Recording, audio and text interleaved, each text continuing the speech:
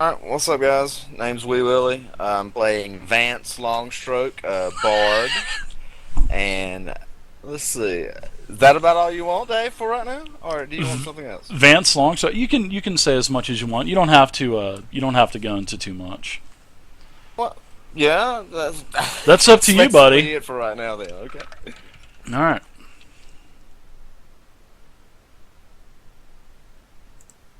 Anyone? Oh, he's done? Yeah, we Okay. don't. Good deal. I'm not gonna tell a little story here or All right. anything, but. My go. I am Pathfinder, also known as Red State No 08, also known by a variety of other names. And I'm going to play the thief, Mordecai. And I would like to share with you a little excerpt out of my journal, if I could. Here It we says, go. January 31st, 2015 at 10:51 a.m. As I lie in the bed, I arose to find myself stirred by a knock at my chamber door. I cracked the door to find a strange man looking with a hare lip and three chins approaching my door. He exclaimed, "My name is Migner. Migner Deering. To me, this is from the Archmage." "Orcs!" I exclaimed. "I hate filthy orcs." He quickly interjected, "No, the Archmage." Troubled, I looked at him and said, "That is even worse than I thought. An orc magic user. Are you here to solicit my services?"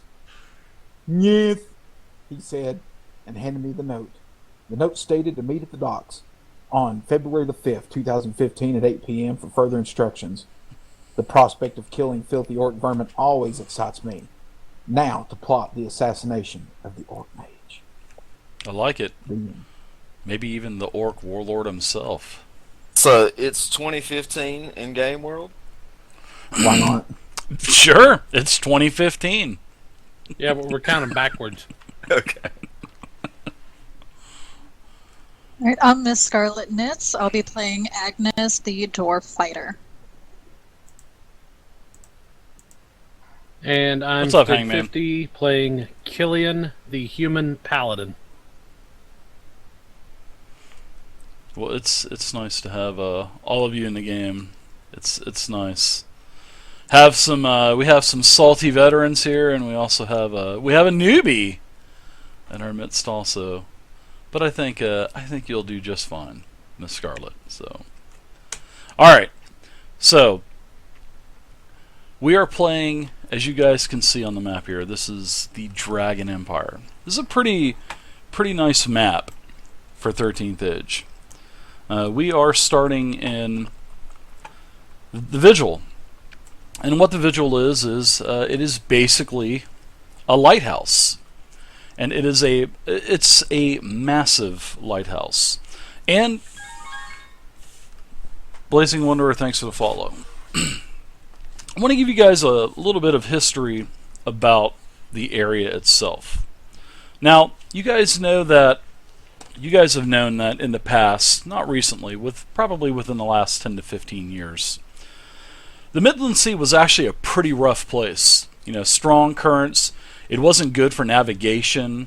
There was always a lot of storms, a lot of tsunami type of storms, slamming against the coast. And the Emperor and the Archmage, those two living icons, got together and came up with a plan to tame the sea. And there was also a lot of piracy going on along the coast. Whenever there wasn't storms brewing or, just massive waves piling into the shorelines, there was a lot of piracy going on. So the two joined forces. The Archmage used his supreme magic to basically calm the storm, tame the currents, lighten up the weather, I guess you could kind of say. And the Emperor used his wealth, his power, and built an armada. And this armada is the Midland Armada, and it is a fleet of 40 ships that basically travels the Midland Sea and keeps whatever piracy that tries to start up, it just quells it instantly. I mean, 40 ships, it's the body of water from west to east is about 750 miles. So it's a large body of water, and there's 40 ships to patrol. So that's the first problem. Now, the second problem is the island of Omen, that is basically in dead smack center in the Midland Sea. Omen was a very small island at one point. There was an ancient civilization. Some say it was a civilization of frogmen. Some say it was a civilization of a serpent type of people. But there's really been no excavations, anything that's been funded and put over to the island of Omen, because it's just not really important. Well, the island is also, it was going to be a place of a military operation. It was going to be basically the hub or the central location for the Midland Armada. And this is what the Emperor wanted to do. So he created a small village to expand on named Gastron's Point. And Gastron's Point, like I said, started out as a small village, and they wanted to expand it into a huge navy, base. And that's where they wanted basically the central location of the Armada, because if everything is centrally located in Omen in the Midland Sea, everything would be easy to access instead of having a port to the west, a port to the east, a port to the north and south. So those plans have been stalled. Those plans have been stalled because the island of Omen is no longer a small little island. It is growing at such an alarming rate. And this island is growing with such mass that the maps are no longer accurate. The map of Omen used to be about half the size, up to about where the O is. And there's been so much growth to the north, it's actually created a mountain range in the middle of the island, and everything past that is basically new land, and no one has been there, not from the Armada or from the Imperial forces either, from the Emperor. So there has been a commission sought to find out a couple things. First off, you need to go to Gastron's Point, and you need to explore the island and find out why the island is expanding at such a massive rate. And you need to map the new territory, and you need to report back, and you'll have 3 weeks to do this. So you guys, this is evening time. Everybody has been paid their half commission, which is the Emperor and the Archmage is willing to pay half up front. So everybody's already got 125 gold. So you have the rest of the night to spend your money. If you want to buy any other supplies, we'll have the whole night to do it. But you need to go to Omen, find out why this island is expanding at such an alarming rate, and you also need to map the new territory and bring this information basically back to the Vigil. And it's going to be an easy travel. There's no more storms. You're going to be sailing on the starship. I mean, not on the starship, but on the flagship of the actual, the entire fleet of the Midland Armada. You're going to be sailing aboard the Emerald Queen. And the Emerald Queen is captained by a Captain Tom Flint.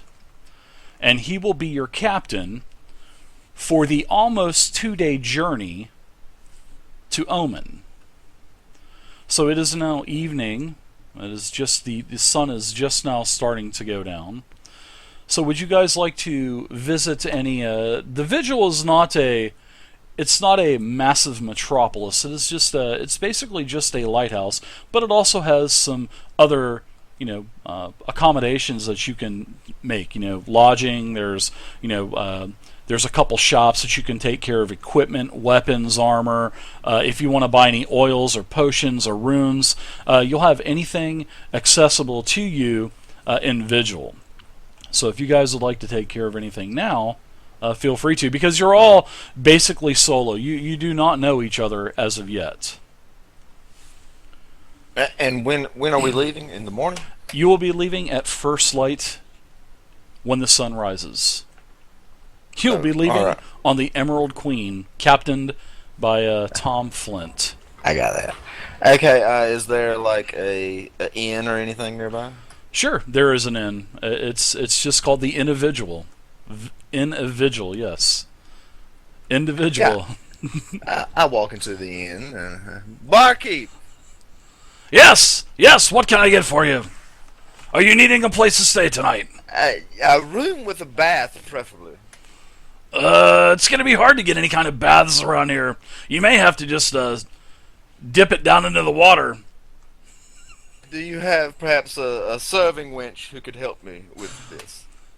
I don't see any burnt hands or band-aids or anything. What are you gonna need a hand with? It's kind of hard for me to reach my lower back, sir. Maybe I'll fetch one of my younger daughters. But she's young! So hands off of her. I assure you I am a gentleman, sir. So, yeah, I'd like to get a room, too, if I could. Sure. It'll cost you just it'll cost 1 silver for the night. I toss him a silver. Alright. Mordecai, what about you? Agnes? Killian? Okay.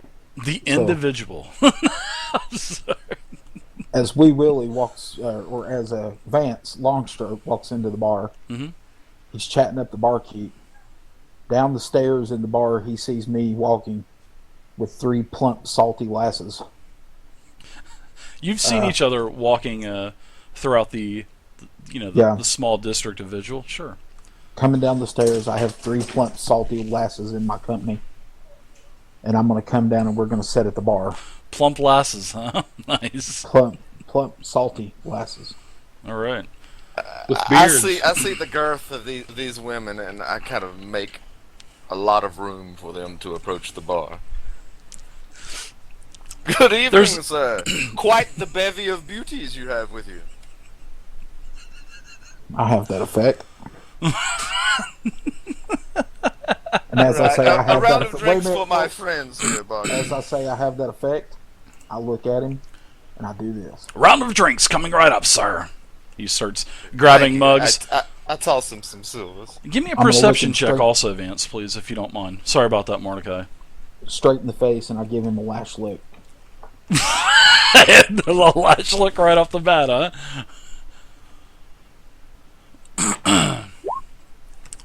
Ooh, you do not notice this. So he takes a couple mugs and sloshes some frothy ale into the mugs and slams them down onto the counter and says, "Enjoy." I slide them over to the ladies and my eyebrows. Oh, thank you. Acquaintance. Drink up, lasses. So you've rolled so bad on that perception check. You don't want anything to do with that drink. I love it. An experienced player. I love it. So the two plump beauties that earn the acquaintance of Mordecai, they're drinking their ale. Beauties. The beauties. Well, there was only a couple. So we'll say that there's 3 mugs of ale then. They're drinking their ale, and they start going, "Oh, it tastes like soap." Ugh. So now they're starting to kind of, cause a little scene here in the bar. Okay. In the Individual.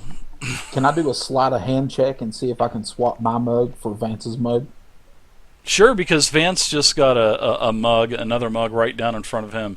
Now, how you guys, you have the beauties here, and you're on the other side of the beauties, so it would be pretty difficult, I would say, for you to actually kind of make some kind of move, unless you're going to articulate on how you want to try to do this, Mordecai. Okay. He uses his tongue. I'm going to get up and I'm going to walk over toward him, looking him in the face. And as I'm looking him in the face, I'm going to look and say, "Well, Yes. thank you, good Can sir. I help you, sir? Thank you, good sir, for buying these lasses around. Let me sit down and introduce myself. My name is Mordecai." And as I say, "My name is Mordecai," I'm going to give him the lash lick again. Yeah, And you as I notice give him that the his lash tongue lick- comes all the way up and covers his eyebrows. As I give him the lash lick, I'm going to do my little sleight of hand trick and see if I can switch his beer for my beer. And as you're doing your eyelash lick, several of your beauties are chuckling when they see you do the eyelash lick. Quite a handy little trick you have there, fellow. Oh, yes, it's very popular. Very popular indeed. Yes, you've been doing it since Glitterhagen. And who have we here? I'm Killian. Vance. A pleasure to meet you, sir. The same. I don't know how I get involved with such disreputable folk. Disreputable, you say? Surely you mean not my you, friend sir. here. Not you, sir. I'm talking about the. Okay. All right. The The vagabond, other Let's one not here. bandy about insults. the vagabond licking the top of his head. So, Dave, that sleight of hand skill check was an 18. Oh my God. Yes, as you know, as this shady figure comes over after, you're actually kind of enamored with the way that the form that his tongue had going around his entire eyelash, and simultaneously licking the other one at the same time. It was almost serpent-like, Vance. It was almost like a split tongue, and Mesmerized. yes, he comes over to you and pats you on the back, and says a few words and goes back to his chair. All right, I think nothing of it. I'm a little bit flabbergasted that somebody would lick their eyebrows like that in public, at least. Especially And, at a guy. I take a big swig of my ale to kind of wash away that recent memory. Yeah, you notice that your ale has a massive soapy taste at the moment. He just coughed and knocked himself offline. There you go, you're back. The what? I'm here. The ale had a what now? The ale had a massive soapy taste, almost like it was sitting in dishwater. Because the mug was dripping whenever the ale was being poured into it. Maybe he forgot to rinse it out or whatnot, but you definitely have a soapy taste. And now you know why the beauties beside you were saying, "Oh, this tastes like soap." My dears. And one Mordecai moment, is I just will have drinking this away. rectified. Barkeep, there Yeah. seems to be some sort of mishap with your cups. Oh, mishap! Yes, why don't you take a swig of this? The and tell me? individuals never got any kind of salty ale. What are you talking about? Soapy? Salty? Soapy? Here, let me take it. Take a swig of it, sir. He takes a drink. Oh, God, what happened? Oh, It's a simple, an honest mistake. sir. An honest oh mistake. my Just- goodness. He goes over and grabs another mug, and you can see that he's actually grabbing one off of the hook up top, and grabs it, fills it back up, goes over to the tankard, sloshes a bunch more ale into it, throws it down. Much better this time. Delicious. Well, it's good to know that you at least wash your cups. That is one thing. Yeah, I don't think I would go to the other establishment down the road. They tend not to even wash their cups. Do they have young daughters as well? No, it's some old hag runs it. Ah, okay. She's Good probably thing I at found least your 50. place, sir. Probably at least 40 or 50, the old hag. And back then, it was, well, for that time, it was probably old at 40 or 50. That was an advanced age. Yeah. Okay. So I start drinking my fresh ale, and the ladies do as well, I assume. Oh, yeah. He sloshes down new mugs for everyone. Agnes, do you see this going on? Or are you kind of hanging around the small She's been little... at the bar the entire time, just making sure everything's going along smoothly. So, is Agnes working tonight? at the If individual, no, Sure. absolutely. You can always work, and you will be paid 1 gold for the night for working and making sure everything is okay and everything is everyone is behaving as accordingly to the rules that were posted on the door outside. No fighting, or you deal with Agnes. That's what the sign said. I wonder outside. if we should start a row just so she can earn her pay. That's a joke, darling, I say down the bar. Yes, you notice a very stout, red-headed dwarf just kind of peering over at you, looking at you, kind of giving you this weird look. I kind of plop down beside her. How are you doing this evening, ma'am? Working? Working? Oh, are you a barmaid or something here?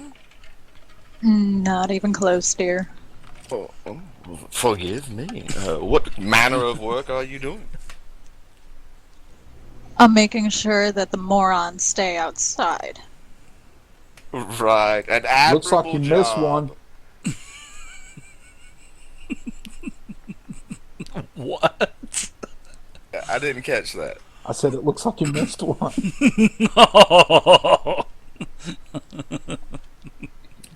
Speak for yourself, eyebrow looker. I'll just look at him and give it to him again. Don't you Eyebrow ever licker. run out of saliva with which to lick those eyebrows with? Have you seen how many salty lasses I keep company with? There's always Yes, enough yes. saliva to go around. Oh, they are where you store your saliva for That's your right. eyebrow licking. Okay. It's unbelievable. I'm just sitting at the bar drinking an ale, just shaking my head at this whole conversation. You alright over there, Mordecai?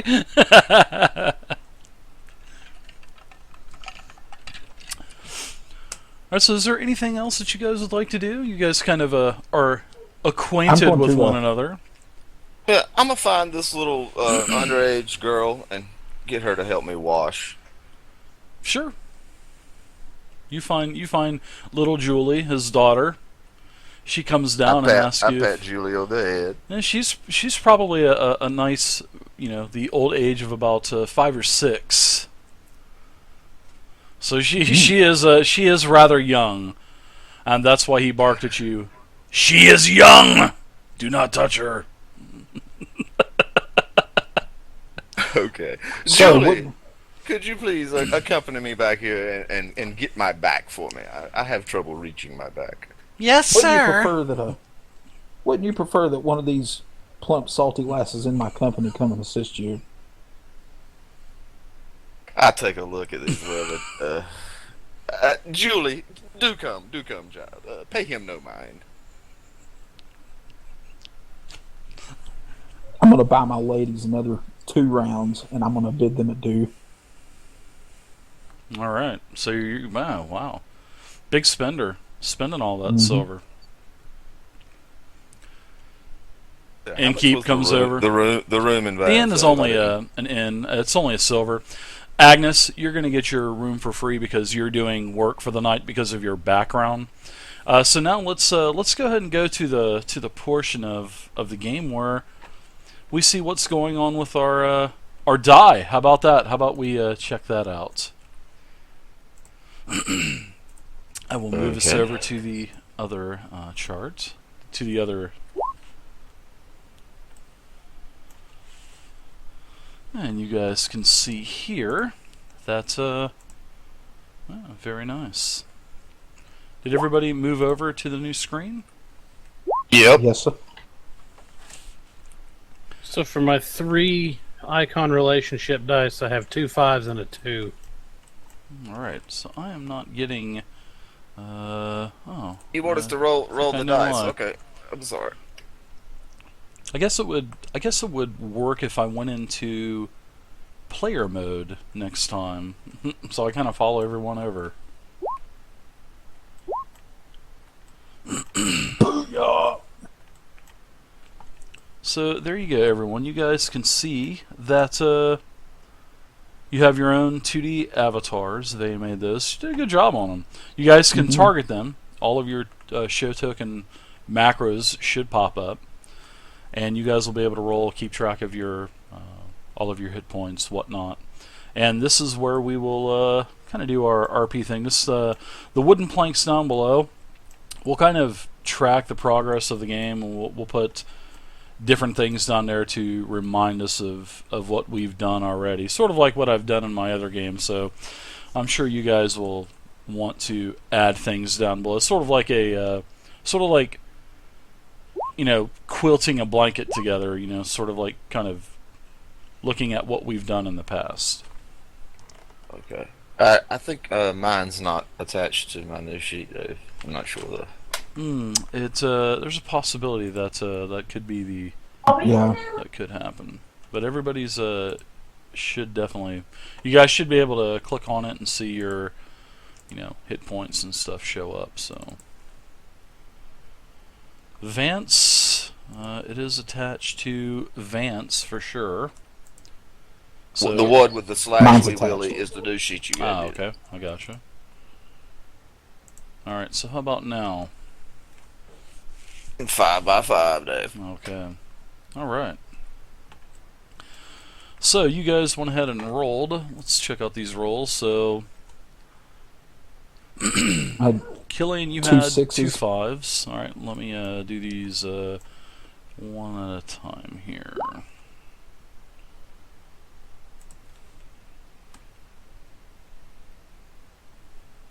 All right, Killian, you are the great gold worm. So you had 2 times 5.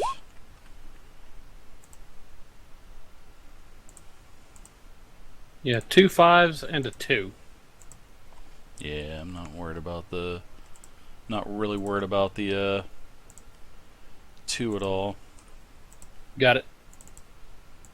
You want to explain this mechanic for everybody, Dave? I would love to. What this is every, we roll 3d6. There are icons in this game, and every player chooses an icon. An icon is not a god. It is basically a living badass character, or a living god, but he is not a god. The gods are referred to very abstract in this game, meaning who was the world created by? The gods. Who are the waters created by? The gods, and so forth and so forth. So the gods are, they're referred to in that aspect. Now the icons, they're basically the 13 most strongest people in the world, in the Dragon Empire. And every hero or every adventurer, they get to choose one of these icons that they look up to, and you establish icon relationships with these icons. And every game, at the beginning of every game, everyone will roll 3d6s. And when you make your character, you choose if you want positive icon relationships, neutral icon relationships, or negative icon relationships. And you can put 1 point into each if you want, or you can put 3 points into positive. And good things can happen to you. If you choose good, neutral things will happen, and bad things could happen. So, all of the players, they have chosen to take positive icon relationships with their appropriate icons. And if you get a 6 on any of your icon relationship rolls, then something good will definitely happen to you during this session of the game. And these are rolled at the beginning of every game. So if you roll a 5, there's a chance possibly something could happen, but the 6s, definitely something will happen. And if I don't get something for you for a 6 in one session, I will make a mental note or write it down and carry it over. So, all right. So let's see. We have Stig. You have 2 5s. Not too bad. Looks like Mordecai and the Prince of Shadows. That is his icon. You, my friend, have 2 6s. Very nice. So something could definitely happen to you tonight. Just think if you had negative relationships with the Prince of Shadows, that could have really gone bad. Vance, you had Vance Longshank. Great name, by the way. I love Longshank.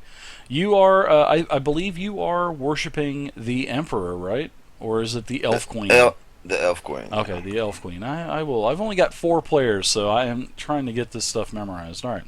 So you have 2 5s. So really, possibly something could happen for you. All right, and last but not least is Agnes, and she is the Emperor.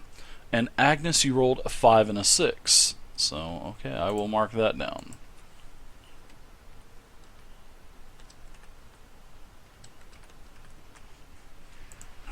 And these things can mean anything, as in, if you're in a town, maybe if you fail to check, maybe I'll have maybe a crewman, or maybe a villager or something, or someone that lives in a town, or maybe even some secret informant come up to you and say, hey, word is from your icon is blah, blah, blah, blah, blah, or something like that. So that could be something, a benefit for rolling a 6. Maybe if you totally botch your initiative roll, I'll say you feel inspired by your icon because you get another reroll or something like that. So there's a lot of things that you can do, and as 13th Age goes on, and as I learn more about the game, there will be more things that I'll be incorporating with the icon relationship. So it's a really cool thing that is actually added into the game. Like the escalation die. That's really cool too. I love that. So. Hey Dave, bro, your cam died. Yeah, I got it. I'm working on it right now. So, yep.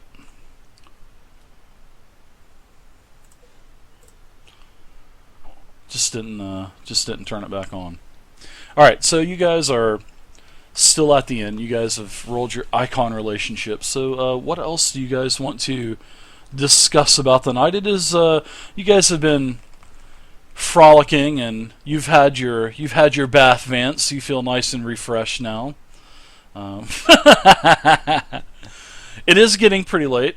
Agnes, you've had to toss out a couple scurvy sea dogs earlier in the night. So as everyone was drinking, Mordecai, Vance, and Killian, you were kind of off to the side, Killian. You're being pretty quiet in the tavern here at the ND vigil. Sorry. Sorry about that. That is terrible name. That is a bomb name. I need to get that sound bit. So you 3 actually saw Agnes get pretty rough and tumble with a couple of gents that were fighting over a card game about 4 or 5 tables over from you. You guys are sitting at the bar, but 4 or 5 tables over to your right, there were a couple gentlemen that got rather loud. A couple daggers kind of stuck into the top of the tabletop. And then here comes this stout little red-headed fire dwarf going over there, basically picking them up from their collars and dragging them out. As Yeah, I'm when the escorting my daggers little come child out, I'm going to back. stand and then just kind of watch the scene unfold. Stay clear, dear. There seems to be some sort of brouhaha going on over there. Yes, but she seems to have it well under control. Well, she did. They were, oh, we're sorry, Mrs. Agnes. We're sorry, Mrs. Agnes. And she took no shit. Basically, kicked the door open and threw both of them out. One at a time, one and the other. And you can hear him, hey, wait a minute, as they get tossed out the door, and then she just takes the door. And there's a rope on the door. She kicks the door, the rope flies up, and she just snaps the door back shut and poof, locks in place. Nicely handled, my dear.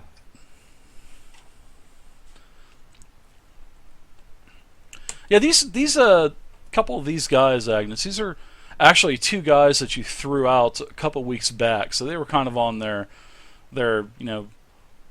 last mark with you anyway. I assume that's why they knew my name. That's exactly why, because they've had to deal with you before. You seem to be pretty handy in a fight. It's what I do. And from the looks of it, you do it quite well. Do what you do long enough, you better be. I love it. Barkeep, around for these two fierce individuals over here.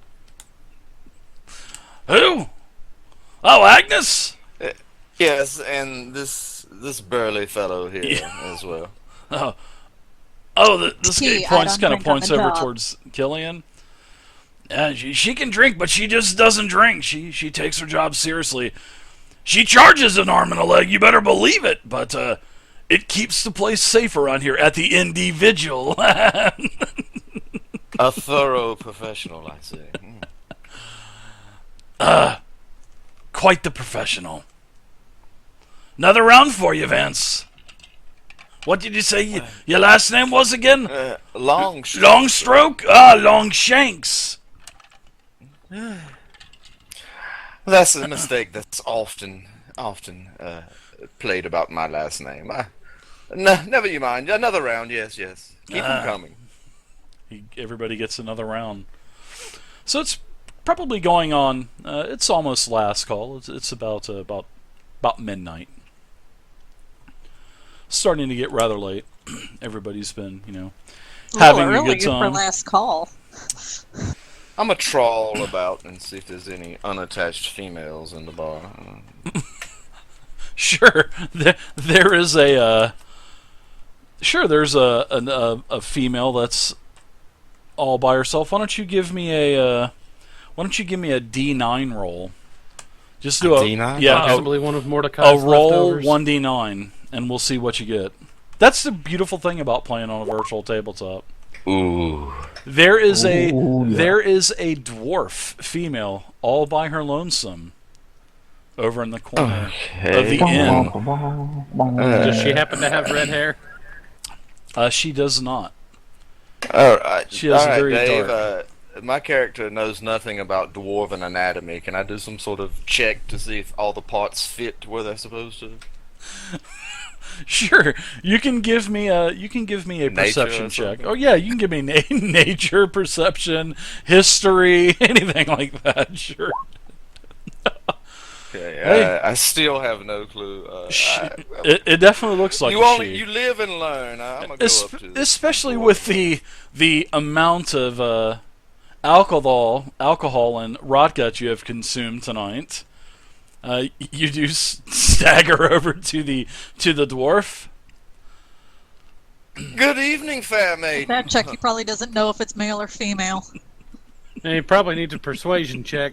So, What keeps you here at this late hour, waiting for a boyfriend or two? yeah. So as you kind of tap on her shoulder, he turns around and he is a male dwarf with a very burly black beard. Female, what are you talking about? And he has a pipe that he is also smoking as well. Wrong table, sir. Pardon me. And I kind of stagger away from him, not trying to start any kind of fight or anything. Start something you can't Barkeep, finish. another drink for my dwarven fellow in the back there. Yes, the one that looks like a woman from behind. That's not the first time that's Start happened. something, the female dwarf will come over. And he chuckles. He chuckles about it. It's not the first time that's happened to good old Gim over there. Oh, Gim! I think I've read about you in storybooks. The same Gim, the gnome slayer, by any chance? That's me. Oh dear, yes. Please set him up, barkeep. Did anybody else hear a cannon just go off? That is so good. Oh my god, you guys are so fun. Holy shit. After that, I'm thinking about calling it a night, Dave. My beer goggles are malfunctioning. I have got to call it. You did not notice that that was good old Gimli sitting in the corner. Your level of intoxication was just too high for your perception to deal with it. Oh my goodness. Yeah, And Mordecai, Dave, read what Killian, Torque Agnes, just put in chat. you've all saw this. You saw, Vance, old Longstroke, get up. Just Short stroking it tonight, huh? throw his loot over his shoulder and kindly stroll right over to the table, set his arm on the shoulder, and then this massive burly dwarf, about the size of a door, turns around, and then Vance kind of just tucks his head between his tail and his head between his legs and returns for the evening. Tucks his tail between his legs. I'm sorry, not his head between his legs. Is this some sort of earthquake drill? We are going ERP in 13th Age. Yeah, Mordecai's second unique thing. And that's so funny when Killian laughs as the camera jiggles. It's still jiggling. I love it. No, that's not the camera. That's just me. The house itself is jiggling. We have I'm earthquakes. gonna get quite this little fair child of the barkeeps to lead me back to my room. I'm in no state to do any kind of navigation. She kind of sticks her hands out and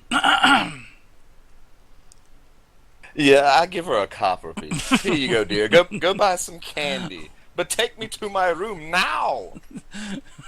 she takes you up to your room. You get turned in for the evening. I just fall on the bed. Doesn't take you long. You're about 3 sheets to the wind, and about 2 bats of an eyelash before you're out cold. So thank goodness you locked the door. Did I lock the door? I don't know. The little child did. Let's she helped you, and then she kind of pushed you in the room and took your shoes off as you fell on the bed, and then she hightailed it out of there, locked the door, closed it. So what about Killian and Mordecai? You guys? We're just gonna quietly walk up to bed after seeing that, and just think to myself, that man has some severe vision problems. Yeah, I just dismissed myself after I dismissed the lasses at the bar and went on up the stairs back to my room. The lasses ask you if you're coming up to join them tonight. Yeah, they can come join me. I've got a big Putting on suite. an encore. That's it. It's my magnum opus. All right, so you two get turned in. Mordecai, you go with your beastly beauties up there. Agnes is starting to quiet down up top, so you can go ahead and add 1 gold to your character sheet. That is for the night's pay for you keeping everyone in check in the individual. That's such a goddamn good name, man. I love it. The individual. I cannot hear you guys. You guys are speaking, but I guess you guys are not. No, I was coughing and not holding the Yeah, button. he was coughing. Oh. Right on. I'm snoring. Willie's probably cussing me out about the dwarf. Just picking on the individual. Such a I corny. kind of have a feeling Agnes understands. Probably been called Sir quite a few times in her day. She is a stout little redhead, so I mean, it can be, you can be I guess you could be mistaken for a stout dwarf once in a while, especially seeing with the line of work that you do. I mean, that's your one unique thing. You're a female dwarven bouncer. I mean, what else is unique about that? So. All right, so Agnes, I guess is there anything you would like to do, or because you get free board anyway, so the innkeep takes care of Agnes whenever she's around in Vigil. She usually does freelance work, so. Nope. Once Tom Flint is done for the night with his washing, go upstairs and go to sleep lately, just in case there's anything wrong during the night. It's pretty uneventful. There's really not much going on in Vigil. I mean, just the average, run-of-the-mill farmers that are visiting the individual, that are on their farmsteads around the area. They're pretty much the only frequent patrons of the actual inn. So, but usually whenever one of the ships of the armada leave port, then there's usually more people, at the vigil, much like yourselves, Vance Longstroke and Mordecai and Killian. So, but you've actually, this is a huge payday for you too, Agnes. You're used to making a couple gold, a week, maybe a gold during the weeknights, and on the weekends you will, on the weekend days you'll make a little bit more. But something with a 250 gold payday definitely piqued your interest, that's for sure. So, all right, so everybody gets turned in. Nothing else happens during the night. No orc raid or no gelatinous cubes sliding down the hallway into your room and consuming you and killing you. So, the next morning arrives. Everybody gets awoken. The innkeeper's daughters. They make sure everyone is up before the sun peaks over the horizon, and everyone is once again down in the eating area, I guess you could call it. The galley, I guess, whatever, and you guys are eating a breakfast. Once again, as they're all sitting around the table, Mordecai's going to come down the stairs with 3 different plump lasses. Your lasses actually were gone. When you woke up this morning, your plump lasses were gone. And how much of his money was gone with them? No, none of his money was gone, but one of them left a note on the little bedstand beside you. Okay. You want to send it to me privately in a tale so I can... Sure, I would be more than happy to. Alright, good deal.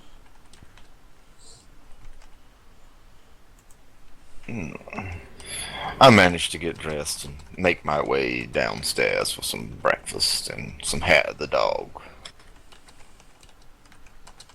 You do drink a lot, don't you? It's a force of habit, I'm afraid. There you go, Mordecai. There is your tell.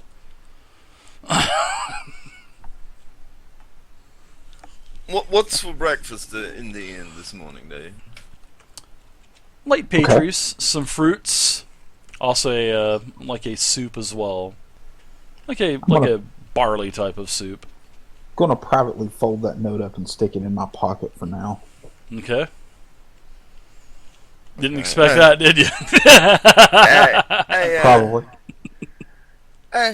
Barkeep, set me up for breakfast and a pint of ale, please, if you would. The sun's not even up and you're drinking my type of patron. And he slams down another mug. It's harder than it looks, it is. Sure you. Life is hard.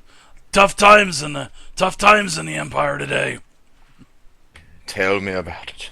And I grab my plate. What kind of charge is this going to be, Dave? Oh, this is part of included. This is included into the room. So, thank you, sir. I will enjoy this. Make my way to an open table and sit down and start chowing down. No.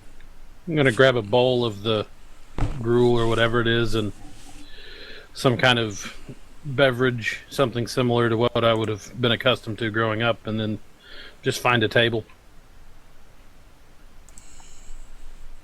Okay. I would like to have a... Mordecai, what are you doing as you're coming down the stairs?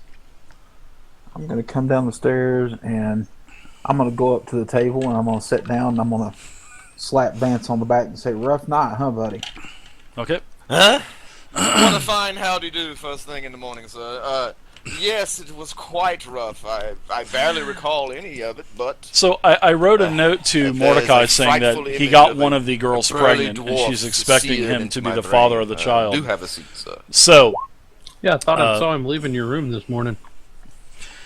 Yeah, so if he's he did, going to take that note and put it on Vance. This is the first I'm aware of it, if he did. So good.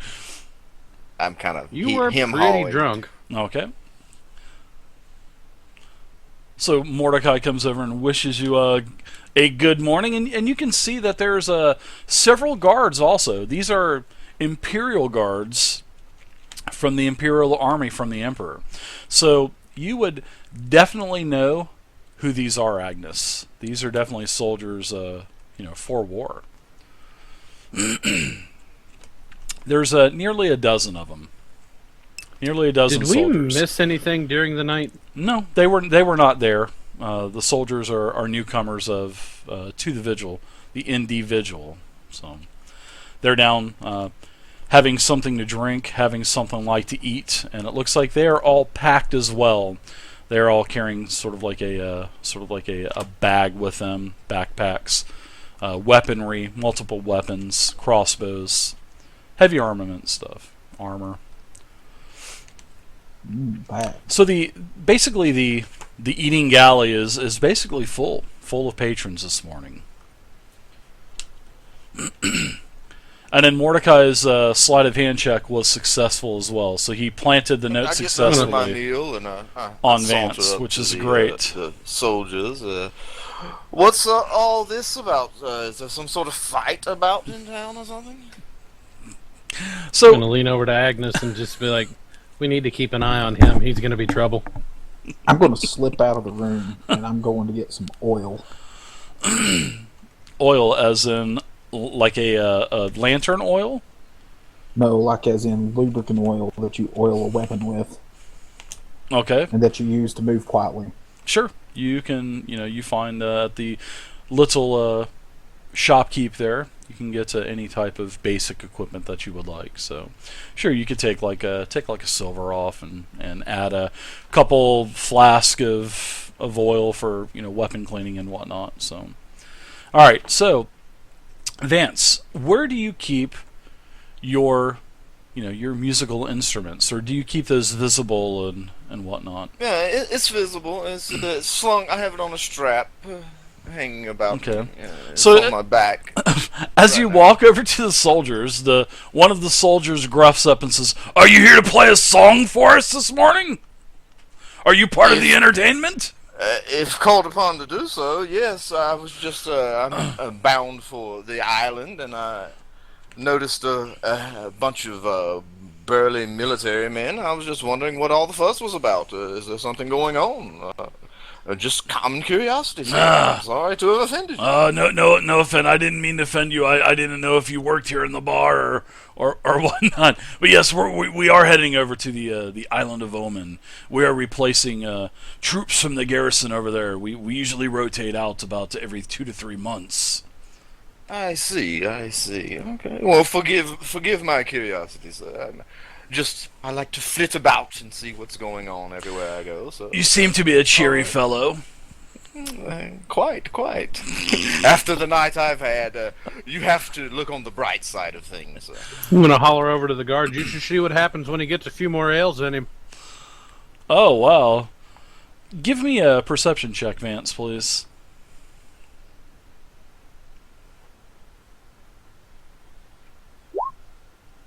Oh, Yeah, it's very nice. You definitely feel something a little unusual in your in your armor. You feel something that you heard something kind of crinkle, sort of like a piece of paper as you kind of shifted and moved your instruments.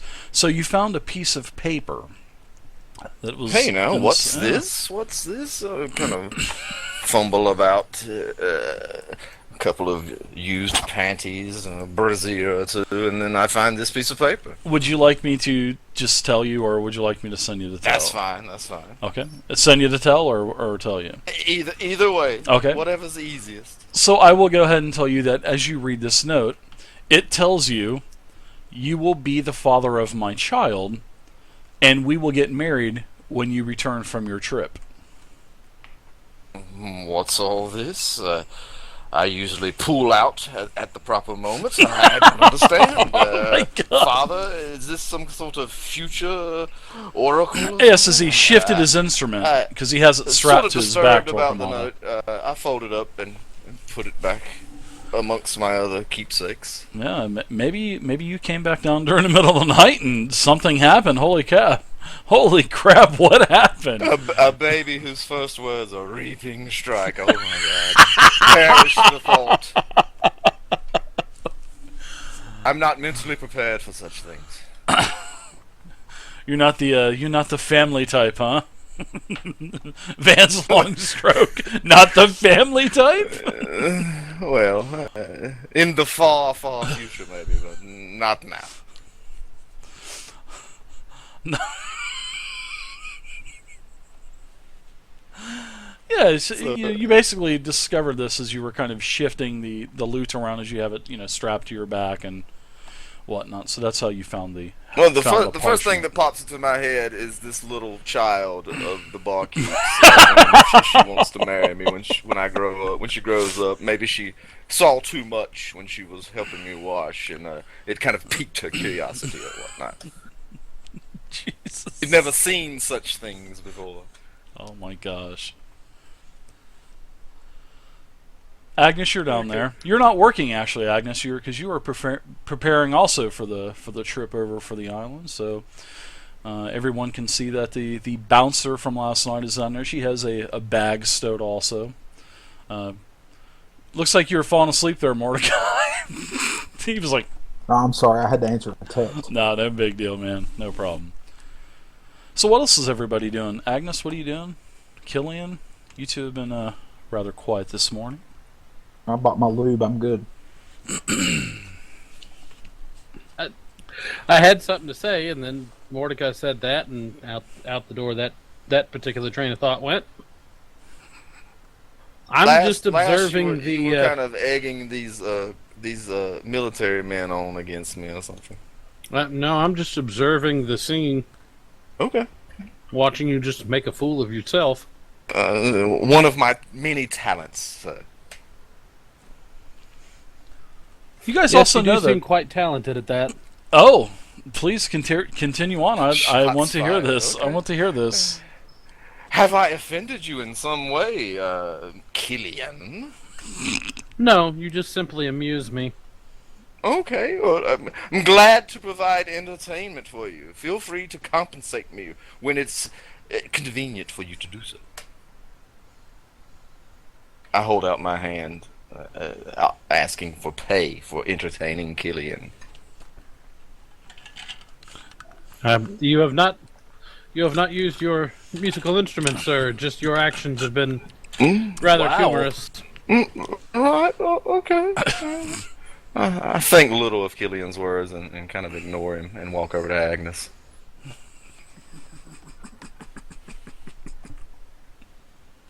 Who's having her morning tea, just watching all of this unfold. Pleasant night's rest, I take it, madam? Every night. Ooh, you must have a clear conscience to say such things. Nobody was killed, so everything is good. That's how you keep score, I see. All right. Okay, that must be the harbor sounds. Okay. It is. Now that the sun is starting to come up, you can start to hear more sounds of the area starting to come into play. You can hear a blacksmith banging on an anvil, prepping horseshoes for some riders that are stopping in near the vigil.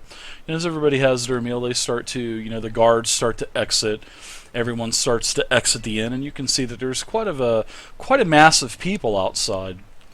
There are about a dozen of these Imperial guards that looks like they're starting to walk down towards the shore. There's a long dock that's going out to a beautiful ship. This ship is probably one of the largest ships that you've ever seen. All of you.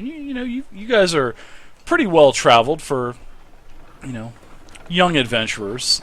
And you guys have seen many, many ships, but this ship is actually probably the nicest ship you've ever seen. It's not falling apart. There's no holes in the, any of the sails. The mast isn't crooked. This is, and you see in a huge emerald green type of lettering on the front of the ship, it says the Emerald Queen. We're at the dock now. Well, you guys are not at the dock. You're still up, at the where the congregation of people is. There's merchants outside trying to sell oils and potions and runes, and so if you guys want to buy any of that, now is basically your last chance to do so. Any kind of common stuff. No potions of invisibility or bags of holding or. Not for the amount of money that you have, good sir. I'm gonna get this barkeep to fill up a skin of ale or wine, whatever he has on hand. You need to get one for the road? Yeah, I've got to have a constant supply. Salvadio, thank you very much for the follow. Salvadio, I appreciate it. He gets it all filled up. Well, thank you, sir. The accommodations were excellent. I will be sure to stop back by next time I come through. I bid you good day. I appreciate it. Thank you for your patronage, and please stop back and see me. And the next time you do, head back to the individual. That's the last time I'm going to get to say that for a while. About the name, yes. The end is a very fine name, sir. Very clever. And I won't. That was my daughter. Alright, so does anyone want to... You guys want to buy any potions or whatnot? They'll cost you whatever it is. So, and you guys can... How much is a potion? Everybody will start with one potion. Everybody should have one potion on your character sheet. So you can go down to the equipment section. Yeah, everybody has one adventurer healing potion. If you want to buy more, they will be 50 gold apiece. So I think I'm going to get one more. Okay, you can also buy runes. Runes are really not that expensive. And if you guys want to find out how much the runes are, I do believe that I now added them to the core book that I put in for 13th Age. And it should be down at the bottom. Yes, there it is. If you want to buy oil, the prices for oil are there. Resistance potions, runes, and scrolls. So if you purchase a rune, then the seller of the rune will basically give you the rune, and then you'll roll a random effect that'll be on the rune, depending on if you want it for your spellcasting implement, your weapon, or armor. So, but it just depends on what you guys want to do. Runes are like 150, I think. Oils are like 100. So you guys can do whatever you want. Okay, matter to Dave. me. You can hoard your money if you want to. I want to ask: is there any kind of an orphanage or anything like that in this town? No, this is just basically a small seafaring community that just has traveling merchants that, find out every 2, 3, 4 weeks when one of the ships comes into port, to the docks, then they basically go ahead and come from their farms, try to sell stuff, and then that's it. The only real place of establishment there is the smithy and also just basically the inn. Okay, good deal. So the spell casting implement runes, what do those do? I mean, would I put it on my loot or something? You would. For the rune lasts for one encounter. So the oil is a one encounter item. It's one encounter. The runes last for one encounter, and healing potions are basically instant. So, but if you do use the rune, it does disappear afterwards, and all that other good stuff. So. Wow, this is a great background sound, man. Holy crap. This is really good, actually. So all I'm doing is buying one more healing potion. Okay, alright. How about you, Agnes? Would you like to spend any of that small fortune that you got? Nope, we're all from good. the Emperor. Alright. How about Vance? I think I'm a hold my coin for now. Okay. Mordecai, how about you? I'm on a hold. Alright. Okay, so the crowd starts to disperse a little bit. The guards start to say goodbye. If they had any loved ones with them, their children or whatnot, they say goodbye to them, and the guards start heading down to the ship.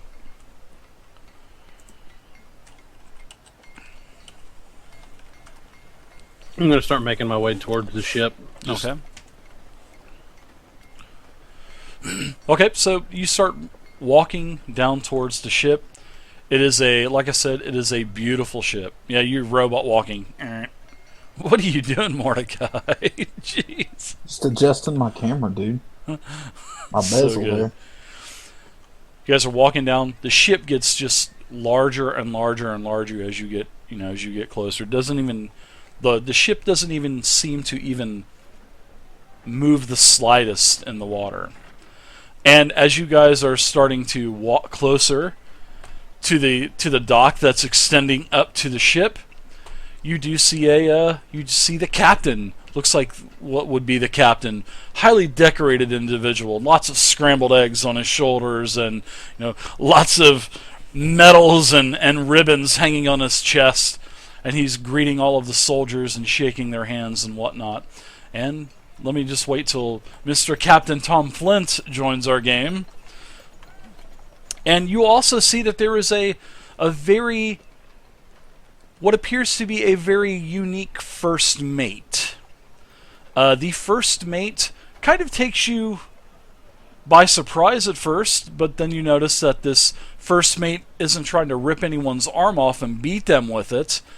You do notice that the first mate is an owl bear.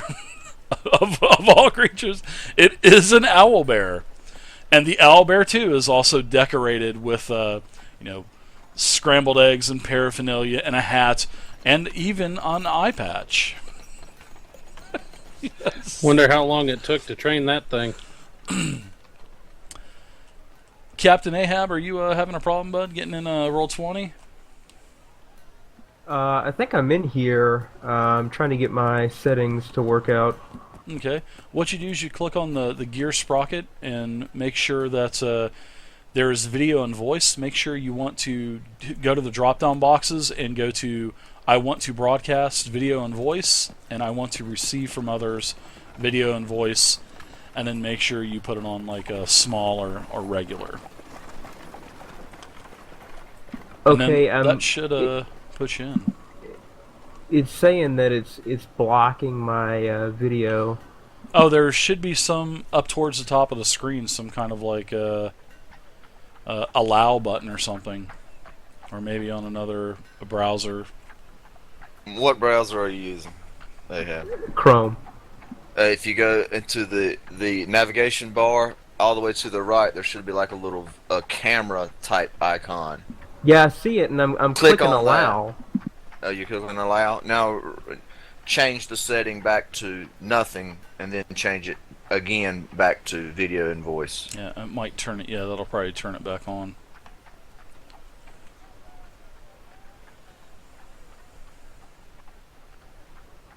There we Oh go. my gosh, we have Yeah. Captain Tom Flint!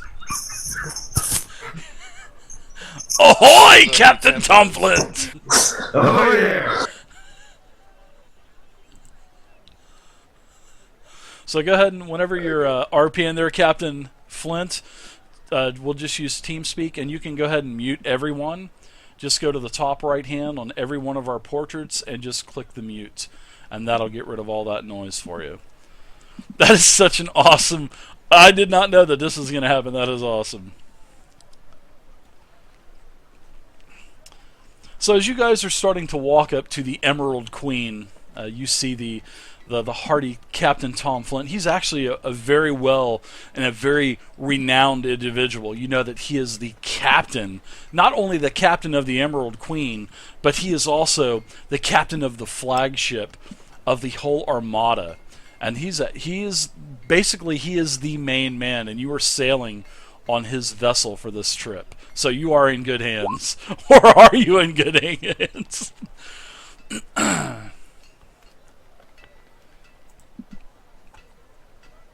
Yeah, there's nothing I can do, guys. Just out of character, do we have like tickets or something for this ship? You or do. is- You Okay. actually, as you got your commission, you also got papers to actually serve to Captain Tom Flint, and you guys will give those to him as you proceed up the dock and go onto the ship.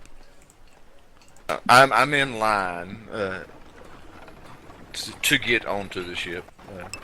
I say to Killian, kind of under my Soto voice. Look at the Soto, pirate! whatever I love it. Killian, what manner of beast is that up there beside the captain? I believe they call that an owl bear. They're normally very, very Owl dangerous. bear?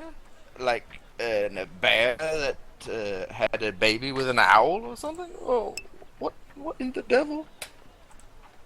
I'm not quite sure of this myself, but we'll see how this goes. Yeah, could you guys kind of like move over in the middle of the thing? We have Captain Tom, so I have to I have to move everybody, to the middle. So we can't see you there, Captain. Put your camera on small, and see everybody adjust your camera that way. Everybody Mine turn is it to on small. On small. Okay. Yeah. I think it's all up to yours, Dave. That's weird. Yeah, it's on yours, not ours. Okay. All right. I gotcha. That's as weird. So this is what we're going to be doing from time to time. We will be having the viewers of the stream coming in and playing some 13th Age with us, no matter what game we're playing, either 13th Age, D&D, or whatnot. Yeah. Awesome. So it'll be pretty fun. And thank you very much. I appreciate you wanting to do this, Ahab. All right, so you guys are you guys are heading up to the dock. So we're going to look at the captain, produce the papers, and say permission to come aboard. Ahoy there! I hear you've been sent by the Archmage and the Emperor to board my ship. It would seem that way. Wait a minute. Do you know Migner? Migner? I'm afraid I haven't heard of that man there. I have, however, heard of the Archmage and the Emperor, who are your patrons, and who are mine, in fact. Okay. Maybe he was saying Archmage and not Orkmage. Don't think Perhaps. too hard about it there, Mordecai. Mm. You may strain It's kind of yourself. hard to understand somebody talking like this. I fretted for days, wondering where we were going to meet this fierce Orkmage. Maybe it was because he had a hair lip. Oh, his name. Maybe his name wasn't Migner the Deering. Maybe it was just Big Dirt. My cousin has a hair lip, sir. I am highly offended at your insults.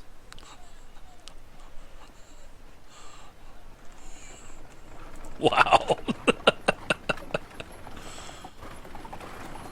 So I'm just gonna walk on you the guys ship are going at this onto the ship. You know, Aye, welcome aboard. You're free to come aboard as long as you keep your nose clean. Those of you who have sailed with me before, and he looks at the soldiers when he says that, you realize that once you board my ship, although you're honored guest, you also live by my rules. You follow my code and you make yourself useful, or you don't find yourself in your destination. Nice. I love it. Okay, that And was on as your you, end. yeah, that was my bad. I dropped out. No, I think that was on Dave's end. It's just Oh. reloading back up right now. I have no cams. No, it's loading back up, guys. Just give it a second to Okay. give it a second to catch. As you board, Captain Tom will hand you a key, and he'll say, "You'll be staying in cabin 4, below decks. It's a rather nice cabin, so I hope you find it to your liking.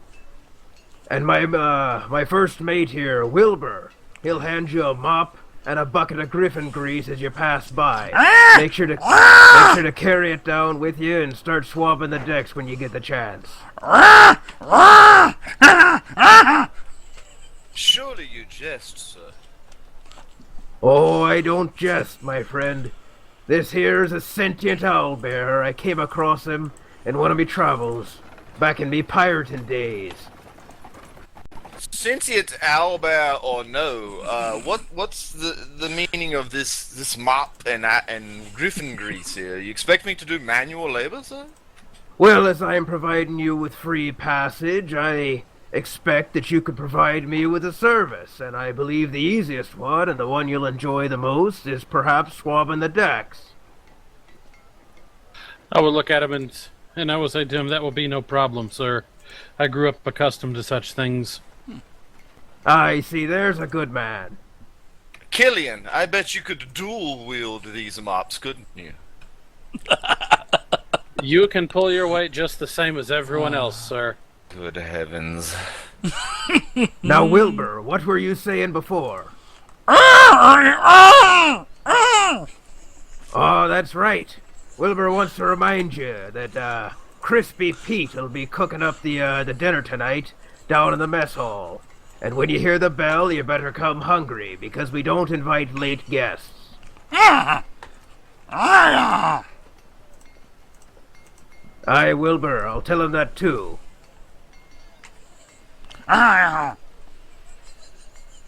Oh, Wilbur, that's just downright offensive. You can't talk about the man that way. Yes, I know, but we've got to deal with all types of people here. WebRTC is down. Right, I grab the mop and the bucket and make my way into the ship somewhat reluctantly.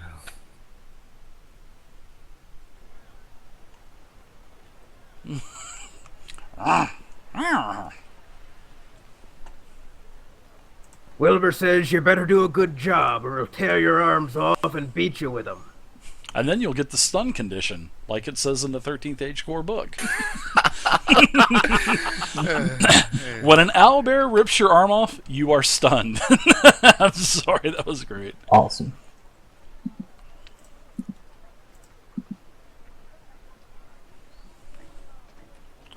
So I had a little problem with WebRTC there for a second. Yeah, I think it's coming back up.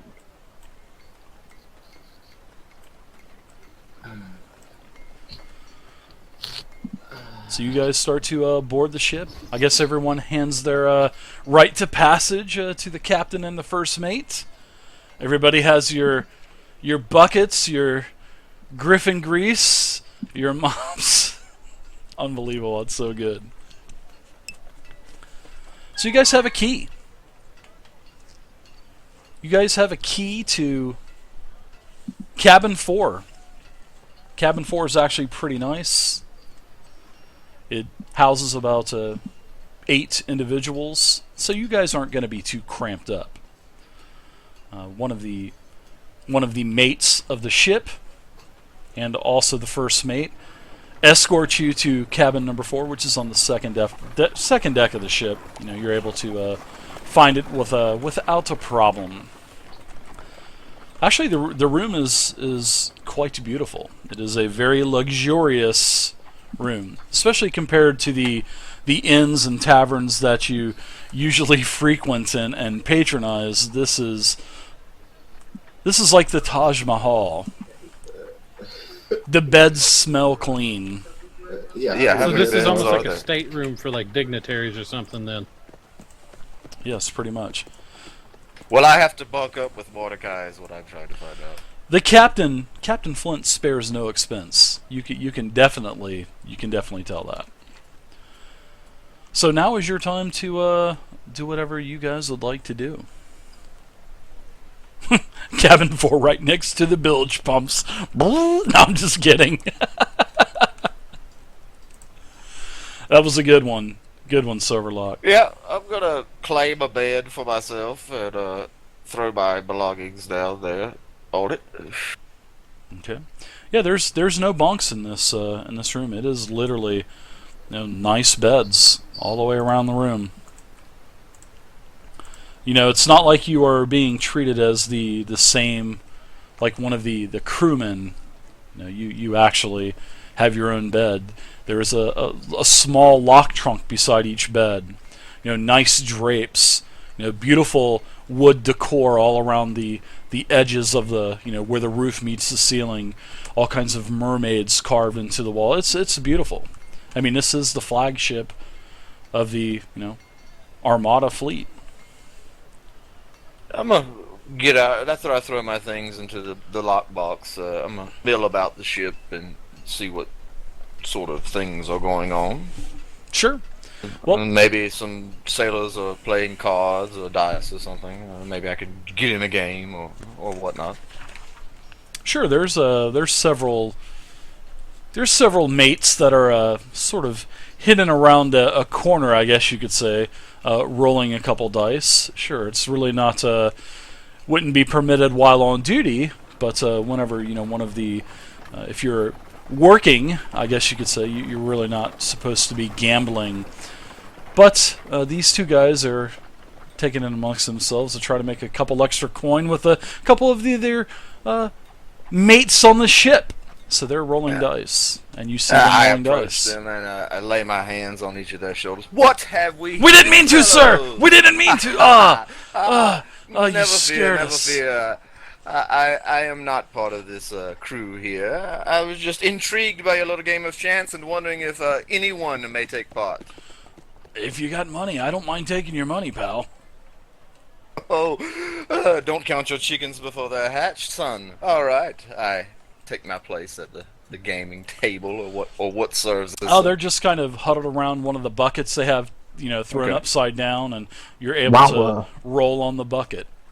While he's doing that, I'm going to step over, kind of away from him, but where I'm in eyesight of them. So you're kind of sneaking around there, Mordecai? Yeah, I'm going to watch and I'm going to see exactly what they're doing. I'm especially watching their hands and the motions of their hands and what they do. So let's do our first roll-off against one another. Mordecai, give me a stealth check, and Vance, give me a perception check to see if you notice Mordecai following you. Highest roll wins. Sorry about the WebRTC going down. Ooh.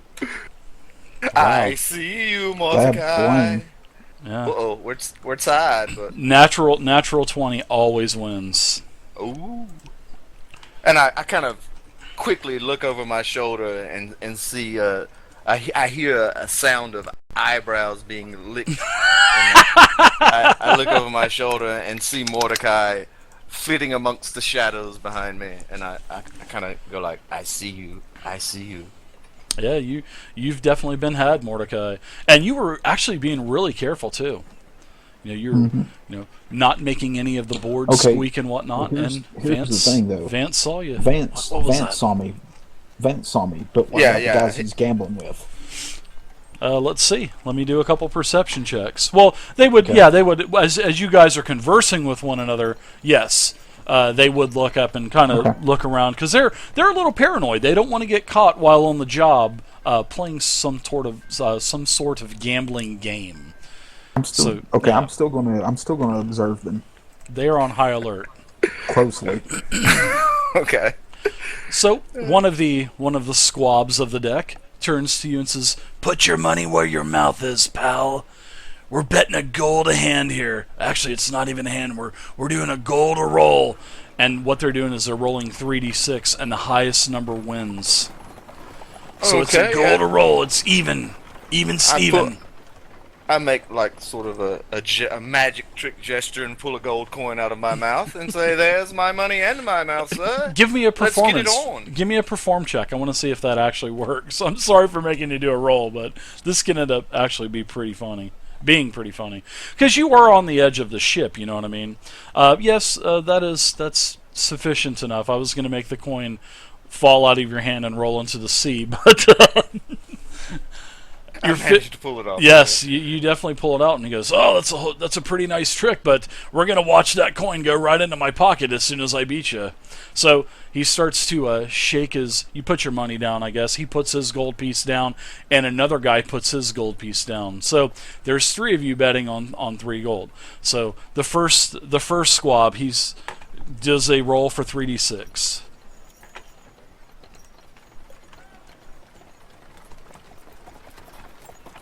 The first one rolls a 10.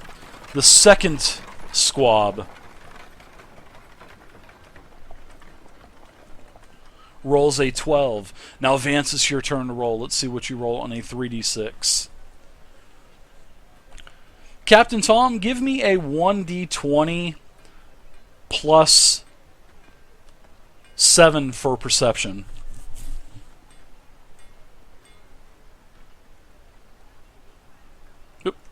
Had you a dash in there before there. There you go. Love the beard, man. Love the hat. So awesome. Vance's baby needs a new pair of shoes. Unfortunately, one of the squabs wins the bet. And he goes, "Do you want to go again, or do you want me to take all of your money?" But then all of a sudden, the other guy that has it, he picks up the bucket really quick and he goes, "Hurry up, Wilbur's coming, Wilbur's coming." So that, they go back to kind of squabbing the deck, and they have some griffin grease that they're smearing on the deck of the ship, and it's just streaking it. It looks really gnarly and nasty and slippery, and they're taking some other soapy water from another bucket, and puts a really nice high polish on the deck. Nicely done, gentlemen. So, nicely done. Dave, during this transaction, in my observation, I'm going to observe to see if I saw any of them doing something unsavory or per se cheating in the process. No, actually no. No? Because you Okay. know of games like this, and they couldn't go awry. They can definitely be a little shady or go south. But you notice that this was definitely a fair game. Okay. Vance lost fair and square. This is we usually play later at night too. As he looks up at you as you squab in the deck, and you can see Captain Tom and Wilbur kind of just walk by, and you hear Wilbur say a couple things.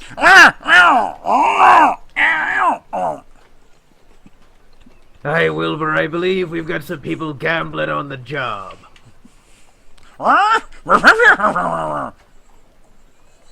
You'll have to rip their arms off soon if they don't quiet down. No, sir, They we're should not know gambling better. here. Sir, we're not gambling. These men were just showing me how to properly swab the deck, so I want to do a good job. That's right, Wilbur. If you want to gamble, you wait till after hours, and then you gamble with the captain. Oh, I will make a mental note of that, sir. And I walk away and go get my mop and make, pretend like I'm mopping the deck at least.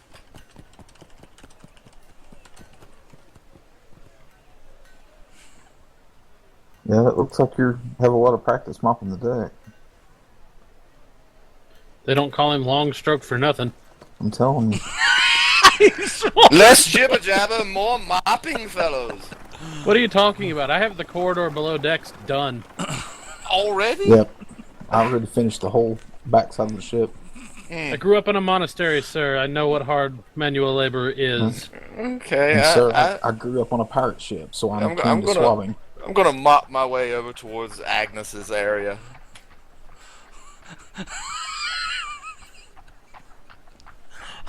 Unbelievable. How goes the mopping, Agnes? Fine, I'm following the rules. As should you be, Bard. Can't you see I have a mop in my hands? I'm this deck. You can almost eat off of it, for goodness sake. The head of the mop Humans. has to be touching the deck, sir. Oh, that's the trick to it. The mop actually has to touch the deck. All right. Let's try that again. Wilbur, So sir. much. It's so much harder this way, Killian. How in the world do you stand it? Again, I grew up doing things like this. Lord, I'm gonna have to take a nap soon, I fear. Wilbur, sir, I wanted to let you know that I've got the backside of the deck finished.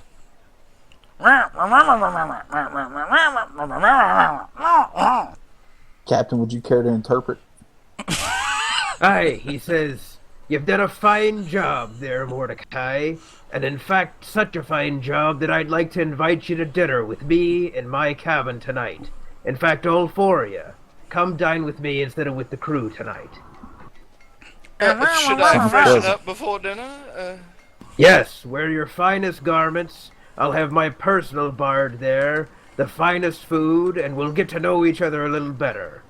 Happy Sounds for the good. invitation. I leaned the mop up against the side and show Oh, her out to the room. yes. I'm gonna take. And make one of- sure to bring plenty of coin. We'll do some of that gambling you wanted to do earlier. And gonna take Wilbur my hates pipe. to lose. I'm going to take my pipe and my pipeweed out, and I'm going to offer the owlbear some pipeweed.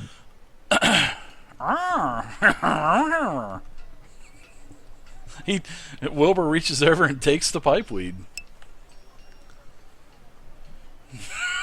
Be careful, Wilbur. That's quite strong pipeweed.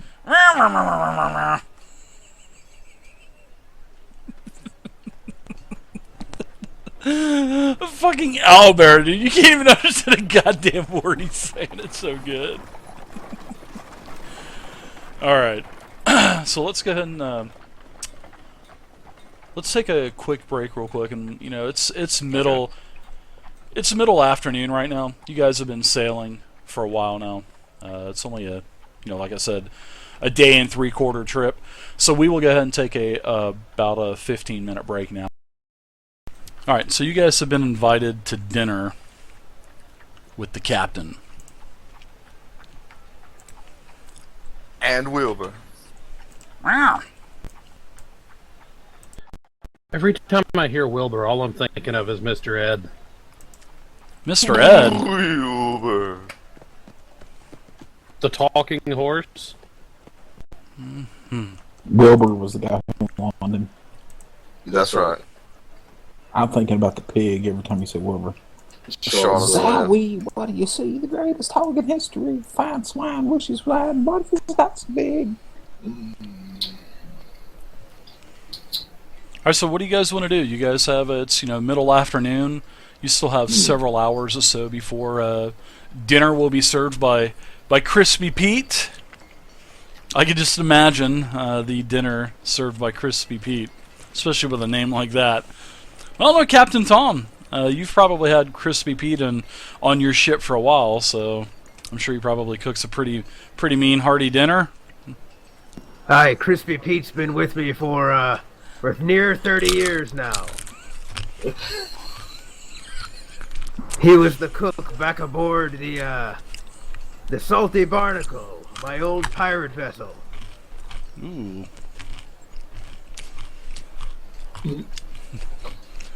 I'm gonna make my way back to the room and take a nap.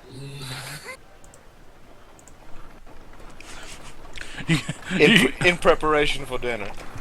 You gonna put on your finest threads? The captain did tell you to wear your finest threads. Yeah. I'm gonna make sure I'm fresh for this event.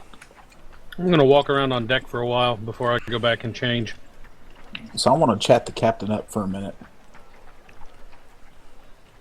Captain Flint, Aye, ahoy there. you say you've been in this business for going on 30 years. Aye, that's correct. Are you a flat-out pirate, privateer, government contractor, IRS agent? I mean, which IRS agent. which one of these would best describe the type of seafaring merchantry that you do? Well, I'll tell you this. I started out as a pirate. In fact, one of the most feared pirates across the entire Midland Sea. And then around, 5 years ago, the Archmage and the Emperor started this alliance. And they wanted to calm down the seas, clear out the pirates, and turn all the weather to where it was calm and clear for merchants. So the Archmage, he approached me. He said, Captain Tom, I've got an offer to give you. I'll give you a ship, the largest ship you ever seen. I'll make you an admiral, put you in charge of a fleet, patrolling the waters here. But you've got to give up this piracy. You've got to fight the pirates instead. You've got to keep the waters clear of bandits like yourself. And I looked him in the eyes, and I said, I can't do that, Archmage, and walked away. And he said, Captain, I'd reconsider if I were you, because this is what you call an offer you can't refuse. So, I said, I'll do it. Give me the ship, give me the crew, and I'll keep the waters clear for you. So for the past 5 years or so, I've been sailing around as Admiral of the Midland Armada. I keep the waters clear, and I'm a humble servant of the Emperor and the Archmage. Captain, you wouldn't happen to have been involved in a skirmish with an orc pirate ship Roughly 2 years ago, off the coast of Glitterhagen, would you? It's possible. Can you describe it any more to me? I've been in so many battles over my career, I can't remember all of them. A very large orc vessel with green sails. That really points it out. That's like finding a needle on a haystack. Aye. Orc In vessels fact, typically I are don't not that even know how I large. could have forgotten that in the first place. I saw that ship a while ago. I love the captain. Probably about 2 years. Green sails. Just like the ones I've got flying now. Yeah, it was captained by an orc that went by the name of Crud the Stinky.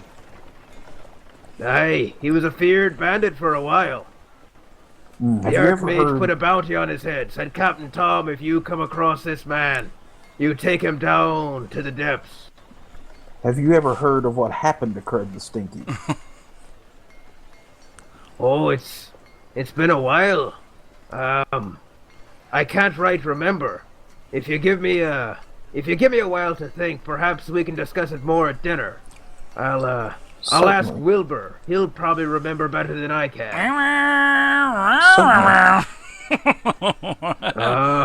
Wilbur says he doesn't know, so we'll have to get back to you on that.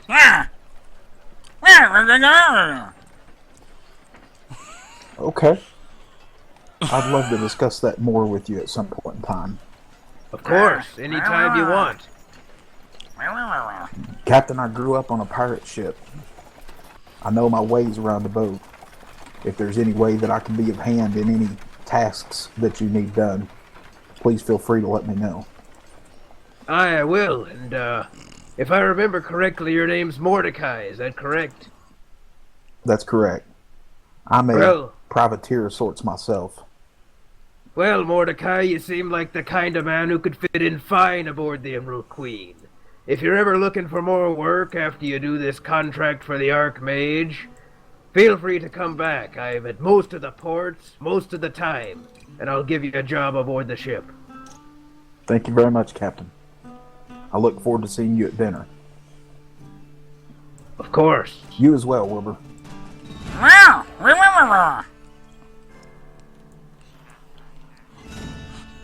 Enjoy that pipe weed. Wilbur says he appreciates the pipe you gave him, and he looks forward to seeing you at dinner too. Good day, gentlemen. Agnes, Killian, what about you guys? What are you guys doing during this time before the big dinner with the captain? Currently, I'm just standing on the upper deck, just kind of watching. Yeah, people watching, looking to see what those guards do and if I recognize any. You recognize several of the guards that you've seen at the vigil, at the end, the vigil. You've seen several of those. You know, you can tell that you see them not all the time, but usually probably when they're, you know, flip-flopping details as they're rotating one detail out, rotating the next detail into the island of Omen. But yeah, you've seen them before. Mix of humans, mostly humans and half-elves. Couple dwarves, a halfling. There's a short little halfling also. You could tell that his armor has been catered to suit his needs, and he's actually walking on a peg as well. So he's got a peg for a leg, but hey, looks like he can still throw a sword around.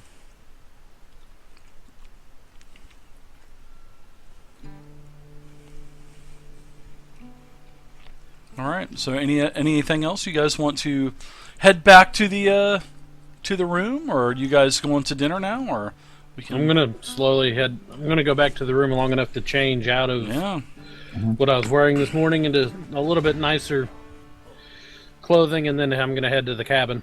Okay. So what are you gonna wear for the occasion tonight there, Killian Ward? I have, aside from my armor, I have 3 other sets of just standard clothing. Wow, impressive. 3 suits? Can you put together one nice suit of clothing between all 3? To impress the captain? He did say dress to your finest. It's just standard commoner's clothing. Because of how I was raised, I don't have, anything really flashy. It's just the cleanest ones I have. Mm-hmm. Agnes, what about you? changing in the bathroom into slacks and a blouse. Whoa. Agnes, are you gonna be in there much longer? There's people out here that need to use the restroom. We're surrounded by water.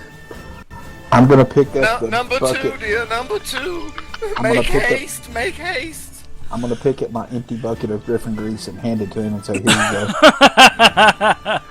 What a lifesaver you are, Mordecai. I will never, never nag you about those damned eyebrows again. And I make my way into a solitary corner and release my bowels.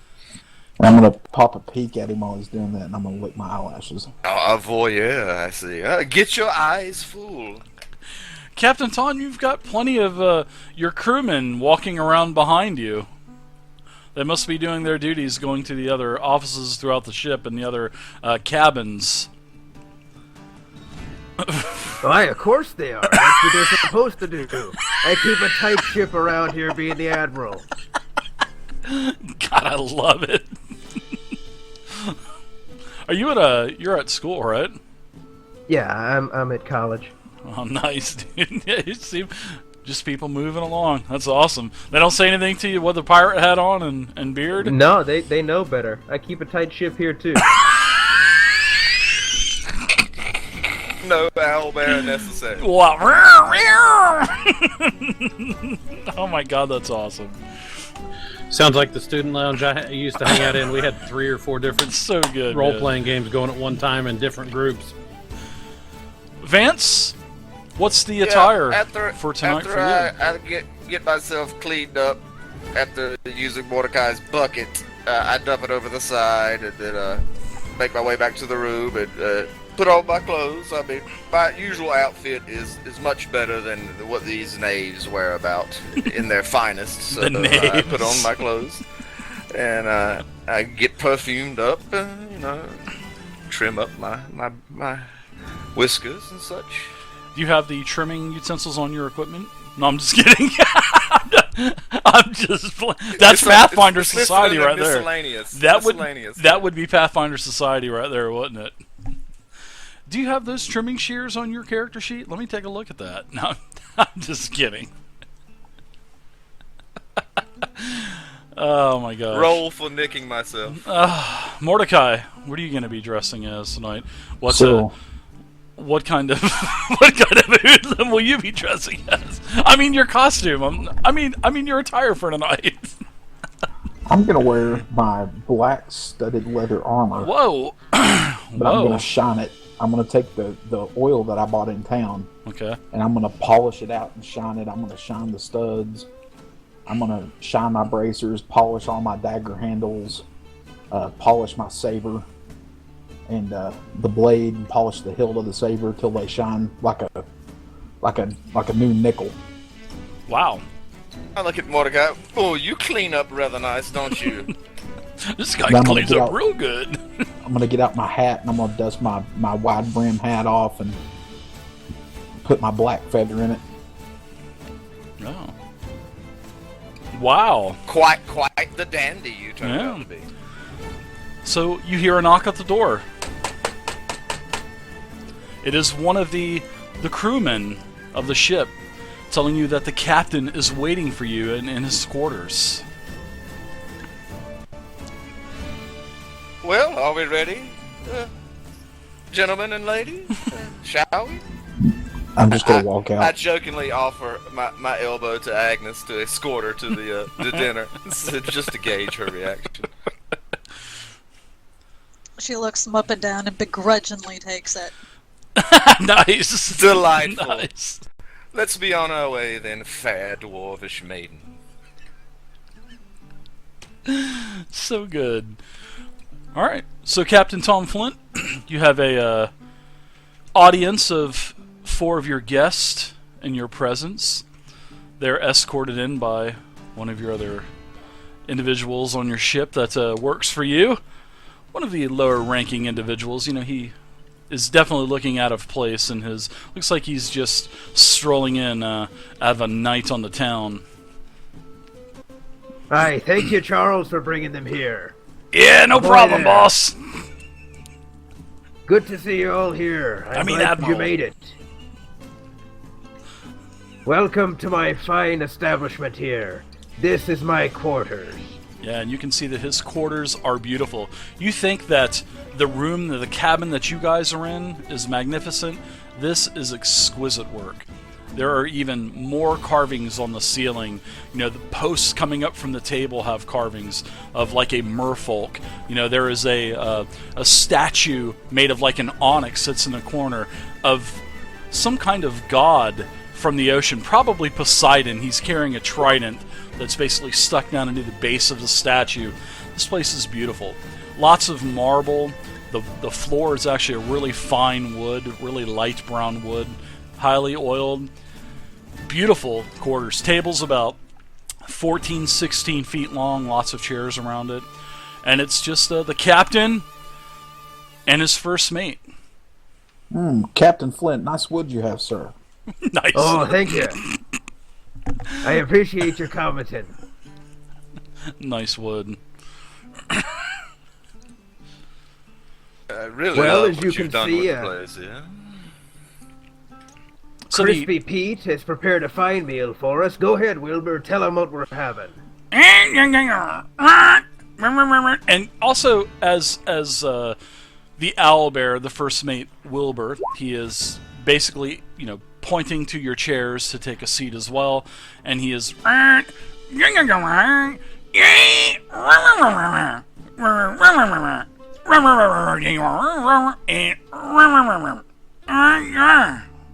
And he's like clutching his feathery arm up.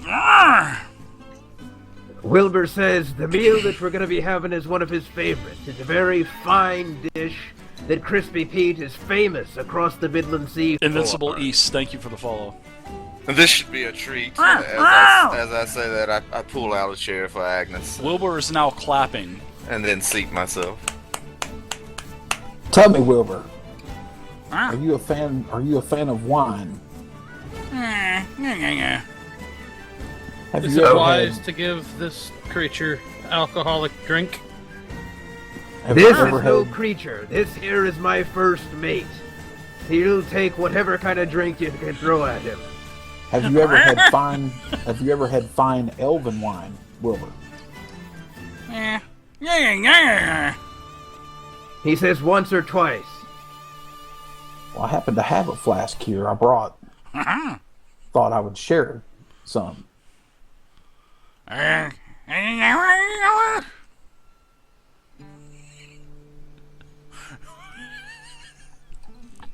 He says, go ahead and hand me a glass of that. I'm gonna go ahead and pour it for him. He also wanted me to ask you if you're finding your stay accommodating, if you're finding your room fine and everything to your liking. It's excellent. The cabin Very is more good. than adequate. That's what I like to hear. If you're needing anything, just let me or Wilbur know. That we shall.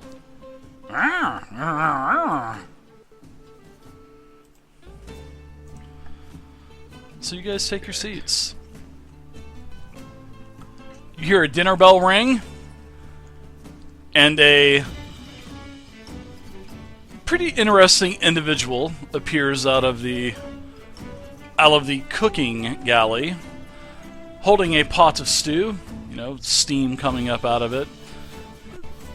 Pretty unique individual. Captain Tom, would you like to tell us about Crispy Pete? Hey, this is Crispy Pete. He's been the galley cook, as I told you, for near 30 years. I met Pete back when we were just boys. Darn He used to tootin'! run... What was that? I said darn tootin', Captain Tom Flint! And Crispy Pete used to find scraps on the floor outside of restaurants and other general stores. He'd throw everything together into something that me and the rest of my crew could eat. We'd kick it up So we real kept good, it wouldn't around. we, boss? We'd kick it up real good! Oh, yes, you would, Crispy Pete. That's why we keep you around for so long. Yeah, that's right. The best cook in the whole armada! Aye, that's true. That's why you're on the flagship and not aboard, say, the Proud Mary. They're the Proud Mary. That ship's kind of being rebuilt right now. I guess their captain it just isn't as good as you there, Captain. Captain Tom Flint, yeah! I appreciate your enthusiasm, Pete. You've always been a good friend and a good cook. Now go ahead and tell everybody what you have for us. Tonight, y'all, we're having seagull. Did I hear you right, fellow? Seagull, you say? Are they indeed edible? I'm a bit worried about that. Seagull's perfectly fine. I've eaten it many times. Indeed. Seagull's a rare delicacy of the sea. It's better than chicken. It's the chicken of the sea. It's the chicken of the sea. Is that what they mean by that phrase? Is it dolphin safe? Oh, I'm so sorry, guys. I broke up on that. Oh, very well. Agnes, are you going to partake of the seagulls? Have you ever eaten such? Yes, Meat. Seagulls on the dinner for tonight, Captain. One of your favorites. All right, then. Aye, it's Wilbur's favorite, so I'm sure it'll be fine. Unbelievable. Okay. I'm a trooper. I'm so sorry, guys. I shall lost partake. it. I'm gonna go ahead and I tuck my napkin into my shirt and get ready to eat. Yeah. I'm gonna make my plate and dig in. Guys, I'm so sorry I lost it there. So Captain Pete is starting to go around this. This actually smells really good. And as he pulls, he dips his big dipper down into the stew. You can hear it. Bloop. He pulls it out and he dips it into your bowl. And each time he raises the spoon up, it is like a perfect little Cornish game hen. So it doesn't even look like a goddamn seagull. I mean, seriously, awesome. It looks like a little Cornish game hen, and it's like perfectly. Its little legs are tucked, and its little wings are tucked in. And he goes, "Yes, the chicken of the sea. It's sea. We got seagull on the menu for the night." I'm so sorry. And there's also vegetables, carrots, celery, potatoes. Really nice brown type of brothy gravy with it. Looks really good. Fucking seagull, man. This looks like a fine meal. I'll wait for everybody else to dig in before I dare say this. I hope you enjoy this. It's one of Crispy Pete's specialties. Darn tootin'. And now that you've gotten to know a little bit more about old Captain Tom, how about you tell me a little about yourselves? Little to tell, really, sir. The name's Vance Longstroke, songsmith and weaver of tales, a bard of some minor note. So, Dave, can I interject something out of character here real quick? Sure. Where am I setting in opposition to where Vance is setting? Alright, so the captain is definitely at the head of the table. His first mate is to his right. And then across from, we'll say that Agnes is across from the first mate. And then Vance and Killian can be on the side of the captain, and you can be on the other side. Basically sitting beside Agnes. Next to the owlbear, right? Agnes is between you and the owlbear. Okay, but I'm across from Vance, basically. Yeah, pretty much, yeah. Okay. I see you looking at me and hello? Alright. I'm just scoping things out. I'm seeing where everybody is. Alright. Very cautious of you there, Mordecai. I'm finishing off my seagull while he does that, too. How is I'm it? almost done. How do you like it? Oh, my seagull's excellent. I love seagull. I take and get me a very little piece of the seagull just to test it. It's passable, and I start digging in afterwards. Okay. You noticed earlier in the day that there were nets up off of the sails, and you probably know, and you did notice that there were several seagulls in the nets throughout the day that were caught. Roadkill, basically. Captain Tom Flint, man, runs a tight ship, man. Takes advantage of even the seagulls that are flying around. Everything gets used. That's it. Fucking seagull, man. Why did I think up seagull? I just have no clue. And then they look Because like we're on a Cornish ship game and they're a hens. plentiful source of meat. I look at our crusty cook. Very well done, sir. My compliments. He is standing by the door, and he goes, darn tootin'! It's the best chow in the whole Middle Sea right now! All these other ships, these cooks, they can't cook for nothing! Nothing! He seems a little edgy, little fidgety. Indeed. Okay, alright. Captain Tom Flint, just tell him! Aye, Crispy Pete, we've been through this many times. You're a fantastic cook. Everybody knows it. You're the best cook in the fleet. That's why you're aboard my ship. That's why everybody that's here is because of the best of the best. Captain Tom Flint, I just like to hear that sometimes. I just like to hear it come from the big tuna of the sea, the big admiral, Captain Tom Flint. I just like to hear it come from you. You're a fine man, Crispy Pete. In a hushed tone, I whisper, lean over to the captain. This fellow has a bit of a self-esteem problem of sorts, doesn't he? Yeah, Captain Tom will lean back over and say, aye, he's always been a bit crazy. I see. You have to keep those types on a shore. He's just crazy enough to be a great pirate. I love it. Dave, did you get my tell? Tell where? I sent it through TeamSpeak. I don't know how to send one through Roll20. /W and then Yeah, there it is. Then David. Yeah, /W or /W space GM too. That would work.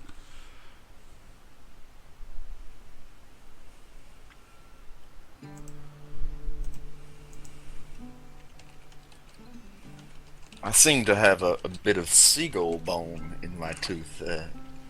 I'll work it out. You take the bones out first.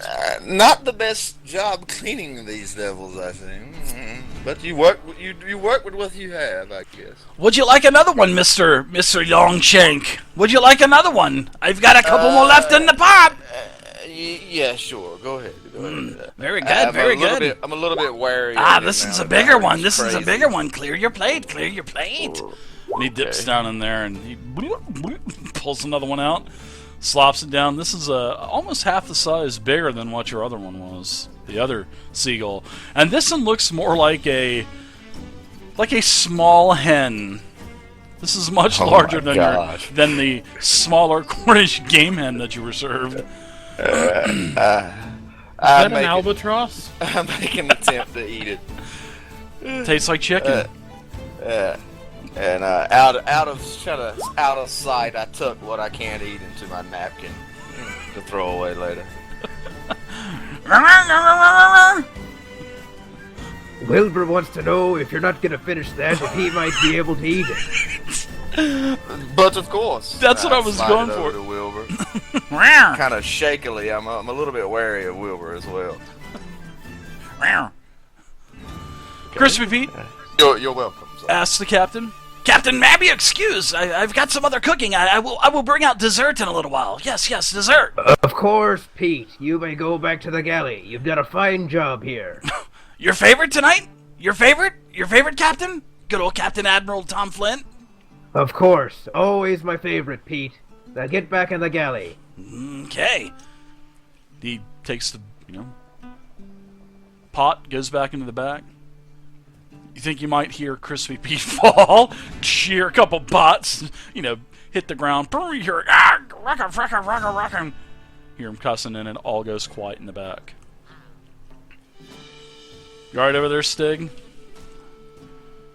Yeah, just shaking my head at the cook. You gotta have one cornball in the, of the crew. So, always. Captain Tom, how long have you been at this game here? This old seafaring business? Well, I've been sailing for as long as I can remember, more than 30 years. I was a pirate for around 25, then had a change of lifestyle. Now I'm sailing under the flag of the Archmage and the armada of the Emperor. And the Admiral of the Armada, no less. How have you come up in the world so fast, sir? Aye, it's different. It's going from being a pirate to a admiral is certainly a step, but the pay is better. Indeed, okay. I would say the hours would be better too. Oh, of course. And you don't have to do nearly as much dirty work yourself. You can sit in a cabin like this and have Crispy Pete and Wilbur watch your back. What more could you ask for? Living the life, it appears. So you must have some questions for me, or some things you want to find out more about. Very well. What do you know about this island we are headed to? I've heard it's an outpost for this armada of yours. Have you been to it often? Aye, in fact, I travel there once every 3 weeks or so. You see, the island, Gastron's Point, at least the outpost, has a severe water problem. There doesn't seem to be enough water for anyone there to drink, so I've got to bring barrels of it every time I pass by, in order to keep the population alive. A large population, is it, sir? I wouldn't say it's very large, but it's enough people there to establish a sort of military outpost and do some trading, and those people need to drink and be fed, just like anyone else. Well, what think you about the island's expansion? Have you any ideas about it? Oh, I've heard many a tale. There's a lot of ideas floating around there, but I can tell you this. The island is absolutely getting bigger. I've had several ships, near in the past month, crash upon the rocks. The maps do not do it justice, which is why you're out here in the first place. And I know, in fact, that there's several members of crews of ships who have crashed, currently residing aboard the Emerald Queen. You might want to find them, seek them out, and talk to them. Okay, I may just do that. Do you happen to know the name of one of these fellows? I do, in fact. I would suggest Dirty Cackles O'Malley.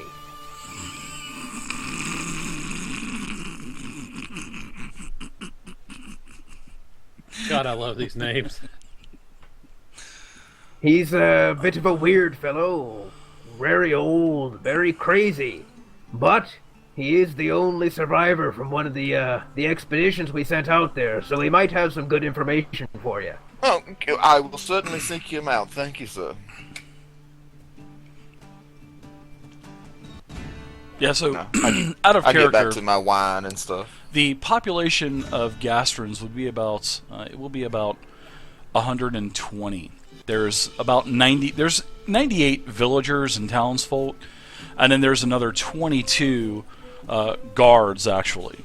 Between guards and the actual leader, well, I guess you could say the I don't want to say ruler or dictator, but there is someone that is appointed leadership, and it is a Master Sergeant Roderick Morley, and he is basically in charge of Gastron's Point. And I have some other lore and stuff, and in fact, I can actually tell you the the lore on Gastron's Point. So, all right, like I said, there's 98, and then there's another 22 for a total of 120 for population. The racial diversity, the racial diversity, basically it's a mixture of the main races of the Dragon Empire, but 70% of them are pretty much human.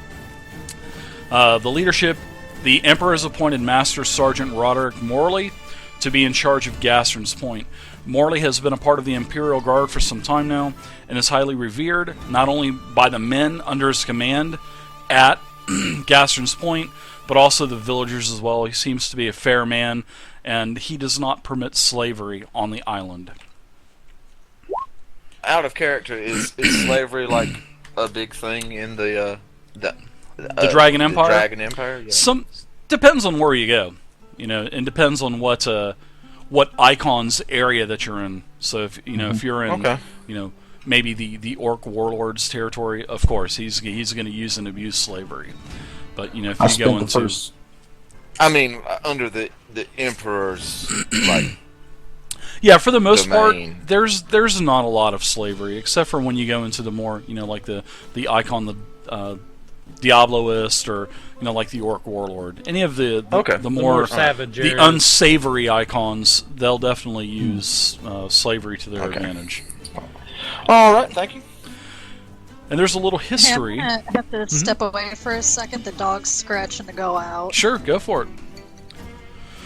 Little history on Gastron's Point is basically it's one of the many new coastal communities that has sprung up along the coast of the Midland Sea within the last 5-10 years, since the currents and also the winds have subsided by the supreme magic of the Archmage. Gastron's Point was named after Jonathan Gastron, which was the commanding officer of the Imperial Guard, which is in charge of basically planning this small little community on the island of Omen. Its primary role was to be a central hub for the armada. They were going to dig the sea out a little bit, make the water deeper, be able to have large ships come into a harbor. But with the recent growth of Omen, that's just not plausible right now. So that plan has basically halted. And especially with the way that the lands now are on Omen, I mean, there's literally a mountain range that has cropped up on the back northern side of the island itself. So that all the plans for that have basically halted. Although they haven't pulled the living, all of the living villagers and stuff from Gastron's Point, they're going to keep them there because they still want some type of presence there, imperial presence, I guess you could say, because they don't want to lose this to one of the other icons. Okay. Yeah, the plans have definitely been altered, and you guys know of a couple bonuses that you could actually possibly get as well. Not only you're going to map. Your primary job is to map. That's your job. But if you can find out the actual source and the reasons why this island is growing at such a tremendous rate, you can actually receive some pretty hefty bonuses. And any other kind of old ancient ruins. Supposedly there was an ancient civilization that was actually on Omen. They don't know if it was a frogman type of race. They don't know if it was like a serpent or a snake person type of race. There's no documents or any kind of historical records indicating that this race was on Omen. It's just sort of like it's like a blank page. In all of the the massive amount of libraries across the Dragon Empire, there's just not a lot of information on Omen. So you guys are kind of exploring as well. Omen's kind of been forgotten about, like I said. It's not something that the Empire has actually really invested into. This is the first time they're really investing anything besides trying to get a leg up on a military standpoint. From a leg up for the military. So there have been other expeditions then before ours. Possibly, but they're not recorded. Okay. They're definitely not recorded. Not from the Empire or the Archmage. So, did you just hear somebody say "yow how" on the song? Yeah, it's in the music. That is pretty good. I can also tell you, Sir Vance, that on Gastron's Point, there's a severe conflict going on between some of the local population and the military installation we have there. When we first arrived, they were brutally attacked by sea people of some kind. Now they've worked out a trade agreement with some of them, but I hear a war raging on every day. That's why I have to come back so often and bring these military types with me. So they are experiencing raids by these sea people, you say? Aye. They tell me that because there's such a lack of water on the island, every time I drop off the water barrels, they get raided by these sea folk. Some of the sea folk are peaceful and will come and trade goods for the water, and others, for seemingly no reason at all, will attack the village and we'll have to either defend it or they take our water. How frightful. Have you encountered these sea people yourself? You see, as you'll find when we get closer to the island, I can only approach within 1,000 meters or so until we have to let out the dinghies, because the island's expansion is so large that with a vessel this size, we'll run aground far too quickly. So with my own eyes, no, I haven't. But I have heard many reports from other crewmen and from the military installation there. And then Crispy Pete sticks his head out the door and he says, Yeah, you're going to end up like the Proud Mary. The captain's not going to allow that to happen. No way, he's the best captain of all. And he just sticks his head back into the galley and continues to hear some, banging on pots of pans and whatnot. So how's dessert coming, Pete? It's coming, Captain! It'll be up in about 15 minutes! Your favorite! Captain, have you thought about staging a coup of sorts or some type of a diversion toward these sea people? I mean, fill the supposed water buckets with sand instead of water and make a delivery and see if they strike. Try to catch them off guard. Aye, you certainly have been a pirate, haven't you? That would be something to try for sure. We haven't done anything of the like yet, but something will have to be done to stop these raids. I'm hoping, in fact, that by you going and mapping out this island, we can get a better idea of what we're working with and set up a more effective battle plan to take back ground for the Emperor. Right now, there's just too many unknowns for us to send in a real force to attack the native people. We have no idea their forces, their positioning, or even what the island looks like. But Well, we'll certainly do our best, sir. But would attacking the hostile natives not possibly also anger the non-hostile natives? Aye, that's something else we have to be careful. We're not really sure quite yet how to distinguish the hostile ones from the friendly ones. You've got some that'll come into town, greet you with a warm hug, and take a barrel of water from you. You've got others that run in and cut off your dog's head. You don't know the difference.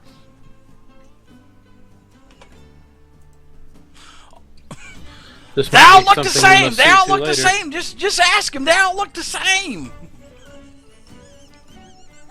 Aye, Pete, they do. That's what I was saying. Unbelievable, this is so awesome.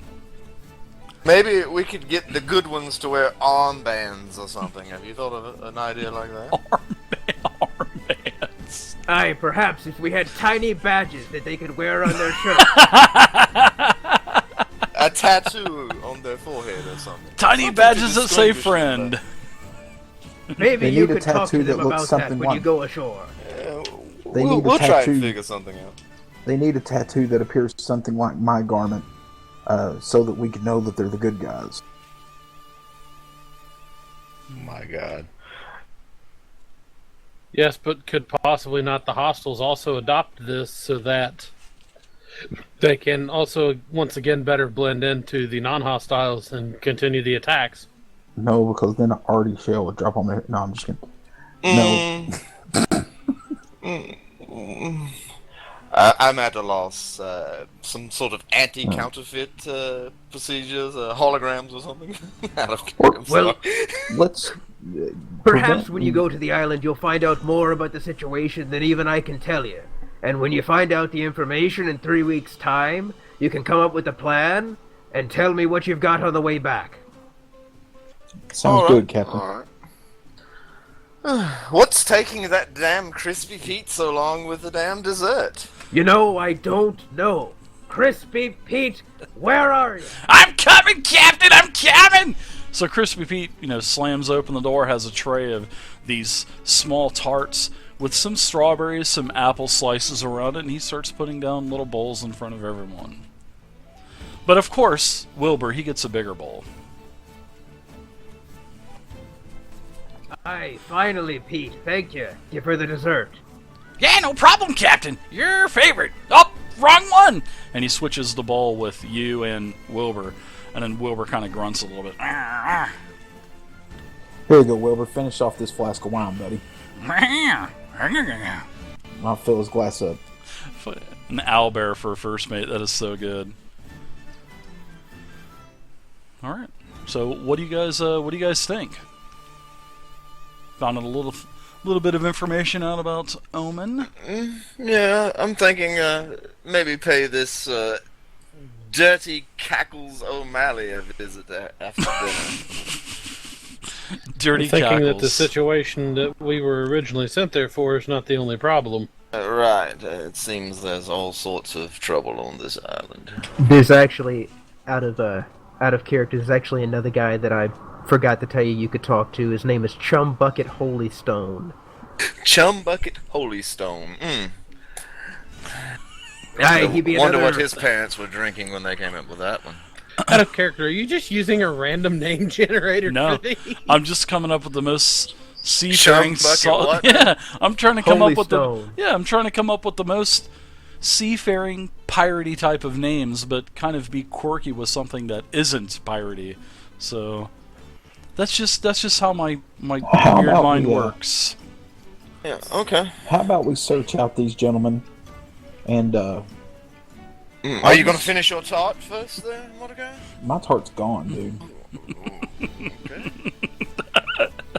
Miss Agnes, when you get done there, if you'll accompany me, we'll go find this Chum Bucket Holystone, and we'll let Vance and Killian go and find this other gentleman, and we'll see what kind of information we can ascertain from the two of them. He works quick, doesn't he? Dirty Cackles O'Malley. Dirty Cackles O'Malley. Looks like it's me and you there, Killian. All right. So, you guys can go ahead and look for these two Proud Mary crew members. They're temporary, like the captain said, they're on his ship for a little while, just until the Proud Mary is repaired enough to where they can go back to their ship and start sailing again. Their captain was a little neglectant and really wasn't paying attention and ran the ship aground. But Be sure to thank the captain and the owlbear and Wilbur and everybody for dinner. It was a lovely dinner, sir. I never knew seagull could taste so delicious. So delicious like chicken, right? or The best seagull I've had, bar none, sir. Or a prairie hen. It was my pleasure. Thank you for dining with me, and you're free to wander about the ship. Again, let me know if you need anything. Captain, what time should we Will do. arrive in port tomorrow? We'll be arriving to port rather early. It'll be, let's say around 9 o'clock. Yeah, it'll be Very good. early afternoon or so. You guys will be getting there. So like day and a half or so. Okay. Well, we're gonna go ahead and you and Agnes go ahead and find this. Mm-hmm. This what is it? Chum Bucket Holy Stone first. Chum Bucket Holystone. Miss Agnes, shall we? I guess we shall.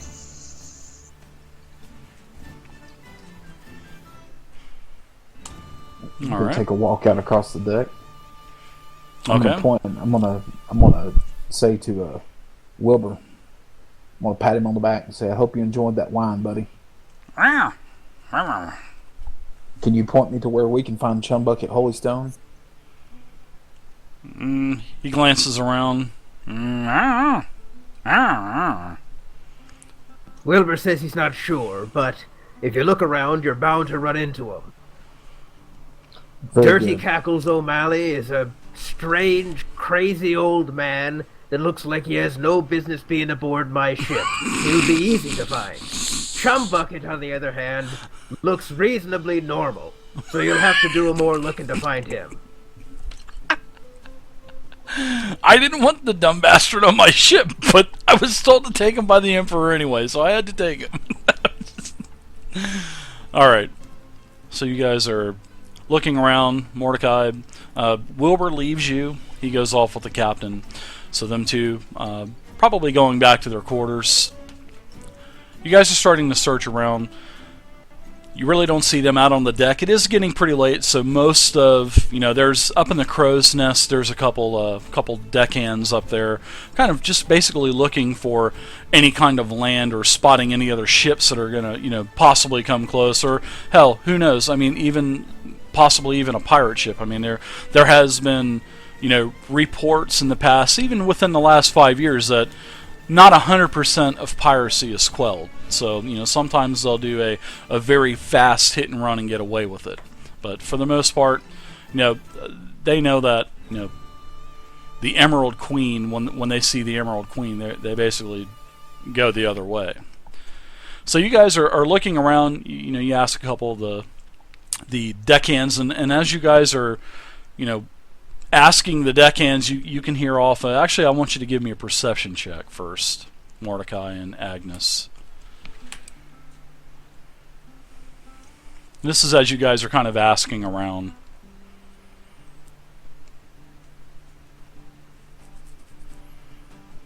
Hang on, I have to get my perception check pulled up here. No problem.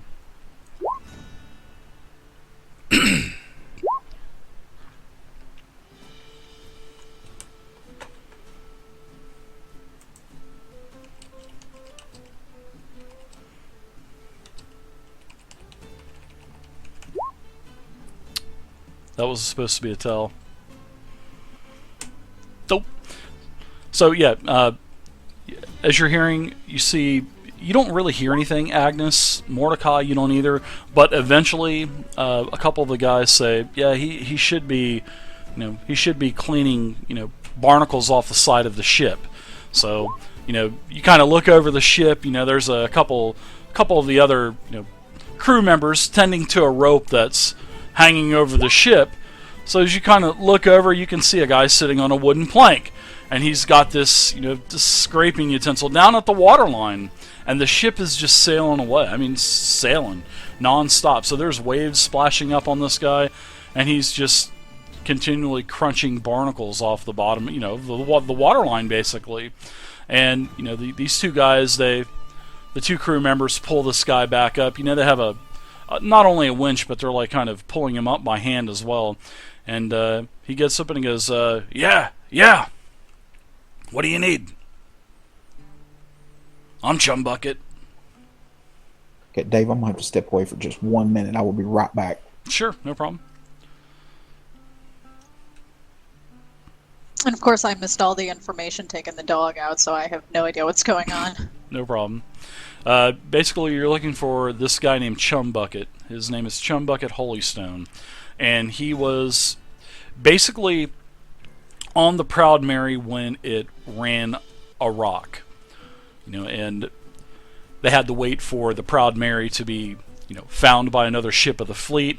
They towed it off, and now it's being repaired. I mean, they couldn't repair it there. They had to do a little bit of patchworking because the ship was taking water on, but they got they got some planks up there, got it sealed with a bunch of griffin grease and other gooey stuff, and they took the ship away. So they had to do something with all these crew members, so they divvied them up not only on the Emerald Queen, but on several other ships as well. And this particular crewman, his name is Chumbucket. And when the ship ran aground, they did get into the dinghies and go up onto the shore. And as they're on the shore, they're starting to find this barnacle-encrusted type of coin. Actually, it was, like on one side there's barnacles, and on the other side, when you flip it over, it's actually like a gold or silver coin. And, this is of like an old... It's just weird. It has some type of creature on the coin. It's definitely not any of the coins that are minted by any of the icons or any of the large cities, because some cities do print their own coins. Some, like the elves, they print their own trine, so you know what they look like. The other coins, they'll have, symbols of the cities, but these are weird. Plus they have barnacles, and these were washed up all over the shore as they started bringing these dinghy boats up onto the shore. So they were, saving them, and then they were actually made of silver and gold. So that was something that was unusual, and that was something that was never really documented, or there was really no documentation for, and that's just part of what, the mystery of Omen. And, that they just found a ton of this, not a ton, they found, probably a small chest worth of this currency. There's just no name for it.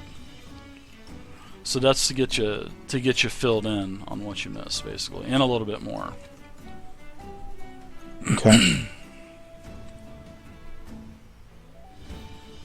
So you have a crewman Chumbucket. He was on the side of the ship, Mordecai. He was scraping barnacles off of the sea line between topside and below water, and waves are splashing up on him. The crewmen up top, they winch him. They have a really crude wooden, not crude, I mean it's nicer than what would be on the other ships, but they also have to pull him up as well. But he's up in your presence. He goes, "Yeah, I'm Chumbucket. What do you need?"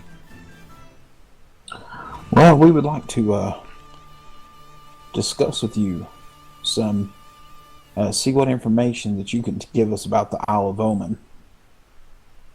The Isle of Omen. It's a pretty creepy place. It's not like I live there or anything, but I do know that there are some creatures. We saw creatures when we were. I mean, what is this about? I mean, I didn't do anything wrong. No, you did nothing wrong, sir. We are trying to gather what information that we can to perform a task that we have been given from the Archmage. Any information you can give to us might be, well, valuable, and I'm going to pull a gold piece out and show him a gold piece. I like the way you think there. What's your name, pal? Name's Mordecai. All right, Mordecai. Yeah, well, the only thing that I can tell you is this, and he takes the coin from you. He tells you that as they were pulling the dinghies up on shore, that they saw creatures off into the jungle. There was sort of like a hill and a slope going up to what appeared to be ruins. And this place is just covered with ruins. I mean, it's not like there's just one ruin. This place has ruins everywhere. And you'll see when you start to approach the island.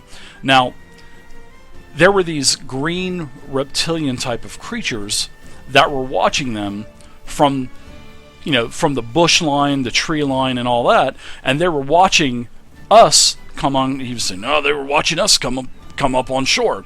So we started, finding all of these little barnacle encrusted coins. Some are silver, some are gold. So we kept them. We never were attacked, but when we sent out another party to go find Gastron's Point, because our maps were totally wrong, that's when we heard fighting. And then it stopped. But that's all I know is we had coins, and we found these coins, and we knew that there were creatures out there. And then when we sent the other, I think one of the other guys is I think Dirty was on that. Dirty Cackles. I think he was on that little party that was sent to go find the small little town Gastron's Point. And I know that, in fact, I think he was the only one that made it back alive. So you may want to find him. He's somewhere on the ship. I know he and I are pretty much about the only ones on the ship that are from the Proud Mary. Most of the other members were put to the loosey-goosey on the other coast. Very good. That's good information. Thank you very much, sir. I'll let you go back about your business. No problem. So they start winching him back down, and the winch snaps. Ah! No, I'm just kidding. All right, so you guys found a little bit of information out from Chumbucket. Like I said, they just found coins, and he knew that as they were bringing the dinghies in from the Proud Mary, they had a crew down there trying to patch it up, and they needed to find Gastron's Point because they needed to get another ship out here ASAP to get the Proud Mary. So, that's pretty much what happened. And he knows that the other not the raiding party, but the other party that set out, the exploration party, to go find Gastron's Point, they didn't know where the hell they were at. The map was totally wrong. The captain run the ship on the rocks. They were supposed to be in deep water, and then all of a sudden, bam, they're on a rock. So It's just a problem of Omen right now.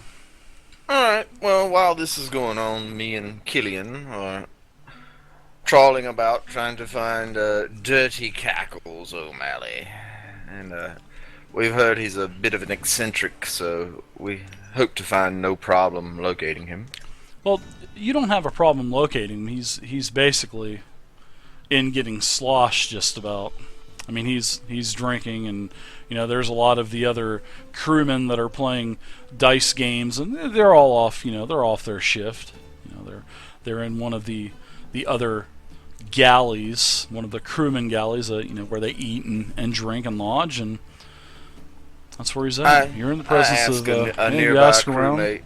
Yeah, they point you over towards Cackles. Okay. Yeah, they point you over towards Cackles. His hair's really messed up. He's really pale.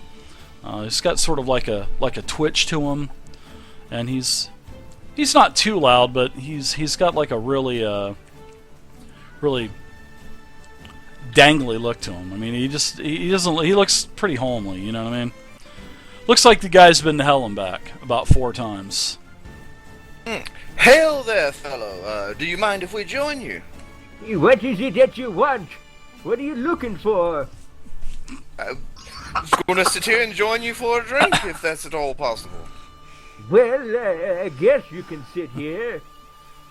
I pull up a chair next to old Dirty Cackles. Dirty Cackles. So, what's your poison, sir? The whiskey, of course. Whiskey? I look about to see if anyone is dispensing whiskey. Sure, there's a couple of the other crew members that lost a couple hands that are now pouring drinks. I flag one of them down. Over here, sir. We are parched and in need of refreshment. He kind of clicks the bottle down hard on the shot glasses, lines a couple shot glasses up, both for you and for Cackles. And says, "You gotta." Look at Killian joining us, sir. Maybe 1 or 2. I try not to That's cloud the the mind so much. Don't think much about it. Just sit down here, right next to old Vance. As you start rubbing the inside of his thigh, right? I'm not that drunk yet. If he was doing that, I'd stand right back up. Have no fear, chap. Sit on down. He can tell. He may be able to not tell that you're going to be a male pretty soon. Get about another 8 or 10 of those. Whoa! Look at the 2-liter gulp. 2 liter with ice. I love it. All right. So yeah, he sets down a bunch of. He's got like a couple bottles on his tray, and you got a couple of the other crewmen slapping towels on his butt, telling him to hurry up and calling him a winch and all this other stuff. And he goes, "Yeah, I'll get you tomorrow in the card game." That's his, his smart response, and he says, "You'll be wearing the blonde wig tomorrow night." This is the server. So he's setting down a bunch of different shot glasses, and he's just taking the bottle of whiskey and just running it all the way across, filling up all the shot glasses to the very top. There's about 12 to 14 different shot glasses up there. To your health, sir. I raise my glass towards Dirty Cackles. He just gives you if he's amenable. He smiles and gives you a blacktooth grin. "I'm always healthy." I turn towards Killian. Cheers. So what is it that you want to know? Yes, I was getting to that, sir. Despite in need of your company, we did have other business that we were sent here for. We heard you were on an expedition to Omen recently. Yes, I was. What's it to you? We ourselves are on an expedition to Omen, sir, and we're desperately in need of any and all information pertaining to Omen. Well, If I'll you would be tell so you kind. this. There's some crazy people here. They want nothing more than to kill you. Crazy, you say? How so? Well, I went out on a search party. We were just looking around the island, and then all of a sudden, the snake people, I tell you, snake people come out of the forest, waving their hands around, saying spooky, spooky, spooky. Then I run away. Everyone else got their legs bit off, but I made it back. I did. Yeah, you crazy old kook. There wasn't no snake people out there. So, snake I people, tell you you, it say? was the snakes. I saw 'em. I seen a snake. You ain't never seen a snake. Okay, I dare not question your honesty, sir. Were the top half snakes and the bottom half humans, or vice versa? No, there was no humanness about 'em. They were Well, just you called big. them snake people. I assume there was some Well, sort of human. What would you call feature. a 6-foot-tall snake that stabs you with a stick? Oh, so they had arms and such. Oh, okay. Yes, You- they had arms. They also had weapons. They didn't have feet because they're snakes. I understand what a snake is. There's a couple of the crew members behind him going like this, crazy, and Right. starting I to nod- go I nod at coo them. coo coo. You know, I tell them to ease up on the ridicule. So, you fought these snake people then, you say?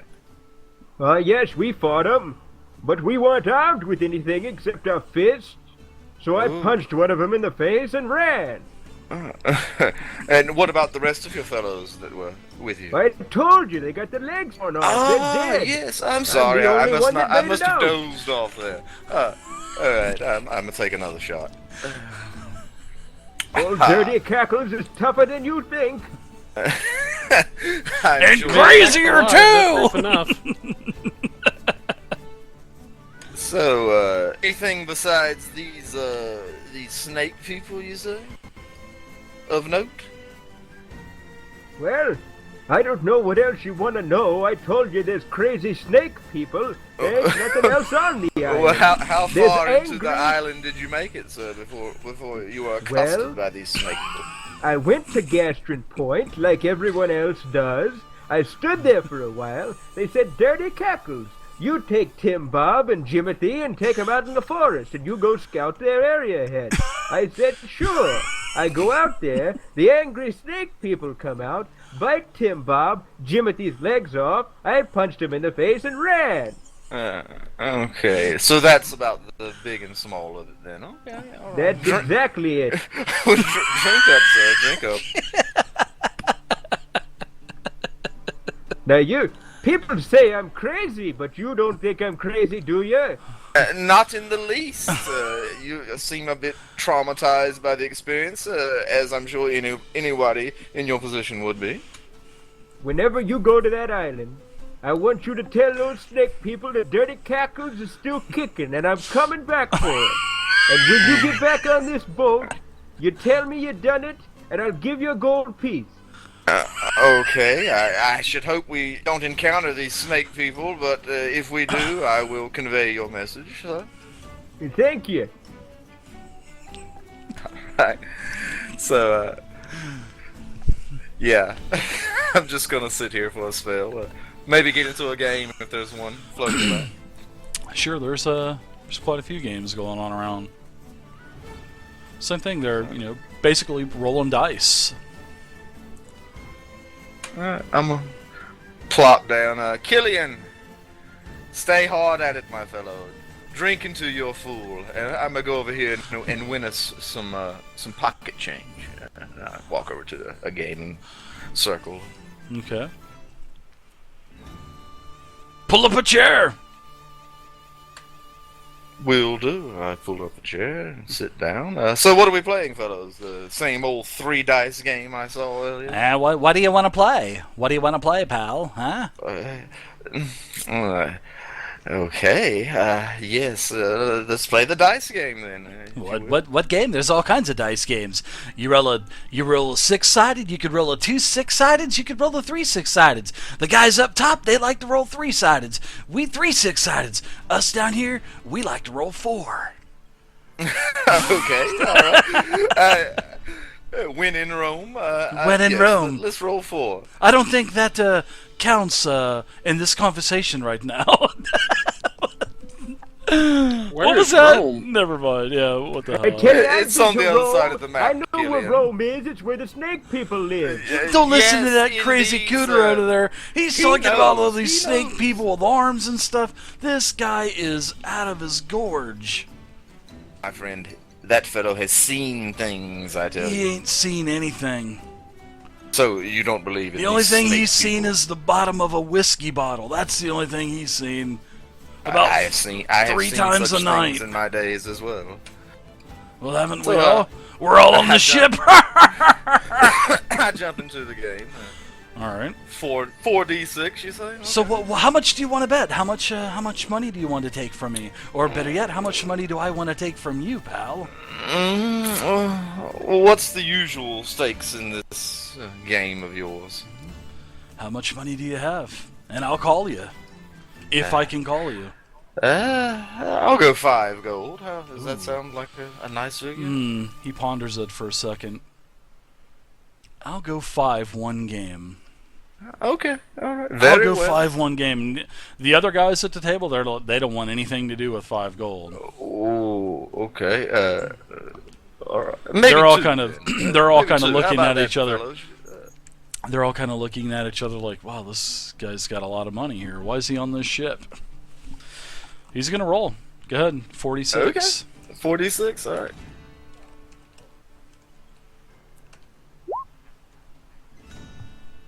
Whoops, I rolled 44. Sorry. Oh.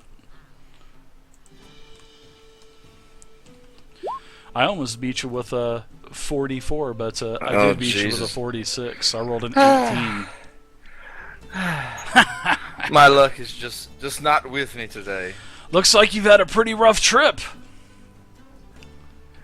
In more ways than one, I tell I'll you. let you- First is I'll let swabbing you the decks and Double all me my down money one time. I'll let you double me down one time. Double or nothing. I'll give you your 10 gold back, but you got to give me 10 if you lose.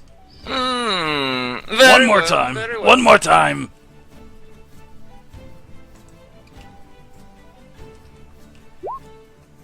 Jesus, what's with these rolls?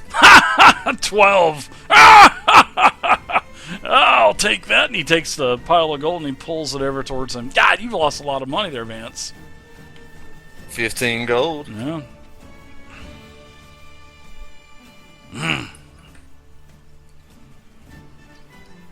Ugh, ouch. I think that's it for me tonight, guys. You're just gonna take the money and run, then, are you? Huh? Oh, very well. I see. I mean, what do you want to do? Shit, One more time and then I take 15 gold from you? I mean... No, I think I've had quite enough.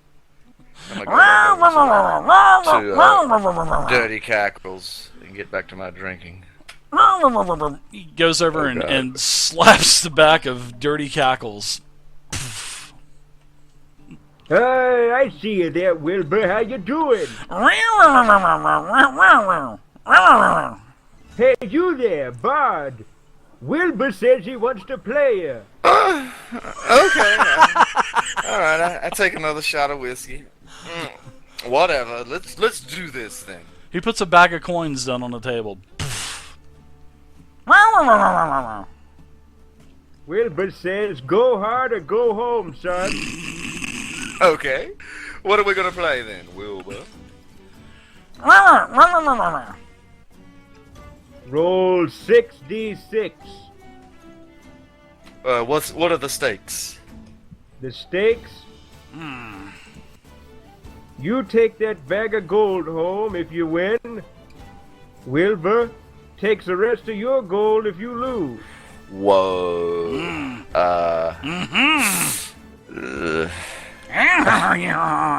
That's All a right, big let's bag do of it. gold. Let's do it. Let's do it. 6d6, you say? I look at the owl there. He winks at you with his big yellow pupil. I see. Okay. My luck is bound to change. We roll? I've already rolled. I rolled Sorry. a 25.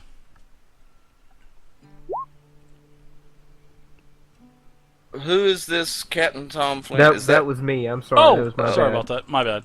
Oh yeah, you know, you can go. We'll go ahead and we'll use. I'ma your go roll. with that one, Yeah, then. let's We're go going with with that one. Let's go with Captain Tom Flint. Oh, he got it back. Ah, I'm sorry, Wilbur. Those are the ways of fate, my friend. I reach for the bag of gold. Old Wilbur, he just takes a bottle of whiskey.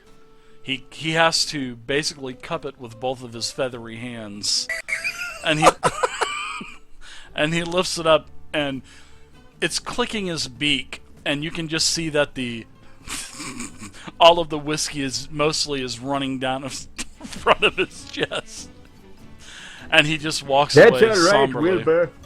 You win some, you lose some. That's right. I'm sure his pay is sufficient. He won't starve, unlike me if I would have lost.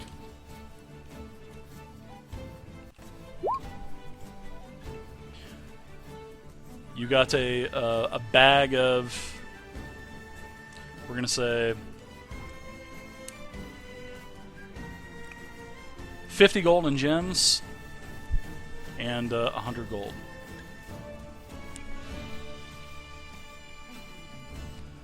So everything's coming up, Vance. So oh everybody God. says, "Oh, you're such a stingy DM."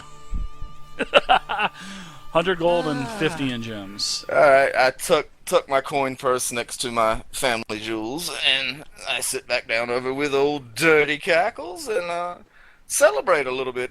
Killian, you still playing? I tink the glasses. I do not dabble in such affairs. Oh, I mean, this drinking game of ours. Weren't we seeing who could drink the most here? Was I not paying attention?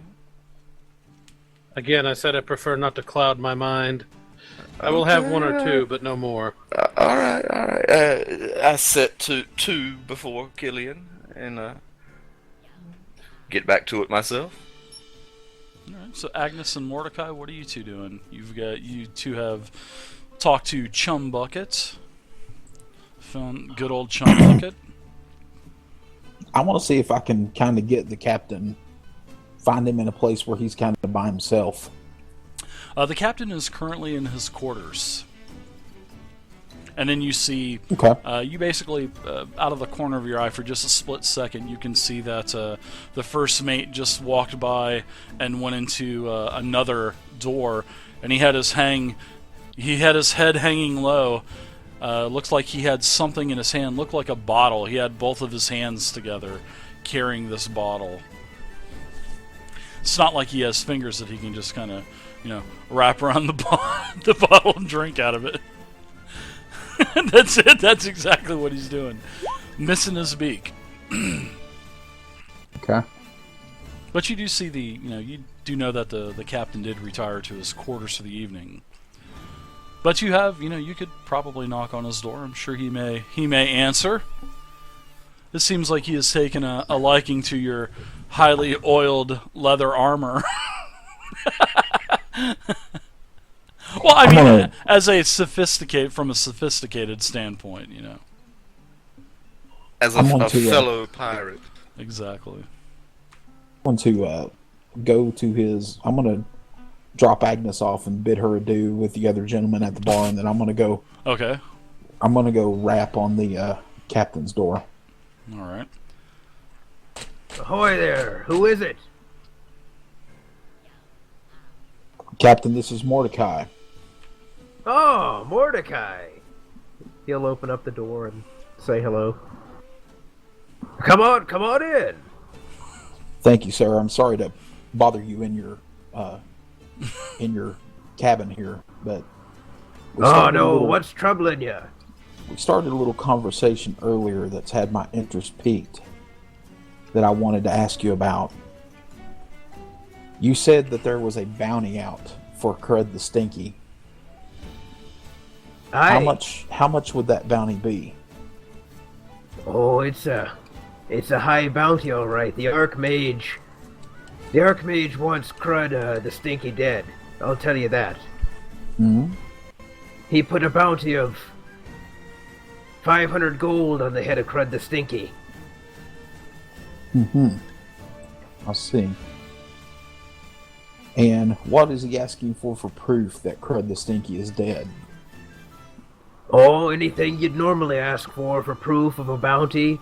An ear, a head, a hand. Anything that can prove that Crud the Stinky is no longer sailing these waters. Okay. All right. And who would this have to be turned into?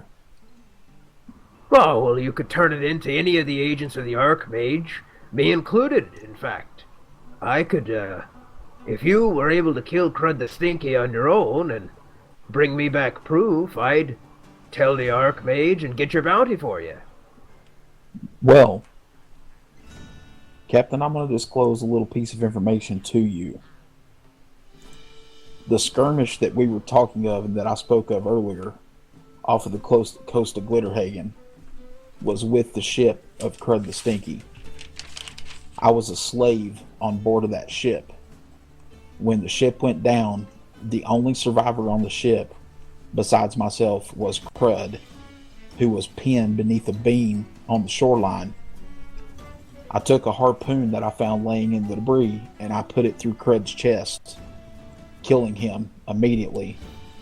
The only sign and symbol that I have to show and prove that I in fact killed him is I have the 7 daggers that he always wore, that I've now taken and I've now taken as my own daggers and I've carried all this time.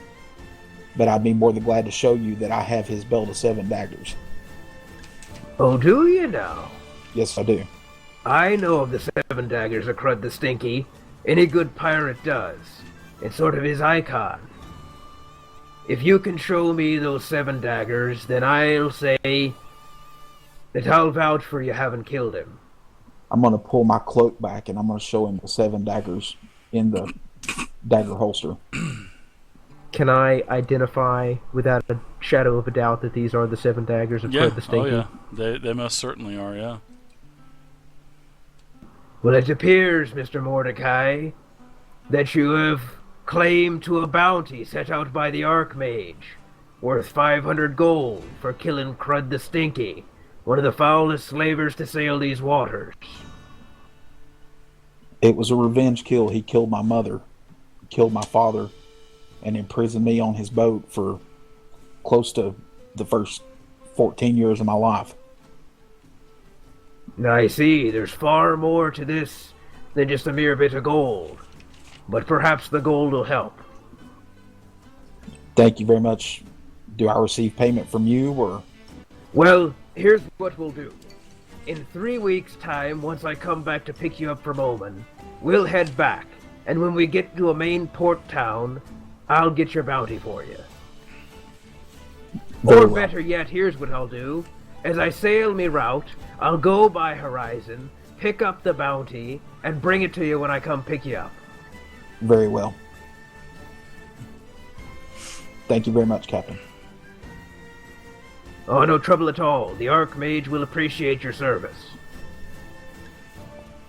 I'm going to depart your company now. So, Dave, I'm going to finish the 2 shots of whiskey that were poured for me, and then I'm actually just going to get up and walk back to the cabin and turn in. Okay. What about leaving so soon? Okay. Is Agnes? Did she arrive to where we're at yet? She is. She does Yeah. walk in. She had 1 shot of whiskey. Oh, ooh, living on the edge this evening, dear. She's not working tonight. I'm off the clock. Okay, all right. Have a seat. We will get you some whiskey post haste.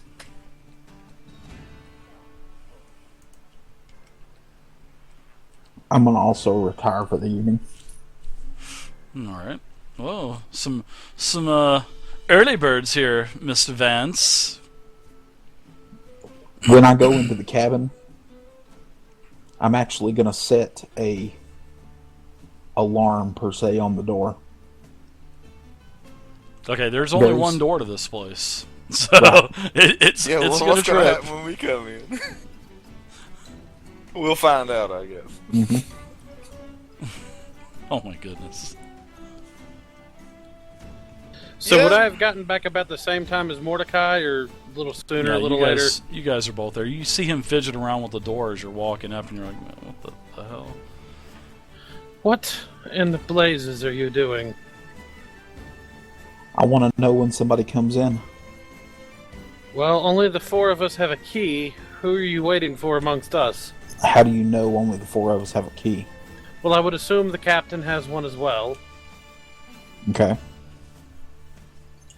And you actually trust everybody you meet? Those I don't, I have the strength to defend myself against. Well, see, that's something you and I don't have in common. You seem to have your wits. Is that not enough? That is one defense, but you can never be too careful. As you lick your eyebrows. I'm just kidding.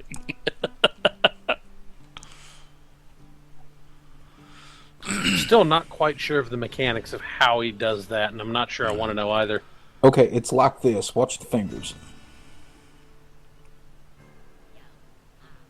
He actually has like a simian sloping forehead. The forehead is rather close to his mouth. Rather Klingon, I man. dare say that anybody with a forehead like that could lick their own eyebrows. It is rather No. Klingonish. I'm very good looking. I have a very high charisma. I believe that stat would be comeliness, not charisma. So, yeah, I noticed there's a dearth of females on this ship, so I think about tucking it in. So, Agnes, you gonna stay up much later, dear? Maybe for one more. Okay, I will join you then. I hate to see you left alone amongst this rabble here. I can take care of myself quite well, thank you. Yes, you can take care of me too, I hope.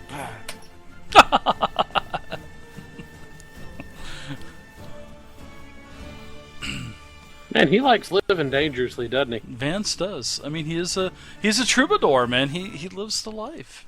That's right. He is our current state. This is Bandettas 1.0. This is the tales of Bandettas pre-Bandettas. Alright, so things are starting to calm down for the night. A lot of the other crew members are heading, sloshed of course, they are heading to their quarters.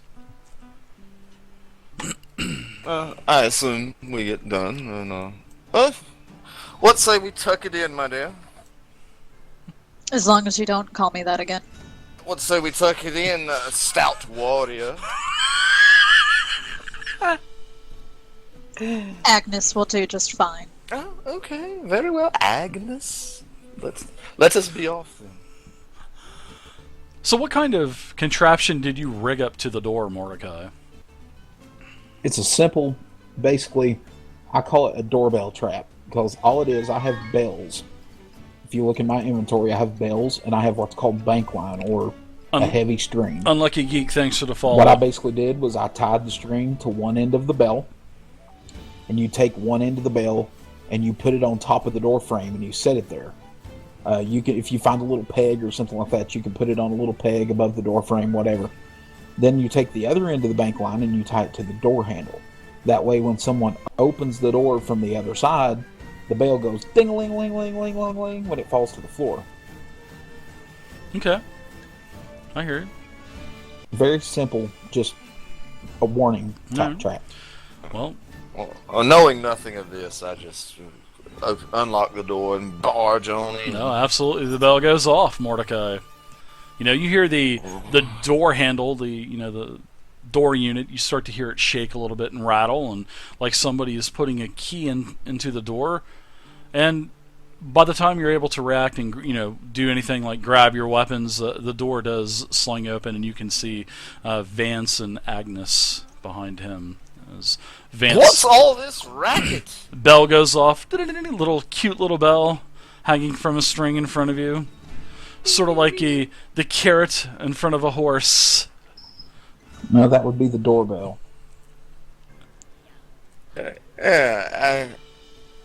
Is this some of your doing here, Mordecai? What is this? I'm a bit drunk. Well, I've got bell rope and shit dangling all over me. This is an alarm to keep us at our ready. Okay, so If you y'all will expect come trouble then? Okay, all right. Well, you just never can be too safe. Come on in, Agnes. Come on in, Vance. Let's Thank you for get the you all invitation inside. to my room. I will come in. and I'll reset this doorbell. I'm sitting on my bunk reading my prayer book. Very diligent there, Killian. That's how I was raised, sir. So we have... I like this. So we have Mr. Flamboyant. We have Mr. I don't trust anyone. Mr. I'm reading my... I don't even know what to call it. Whatever deity that you worship. Oh my gosh, this Gold is a worm, motley I crew. think, right? Oh, Yeah, well, no. yeah, Yes, well, it is. It's so it is like just practices of the gold worm. It is a book of teachings that was taught to me at the monastery I was raised at. Oh wow! Dragon Bible.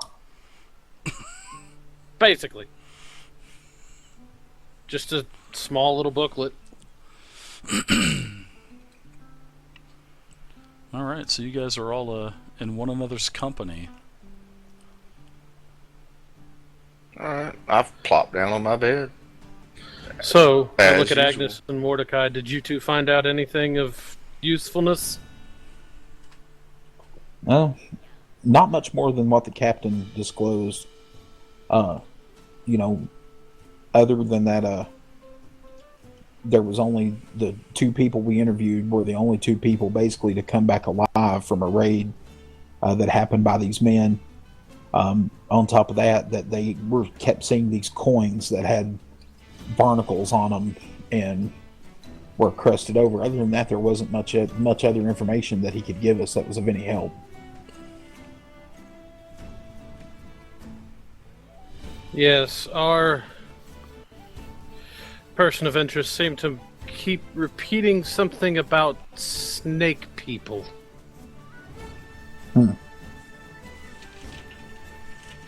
And the biting off of people's legs. I've never encountered a snake person. It's not a snake person, Killian. It's just a snake with arms, damn it. I believe that fool was a bit crazy. Crazy, inebriated, however you want to call it. Even so, it does seem a little troubling. On that we agree. So saying, I pass into unconsciousness.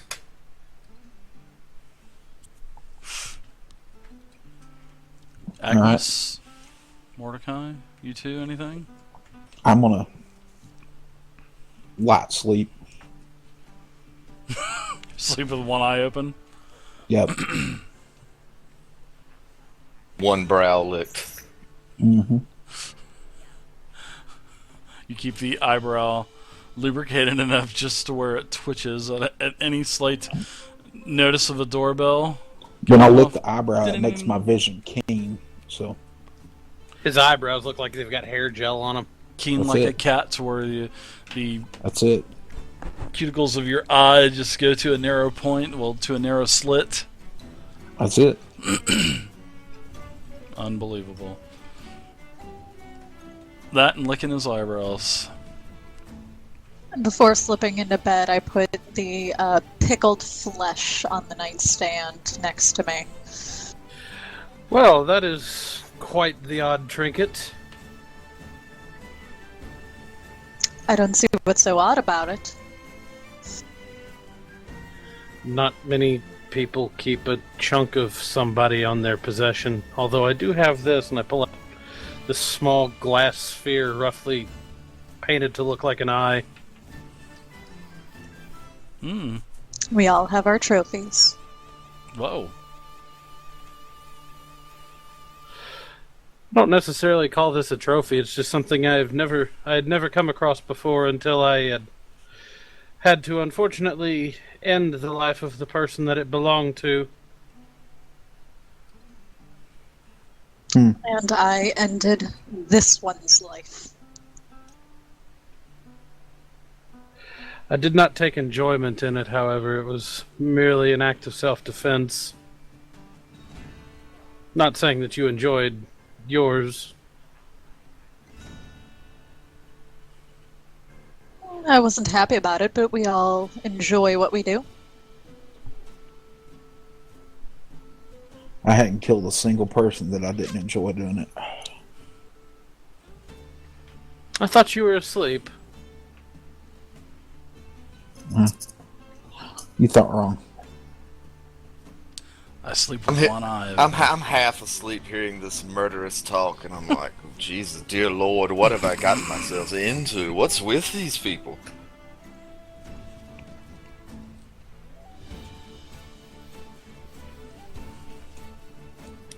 Well, I think I shall turn in. We will talk more in the morning. Yes, good night, everyone. Alright. So everybody goes to bed. Mordecai, you hear nothing. You Okay. sleep half conscious throughout the night. So we'll go ahead and we'll dock you 1 con score the next day. No, I'm just kidding. No, we're not playing Pathfinder. Anyways, next day comes, morning. Nice day out. You can hear birds. You actually hear more seagulls quacking and squawking and making noises around the ship, much like the same noises as you heard as you were leaving the mainland yesterday. You know, once you got more out into the open seas, all of the the sounds of seagulls. Well, they were in the net anyway, but whatever seagull didn't make it into the nest. Well, I guess you could say the net. Fucking seagull, unbelievable. So you guys wake up. It's the next morning. Okay. Day 2 Hear now. the seagulls, and then I say, dear Lord, let that not be breakfast. If it is breakfast, we shall not turn down the hospitality of our host. Of course not, but I'm tired of seagulls. I had a double helping last night. There is no seagull for breakfast this morning. It is just a basically like a bread, like a mush and bread. Nothing fancy. Typical breakfast on sea. Really no meat or anything like that. I look at it. The comforts of home. As you're walking, you do walk outside of the ship, do a little bit of stretching, get some fresh air, and beautiful day outside. Yesterday was, the day before was a little overcast, but the way that the magic has tamed the Midland Sea, you really don't have to really worry about any of the strong currents and the winds and all of the other storms that used to happen. So that's the one really nice thing, and I'm sure probably Captain Tom Flint would probably vouch. The quelling of the currents and winds have really made travel much more enjoyable. It makes my job a whole lot easier. The pirate problem was big when the storm was brewing, right? Or is that vice versa? Have I got that backwards? Were you asking Captain Tom or just... I was just asking Dave about a character. Well, there was the storms. If the storm subsided, then the piracy would commence. If the seas were, lower and not 12 feet swells, 14 foot swells, and other boats would try to travel. And when that happened, that's when the pirates would, make their way out of their hideouts and start the banditry and the piracy. But no need to apologize. I know you said something about pirates earlier before the storm was quelled. Do we see the captain up and about? Yeah, captain's up and about. Harking orders onto the deck with the first mate, of course. You run a tight ship here, Captain. Right. Should I say Admiral? I try to keep things clean and running smoothly. You've got to be on top of your game when you're in charge of 40 ships. Wilbur says he agrees. Okay. I think I'm starting to pick up a little of the dialect. I understood that. It comes with time. Yeah, Many I of the would crew imagine. have picked it up. Yeah, we have. So boss. I'm going to again do the work of the ship for the morning and then spend the rest of the day kind of walking about, enjoying the calmer weather. When you mean work of the ship? What do you mean? What is Mopping the decks. Oh, you're and just stuff. gonna continue to, man. You're nice and easy there, Killian. I figured the bucket would have went over the bow by now.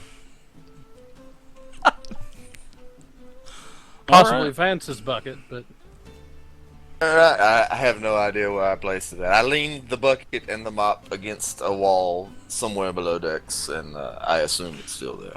It is. It most certainly is. No, there's really you no helped need for a little to. while yesterday. You've earned your passage. Exactly. There's no need to. There's no need to work. You know, one of the you can hear the first mate yelling over at one of the other crew members that appears to be leaning against the wall, enjoying a nice pipe, a very long pipe, smoking, and the crewman gets to work right away and takes the mop from you, Killian, and says the first mate says that you don't have to do that anymore. And I'll reply back, have to, no, but I was raised to finish what I'd started, so I will continue my work. Honorable. Very, very diligent fellow there. Hmm. So, a couple minutes go by. You hear a shout down from the crow's nest. Land ho! Land ho! Ho! Ho! Ho! From Captain Caveman? Basically, it's one of the crew members up in the crow's nest is letting you know that there is land, and he's pointing basically to the north. And if you squint your eyes good enough, you can see in the very distant horizon. You can see that there is a spot of land up ahead. So you've got about 2 hours or so to prepare. The captain starts barking orders to do different things like prepare the dinghies and whatnot. Gather the supplies for. Aye, everyone make ready for land. Hole in the mainsails and make for that island. I like it. You got the best pirate voice, man. Have you ever played a pirate before? Absolutely. This Captain Tom was a character I played in a Pathfinder campaign. Nice. Now, were you Skulls a and gunslinger? shackles. Yes, he was a gunslinger with a blunderbuss, and but he was a human gunslinger, so he got to be a buccaneer, and he had like a monkey, and it was fantastic. Man, we could have worked that monkey in here. Maybe we'll work him in the next time the party Yeah, sees you in I really 3 just weeks. kept forgetting to mention that I had a Is his monkey monkey. because I got a freaking owl bear. So Yeah, that's true. So you've got about 2 hours to prepare. I mean, you got plenty of time to gather your things, and both the first mate and the captain, or the admiral, the fleet captain of the ship, he is pulling down the sails and getting the dinghies prepared. They're uncovering the dinghies that are against the walls that are fastened and whatnot. A lot of supplies are starting to come out. You can see barrels. You can see the soldiers are starting to emerge out of it. You didn't see the soldiers for basically since you got on the boat. They were basically just probably in a drunken stupor down in the cabin that they were in. So you see a lot of different things coming up. Mostly barrels. You count about 55 to 60 different barrels coming up, and they're all marked water. There's some other. There's a couple crates that are also marked with a to a ship. Well, not to a ship, but it says McCrackle's General Store. And so you notice that there's probably some other goods going there as well. Not only to Omen, but to maybe other storefronts there. Maybe to resupply.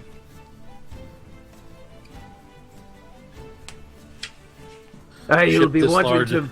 to make ready to land. You'll get in some of these skis, and like I said, it'll be about 1,000 yards out where I have to let you off.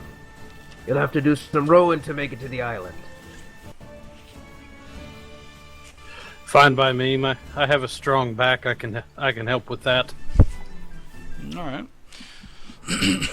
So about another hour and a half goes by, and the ship gets to the destination to where you can actually see down into the water as you look overboard. You can see that there is a reef that is super close to the to the top of the water, and that that's the reason why you guys are having to going into dinghy ships, because Captain Flint just doesn't want this ship to end up like the Proud Mary. He doesn't want that on his record.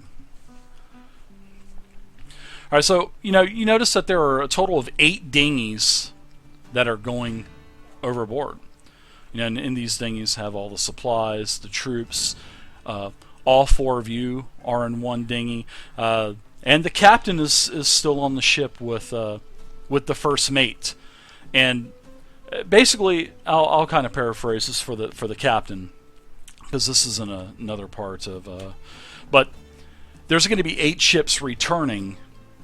Basically, it's like you off in the distance, you can start to see 8 ships, 8 small little dinghies coming out here, and you guys are going in. So there's basically 8 dinghies going out, and 8 dinghies coming back to the ship. So that's how they transport everything. So every 3 months, the troops of the garrison, they rotate them out and keep fresh troops in there all the time. Add more supplies, this water, especially now that's the reason for the water is still up in the air right now. You guys will have to find that out, but that's how they transport stuff. It's not like he can just take the boat right up to the shore and park. It's just not going to happen. So it's just too shallow. Yeah, exactly. Before you get out of earshot, the captain will yell at you, "Remember, you've got 3 weeks, and I'll be back. If you miss me, it'll take me another 3 weeks to get back around to you. So be sure you're ready when I make way." Will do. Thank you, sir. Give me a acrobatics check to see if you stay in the boat, Vance, as you shout back to the... No, I'm just kidding. All right. So we are going to go ahead and go to the next portion, to where you guys... Well, not the next portion, but as you guys are starting to, row the boats, you're rowing for a good 20-30 minutes, and this is actually pretty tough work. Not as tough as the way back out to sea. You're having to actually fight the current going in. The whatever current is left. I mean, there is still some current, there is still some tide action, but not like it once was. Not 5 years ago, 10 years ago. So you guys are starting to make the way in. You can start to see these little dinghy boats are starting to get closer and closer, and I want everybody to give me a perception check really quick.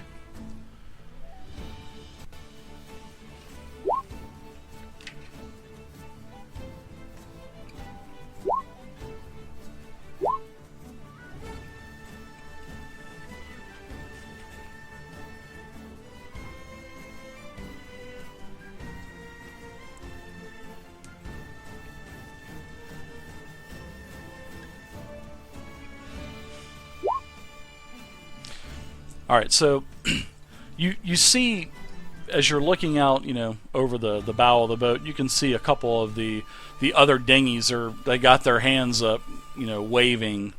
You can't understand what they're saying, though. You guys had your skill checks just you just didn't perceive what they were saying, but you could see mouths moving, and as the ships get closer, the dinghy boats, they get a little bit closer, you can start to see that the passengers on these dinghies are under duress. Basically, they look like they've been bloodied, they look like they've been fighting, and as you really start to get close, then you can start to hear that Gastron's Point is under attack, and you're needing... We cannot miss the ship because of 3 weeks. The captain leaves when the captain leaves. So you guys know that now that there's fighting, and you can see, as you look over the bows of the boat, you can see 2 or 3 small little smoke plumes coming up. Not from, like, say, you would know what a smoke coming from a chimney would be, or maybe from a forge, but this is actually, a blackish type of smoke. It looks like something is burning, and you can tell that this is happening in 3 different areas. Once on the, and as you're looking forward towards the island, you can start to see that there's a mountain range. You can see ruins all around. I mean, you can see ruins to the left, and as you're starting to, you were 1,500 yards when you started going towards the shore, but now that you're about 100, 200 yards from the shore, you can start to see a lot of ruins starting to, break over the top of tree lines, and you can see possibly like a ziggurat or a pyramid in the background, sort of hidden behind some trees off into the distance into the deep jungle. And so as you're passing these other dinghy boats, these guys are tore up, and they tell you that they're being invaded by Sahuagin. And these Sahuagin are raiding the village from the east and from the west. They've basically gotten past the defenses. The defenses of the actual village. There is a wall, sort of like I want to say a wooden type of wall that's made out of like a wall and a plaster, and using all of the materials that they have access to, like a mud, like a clay. So they have this wall. Well, these Sahuagin have gotten past the defenses on the left and the right. So now they're being attacked by both flanks. These guards had to pull out. So there's other guards and there's other Imperial troops still at the garrison that are fending these things off. They say that there's about 2 to 3 dozen of these Sahuagin that are attacking. They're starting to make their way closer into the village, and they've actually launched tridents with fire, causing several of the roofs to catch on fire, and that's what you can see burning off into the distance. So, they wish you good luck. They can't miss the ship. And as soon as you get close, you need to help out, because all the troops are starting to ready their bows, and they're trying to shoot from long range, trying to hit these things. And you can see these small little green mermen type of and they are humanoid. They're bipedals. They're green. You can see all of them are carrying nets and spears, and you can see several running throughout the town as well. Well, the village. You can see a couple slinging nets. You can see other guards being pushed back towards the docks. And I want one person to do a endurance constitution roll, if you have endurance constitution, and I want one person to do strength athletics. So this is going to be how vigorously you guys are motivated to get that boat to the shore. And depending on your roll, I'm going to add both rolls together. And if you have a certain amount of roll, you'll have one type of encounter. If you have a certain type of roll, you're going to have another type of encounter. So it's basically depending. It's like a little mini skill challenge. So I want the two most hefty individuals rowing that boat. You guys are putting your back into it. Vance is stepping back. Oh, this is not my forte. I'm going to look at Vance and Mordecai and tell them to ready a ranged weapon. And I'm actually going to roll the endurance checks if Agnes wants to roll the athletics checks, I believe it was. Yeah. Okay.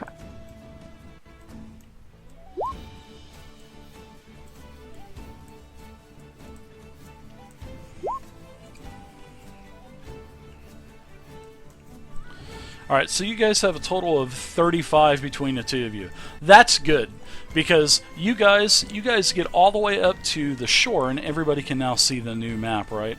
As you guys see the dinghies that are starting to get to the docks, you can see to your left, all of a sudden, you hear one of the other dinghies tip over as the soldiers are trying to get out a little bit too early, and then you see all these big fins coming up out of the water starting to attack the guards, and this is happening over towards the west. So there are 4 to 6 guards being attacked by the shark that were definitely waiting in the water for them. So is it coincidence? Possibly. So as you guys are looking around, surveying as you guys are getting up to the dock, you can see that the dock here that you were at on the east, it is clear. You guys have safely, maneuvered the boat. You've gotten there quick, and you're tied up. So as you're getting to the dock, you can notice that the 3 plumes are here. There's a fire plume here. There's also a fire plume over to the left, and then there's another one further back. Yeah, there should be 3 fire plumes, but Yeah, you see the 3 fire plumes. Well, to the east, you can see that there's a massive shipwreck. And from the area of the shipwreck, you see that there's a multitude of creatures that are running your way. They have seen that reinforcements have arrived. They've seen you arrive from the water. And let's go ahead and roll initiative. You guys have a bunch of mooks you have to fight, and several Sahuagin raiders. So you guys can, there's been a change of pace here as well. Things have gone from this cheery pirate song that you hear playing to men fighting and sword fighting and... Sorry, I didn't see my token. No problem.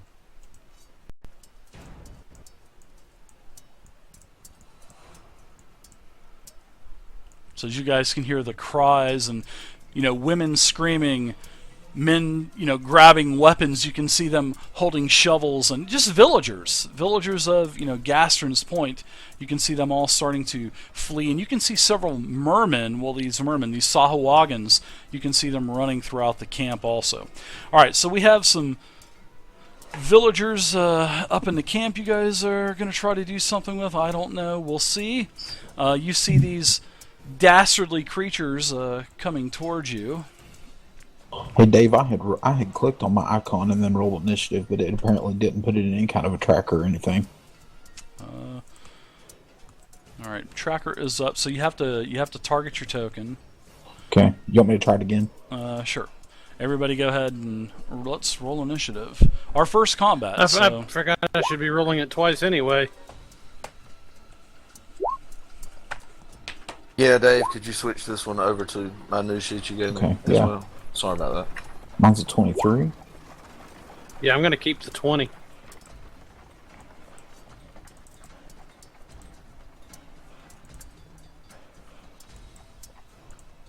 Alright, let's see. I hope that it will pull the variables from your sheet. I hope it will. Alright, so you guys can target your tokens and hit the initiative macro, and it should work. Let me get these initiatives rolled for the 2 Sahuagins. Well, the 2 different types. You can tell that the ones in front are basically the cannon fodder. They are the mooks. Yeah, Dave, I didn't have my token targeted when I rolled initiative, but the higher of the 2 I rolled was a 20. Alright. I don't even see my token, so... Your token is You're right at the edge here. of the dock. You can just zoom in. You can zoom in. Just take that little slider bar in the top right and zoom it in, or you can hold down the Alt button and use your mouse wheel to scroll in. Alright, so let's get you added. You can go ahead and change your number. So there you go, Killian, change your number for me. Vance, what did you roll? You got yours. Mordecai, did you get yours? You got yours, so we're just waiting for Miss Scarlet. Do you see your token? Got it. All right. Where do I change the number at on here? You just click on the Click zero. in the turn tracker. Just click in the turn tracker. That's all you do. All right, so I'm going to go ahead and do my initiative rolls here. I'm just going to do 2.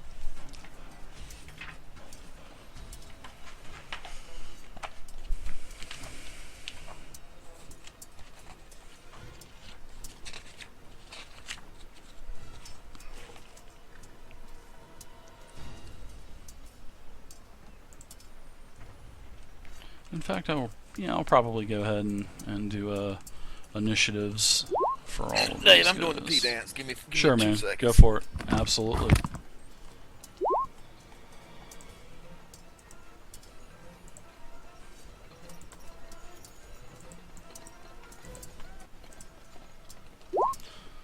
Captain Tom, you can see this going on from the ship. You can see some smoke going on, and as the other dinghies are getting back to the ship, they start to tell you what's going on. How the village is being attacked. Unfortunately, you cannot get the ship any closer. Yeah, that's what I was going to say. There's not a whole lot that I can really do. Alright, so let's go ahead and put this in descending order. All of the initiatives have been rolled. So, it's like 13th Age works like this. This is our first combat, so, things may go a little bit slow at first, but no problem. You guys got your macros. Everything is, like, totally set up. The escalation die is going to be 0 right now, so there is basically no escalation die. I'm going to go ahead and turn it on, though, and you guys will... So we'll be able to, basically see what's going on. Oops.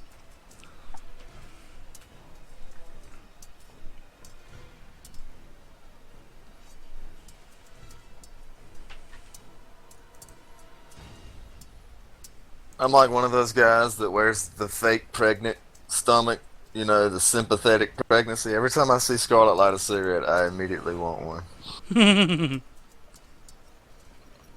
Gonna have to start keeping a die at my desk for my own use.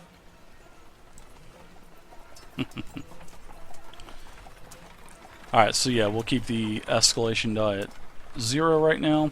And, you guys know the escalation die every round of combat. We will move 1 up on the escalation die. And here's what the escalation die is going to look like. So right now it's currently 0. You guys will be able to target it and control it if you want. If I forget to change it to 1, then one of you guys or gals will be able to change the escalation die. So your attacks already have the escalation die figured into it. It'll pull the variable off of that. You guys won't have to worry about anything unless you're going to add a bonus for maybe feet damage, or maybe feet to hit, or maybe a boon. But we're not doing any boons tonight, so we will go ahead and start. So the first mook here, this is a ramp that's just running up, so there's no check needed. This mook is just going to go ahead and run up, and you guys have a total of 35 feet movement. Anything is within, you can engage anything. So I'm going to go ahead and stay here, and I will go ahead and with this Sahuagin this minion, I'm going to go ahead and throw a hooked net, and I'm going to throw it at the first possible target, which is going to be the Bard. Oh dear. So this hooked net is a 11 versus physical defense, which is PD. Yeah, that hits. Okay. Ooh, okay. So you will take a total of 3 damage, and it is an odd roll. So the odd hit is you are going to be stuck until save ends. So we'll pull up our conditions, and the conditions state that, let's see what tough does. Stuck does. Stuck means you cannot move, you cannot disengage or pop free from a skill, change your positions, or let anyone else move you without teleporting you. You're not otherwise penalized in any way. So that's it. You're just basically immobilized like in 4th edition. You can still do all your other actions. Absolutely. Okay. Yep, you sure can. Okay, so that's it for you. You are stuck. What is the little symbol for stuck? It is the net. So if you want to add the little net symbol to your sheet. Alright, next up is Mordecai. And Mordecai, for some you're reason, I cannot target my icon. You can't target your token at all? No. I do not know why. You are assigned to it.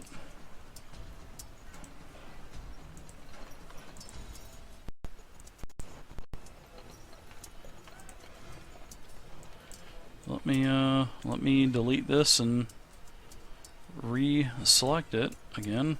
Wait a minute, I may know what it is. Hang on. You got the arrow. You have the arrow selected, or do you have something else? There you go. I forgot that. That's all right. No problem. It's no problem, bud. All right, so you're gonna move up, stand on it, and attack. You're gonna move up and attack the Sahuagin. All right, that's cool. You got plenty of movement. There's no movement per se. We'll say you're right there, and you can go ahead and attack. There you go. You'll stay on the dock. You're on the edge of the dock. And I'm going to attack him with a cutlass attack. Okay. And all the bonuses and everything, you said you did add those into the macros? Yeah. Yep. It's going to ask you 2 things. Do you have any bonus to hit? No, you don't. So 0. Make sure you type 0, and then it's going to say, do you have any bonus damage? And you don't have any bonus damage, so you're going to go ahead and hit a 0 there too. Okay, if I'm going to use my daily ability, my adventure level daily ability on my improved sneak attack, here, do I need to tell you that now, or can I tell you that after the attack? Well, what does the mechanics say on the card itself? I get to add 1d6 damage on a hit that normally wouldn't qualify for a sneak attack hit. I can do that once a day. And that's for what? Adventure's sneak attack? Yes. That's improved sneak attack. Adventure. Okay. All right. Yeah, if you want, sure, go for it.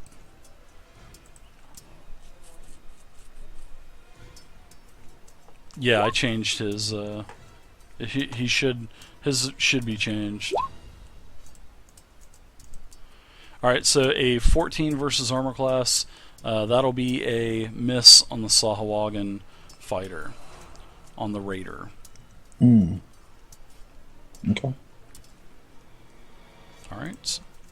And do I have secondary move, or do you have to take it all before the attack? Well, if you're going to move out of his range, you're going to take an attack of opportunity. That's pretty much the only way that you're going to take an attack. So if you move in, you're pretty much stuck there unless you have something that can pop you out. You know what I mean? That'll pop you free from engage. Now you're engaged, so that means that, anything around you, basically within your arm's reach, you're engaged. It works the same way as like the other games, 3.5, 4. It's just that they consider it engaged. Like Agnes and Vance and Killian, they're free. They're basically free. They're not engaged. So, but all right. So Killian, you're up now. How do you like your token, Killian? How do you guys like your tokens? I even put some. My son put the daggers in for your token, Mordecai. Yeah, it looks good. Put a couple notes because I know you didn't want it going hog wild, Vance. And then I put the shield. Looks good, though. Yeah. I got a couple other variations for Killian's because my son liked working on that token. So yeah, the only thing is that I'm using an axe, not a sword, but that's minor. Other than that, the token looks great. All right, sounds good. So what are you going to do, Killian? You see a nuke? I'm going to step up and take a look at this thing, and as I swing my axe, I tell him, go back to whatever foul depths you crawled out of. Okay. It hisses at you. Yeah, because I missed it. Yeah, it just hisses at you and has a snarl, and as he opens his mouth wide, you can see a greenish saliva dripping off of its fangs as it's fixing to attack you with looks like a coral-tipped spear. Okay, so as my attack misses, I'm going to pull my shield up in front of me and just kind of brace myself for whatever it's got planned. Okay. So another mook is going to charge into the fray. All right, moving right there. Wee Willie, you are up, sir. And it's like I said, even though there's no movement in 13th Age, we're on a virtual tabletop, so that's why I have the 35-foot movement. I'm going to, as a quick action, start up my Song of Heroes, which will give everybody a +1 to their attacks. Very cool. Oh, and, Stormwolf!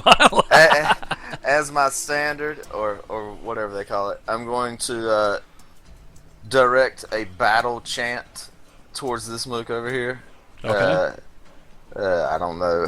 I haven't worked out exactly how that is going to play out, but here we go. This is versus magic defense. Okay. They have a 12 magic defense. That is a miss. That's terrible. Wow, that is a miss. Anything else for you, Wee Willie? That's it. That's all I can do. No movement. Right. I need to make a save, though, right? You can. Save ends. Yep, that is right.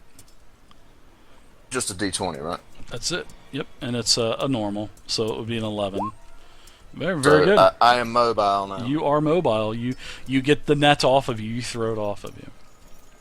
And it also has, shells attached to it, other crustaceans and crabs that are kind of trying to grab at you, but they're not going to do any damage.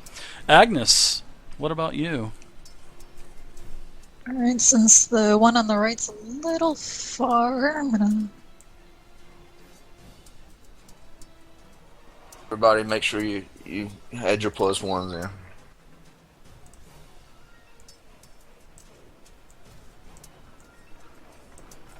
Alright, attack with the longsword, so that would be any other to hit bonus, I'd add 1, right? Yep, you get a bonus from the song.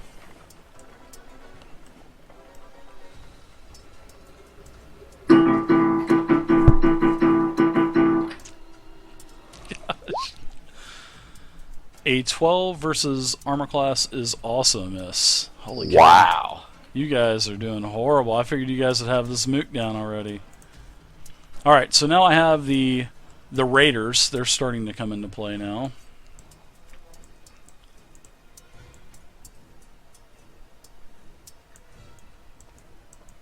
Looks like one is running up the coastline. I will go ahead and use my hook net and try to net Wee Willie again.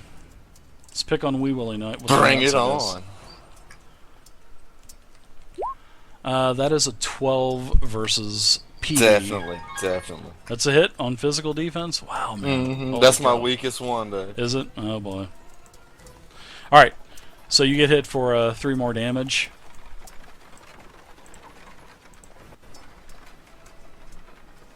I'm dying over here, guys. You're dying. Next up, another Sahuagin. Do I get stunned with that, Dave? Or was it not a... You are immobilized again, yes. You Okay. are. Alright, this one is going to stand fast. 3 more mooks start to engage in. By the way, thanks for letting me be able to read over my flexible maneuvers so I can use them. Oh, yeah. No problem. You can, as long as you hit, go for it. Actually, some of them aren't even hits. I have Grim Intent as any natural, even miss. Oh, well, you can go ahead and, you can, if you want to use Grim Intent, go for it. Okay. If I go too fast, stop me. Please, stop me. So go I ahead thought and I use... just did. Yep, go for it. You can use Grim Intent, go for it. Well, it's next time I would deal miss damage with a melee. I can add a weapon damage. And that's for what, next, Yeah. Next time you would deal miss damage with a melee attack. Add a weapon die to that Okay. damage. Well, don't forget, sometimes if you guys miss, you do damage. But on mooks, you're not get any miss doesn't, even with miss damage, you still don't kill the mook. So you have to actually hit the mook. Alright, so now we're at round 2. The escalation die is now 1. So everybody now gets a +1 to hit. It's already calculated into your bonuses, so you do not have to worry about this. It's already calculated in. And then we get an additional +1 from Vance's Song. Exactly. Yep, that's it. You're welcome. The Sahuagin Raider Mook in front of you is going to attack Killian. It did not like the snarls that you gave it. Ooh. I do not want to attack with a 5d20. Just one, good sir. Just one. Alright, so that is a miss versus Killian. It lunges out at you, basically bounces off of your shield. Mordecai, you are up now. And you know, other things are, you can see that the troops are now off of the other dinghy. There was another dinghy full of troops that were in the water fending off those sharks. It looks like now they're starting to get out of the water. But you can see the corpse of one floating face down in the water. And then you can see over to the west, as you're on the dock, you can see they are now engaged with Sahuagin as well. So there's a lot of things going on here. Alright. Mordecai, what about you? Okay, I'm going to try since I'm engaged with him and I have a opponent adjacent to, I have a ally adjacent to me. I'm going to go ahead, since I'm at his side, I have an opponent in front of me or that's facing him. I'm going to go ahead and launch a sneak attack against him. Okay. Just do a regular hit, yeah, go for it. Well, you can use any kind of attack that you want. And you'll just add sneak attack on top of that. Righto.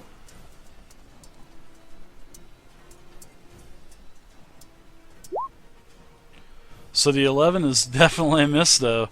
This guy's got 9 lives. Holy cow. And your bonuses are good, man. It's just Yeah. bad rolls. Anything else for you? Any other minor action or anything else? Or are you done? No, I'm Okay. good. Killian, what say you? Are you going to be able to kill this mook?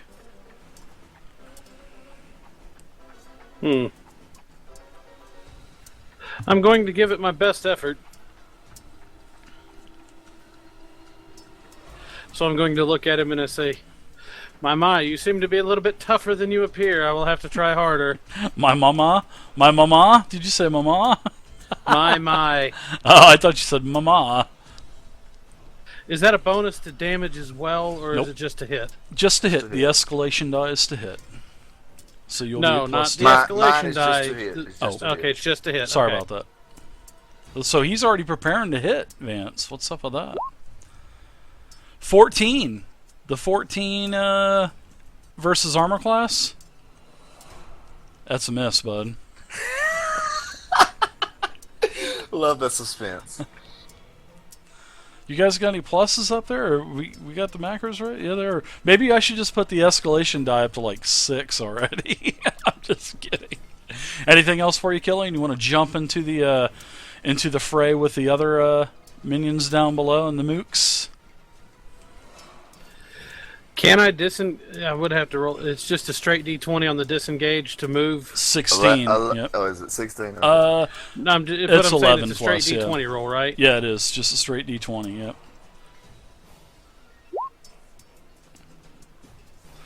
Basically, you don't have no movement anymore. You basically use Okay, your that's movement. fine. Nothing That was- happens. So- Okay. Okay. I will go That's my ahead. turn. Okay. I'm going to go ahead and run up the ramp with this Sahuagin here. And I'm going to go ahead and attack the paladin. He's in there. He's going to attack. Maybe he'll hit. He hits with a 21 versus armor class. Yeah, that'll hit. You'll take 3 damage. As you guys can hear, the horse is going away with something. Wee Willie, you are up, sir. Okay, I'm gonna attempt to keep singing my song here. Let's see, I have to roll to Does that take a sustain minor it. okay, It's you a gotta quick. do All the songs are quick actions. All right. Oh, that's right. You got to do sustained saving throws.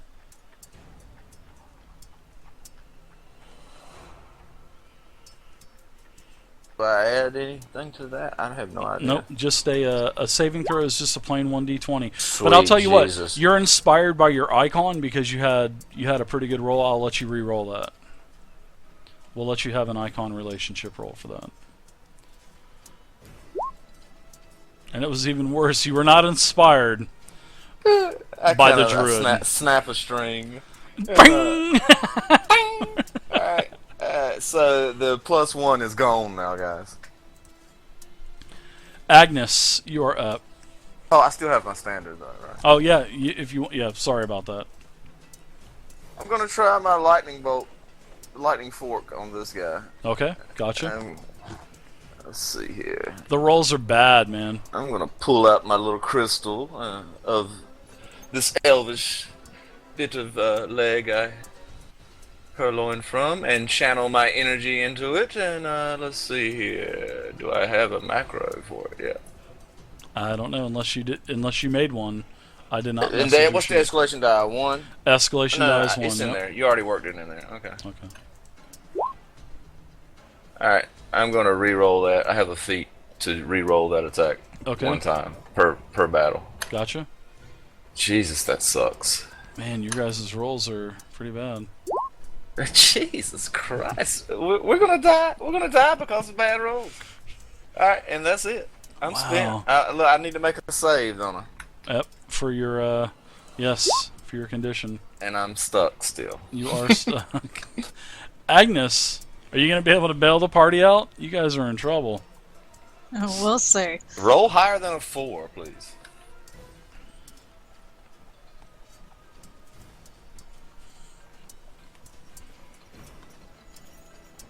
As Agnes yells and screams for battle, she hits. Somebody can do some damage. And you are hitting a mook. Oh, you hit for 6 damage. So as you slash through the first mook, you killed it. you also killed the second mook. So your axe not only went through the first one, but also took out the second one as well. So these 2 mooks are dead. Okay, and I'm going to use defensive fighting, which gives me a +2 to AC until the end of my next turn. Okay. Alright, so what we'll do is we'll, when you click on your token, you're going to see that little ring. We'll put a shield on you, and then put a 2 in it to make sure we remind you that you have a +2 to AC until the start of your next turn, or the end of your next turn. So do you got movement? You want to jump into the middle of these Sahuagin down there on the shore? You can run through your party members. Puppy dog eyes. Save me, Agnes.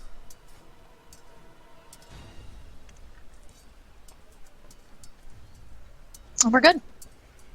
Okay.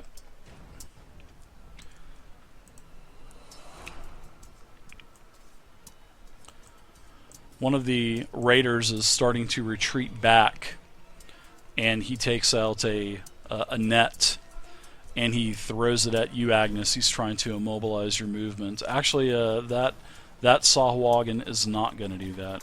He is going to stand back there and taunt you, and he's taken his hand and his webbed hand and saying, "Come to me, come to me," and he's in a battle type of stance. Alright, now next up is this Sahuagin raider. He does move up. He throws a net at the paladin. You're a pretty tall guy, so even though you're up on the dock, he's able to take his net and throw it at you.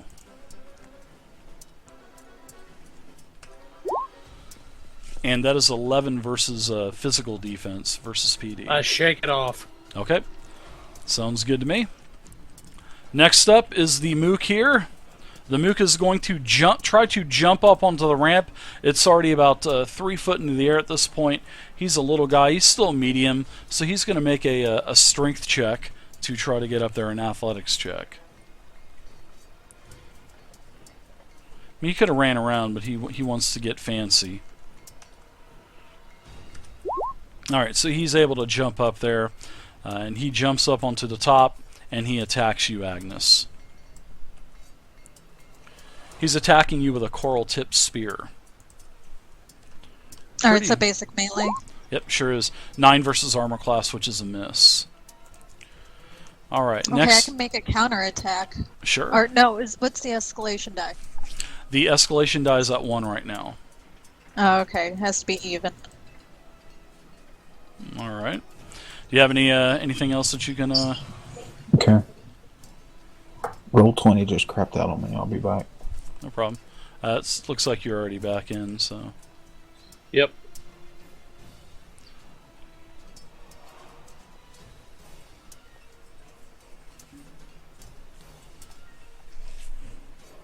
Alright. Next merman, well, the next Sahuagin here, we'll go ahead and run around and try to jump and stab at the fighter up on the top. He's going to take a spear and jump and lunge. I'm going to give him a -2 to hit because of the jumping involved. He misses very badly, but you do see that down to the right of you, there is another Sahuagin. Next up, this one here, doing the same thing. Gonna try to jump up and cleave at you, well, poke at you with a spear. Also giving it a -2 as well.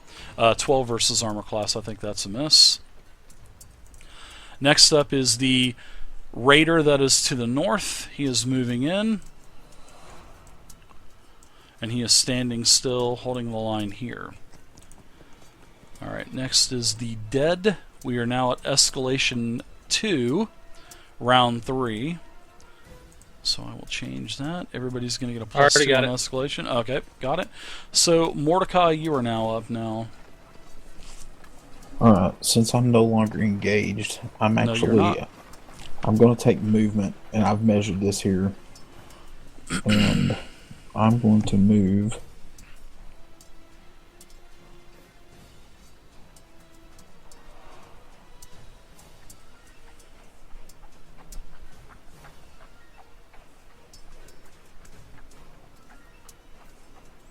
I mean, if you want to be careful about getting down from the dock, you can do that. But I mean, if you want to get fancy and do some kind of acrobatic jump and try to slice a couple of them, you can do that as well. But you're going to have to do an acrobatics skill check and then, an attack. Okay. If Can you I don't just fall go- flat on your face. Can I go? Can I still hit that? Is that adjacent square It is. to that? So I can stand on the dock and attack him. Sure. We'll say that you move up simultaneously as he's jumping up. So, sure, we'll say you can attack him as he's jumping up. Okay. So since he's engaged, is that going to qualify for a sneak attack though? Sure, because Okay. you're engaged with Agnes 'Cause, right yeah, next he's to engaged you. with Yeah. Agnes. Good deal. Mhm. Then I'm going to throw a sneak attack at him. Okay.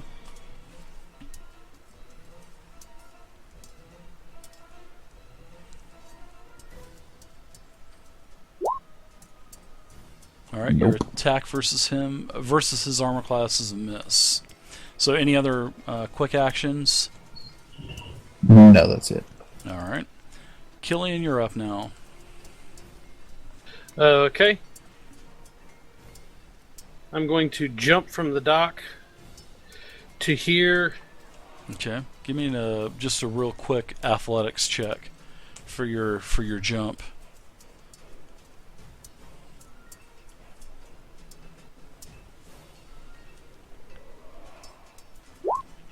You're fine. Just don't roll a 1. That's on stuff like common stuff like that. Okay. Just don't roll a 1. Okay, so I'm going to land, roll on my shoulder, come up and attack the mooks to the north.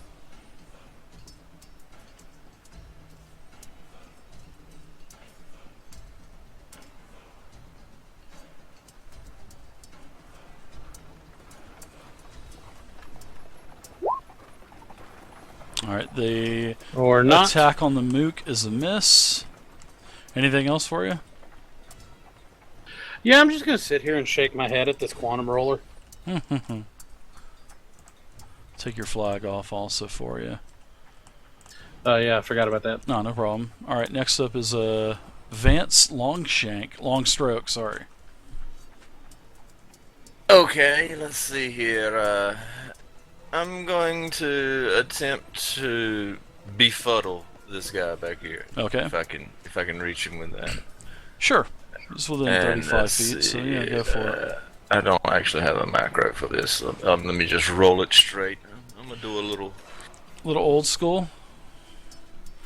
sexy dance and attempt to confuse him. Drop it a couple of times. Let's see here.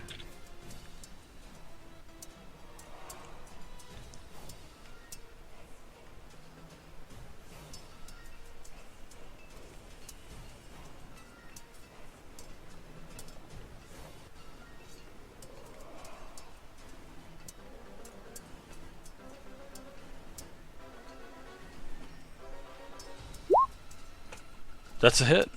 Yeah, it's probably a hit. What are you attacking? Physical MD or probably MD maybe? Add 4 to that. Yeah, that's MD. Okay. Yeah, it's So definitely that's hit. a 21. Yeah, very nice. And this only procs if he has 40 hit points or fewer. I don't.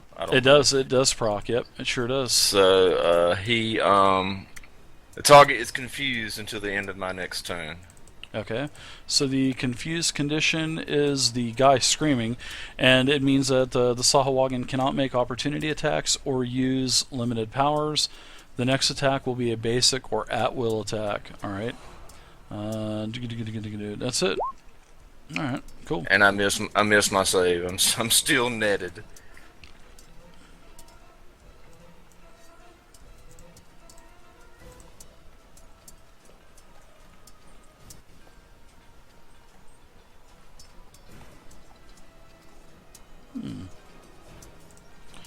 All right, so Agnes, you are up now.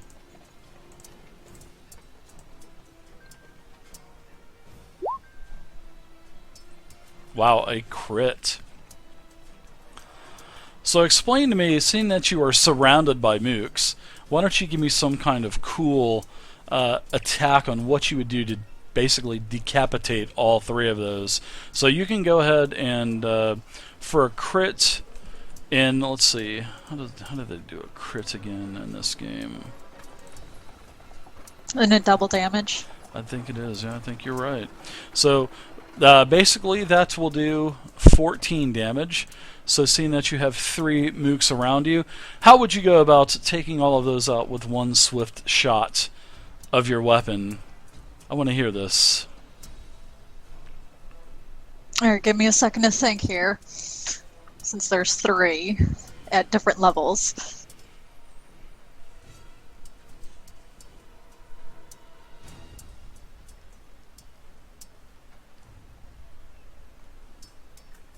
How about a breakdance kind of spin on the ground, slicing the first one, and as I'm coming down, take off the scalp of the other 2. Sort of like a side shuffle type of moonwalk, you said? Like the electric Backspin. boogaloo? Backspin? I'll go for that. Sure. You kill all 3 of these. One shot. I'm glad Agnes is here tonight, guys. I know, first time playing a role-playing game, got the first few kills, and got a chat there, 10 XP. Jeez. She's putting you guys Actually, to I shame. think you've What's hit up? 2 crits tonight, haven't you? No, I think that was my first.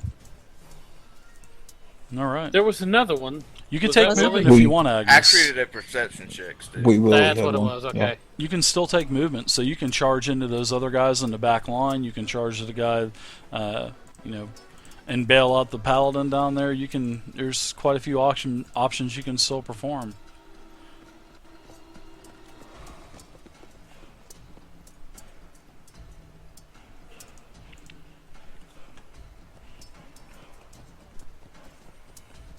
All right, so it looks like you're engaging the other Sahuagin that are basically in a defense. He was taunting you anyway, so he was saying, "Come on." Now, would that be considered a natural odd roll since it came out to 25, or...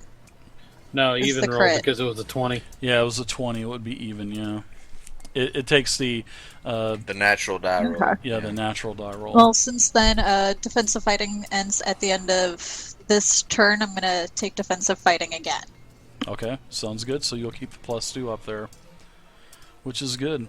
All right, so now we've got a couple of the Sahuagins that are directly in your face.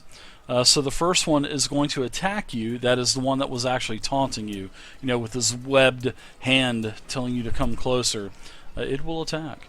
These Sahuagin are much larger, and they have much more, I want to say, more incrustations growing on them and stuff. So these definitely look a little bit more fierce. They're not as small and danky as the other ones. Dave, I can't grab the rotation point on that token. Just use E and your mouse scroll. Hold down, select the token, hold down E, and use your mouse wheel. Got it. Alright. So the attack with his coral-tipped spear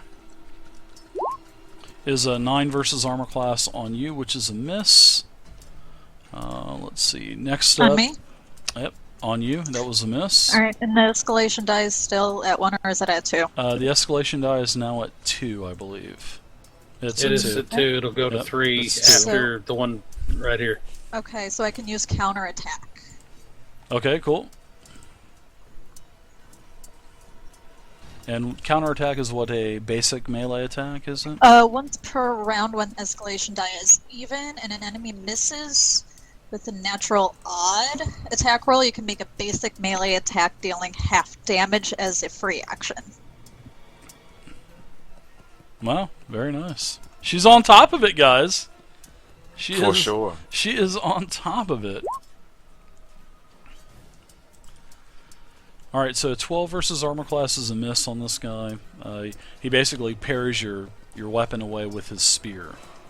Some of the barnacles you scrape off as your sword hits his spear, his trident. Alright, next up, this is another Sahuagin right here. He is basically dazed and befuddled, so let me read dazed one more time. He just has to attack a nearby ally with a Yeah. basic melee. an ally, right? One of his Yep. guys. Yep. And he's going to attack. And the Sahuagin 13 is a miss. Unfortunately. Mordecai, you are up. Alright, so I'm going to take a movement here.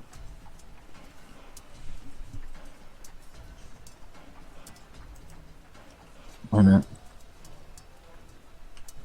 I'm moving to here.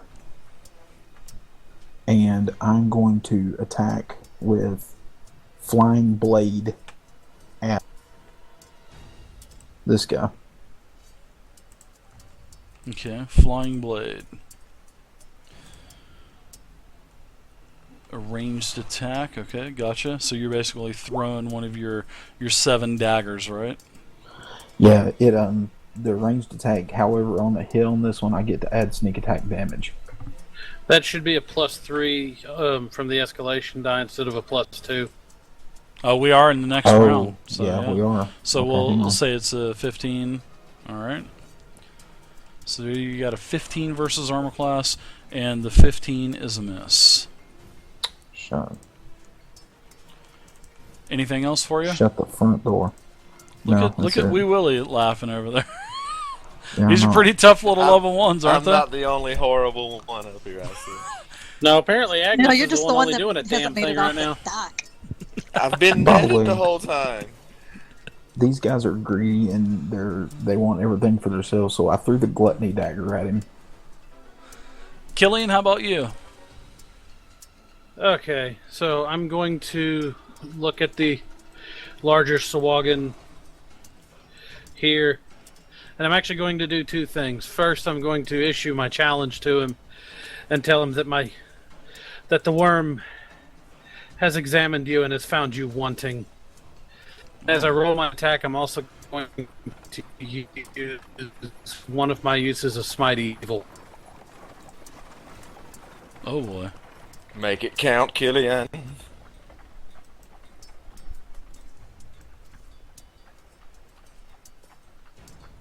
God, I hope this hits.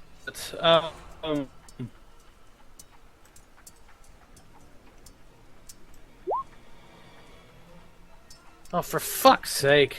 That Hold is a on. miss. I But do seeing get to that do you half had damage with the all right, so seeing that you did have 2 5s, I'm gonna allow you to be inspired by your icon and let you re-roll that attack roll as one of your icon relationship bonuses. In fact, I'm gonna take both of your 5s for that Okay. re-roll. Fuck.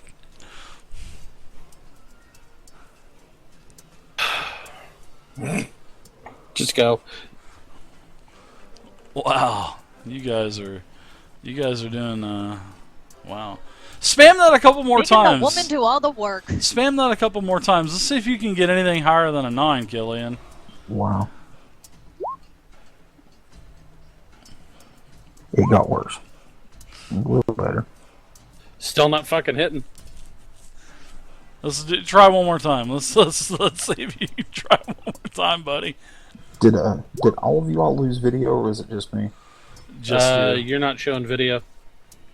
All right, so we know at least your rolls are working. So Yeah, the quantum roller just fucking hates me. all right, so you do 2 damage to Sahuagin. Yeah.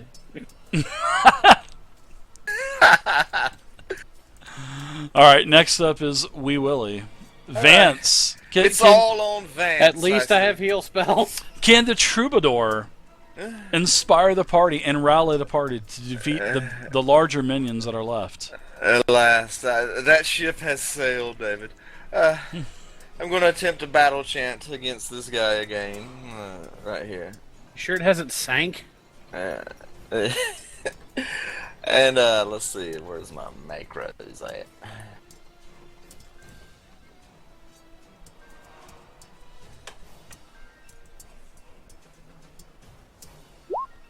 Ooh, I think that's a hit. I'm pretty sure that is a hit. I'm sorry, Willie. I'm sorry. That was versus armor class.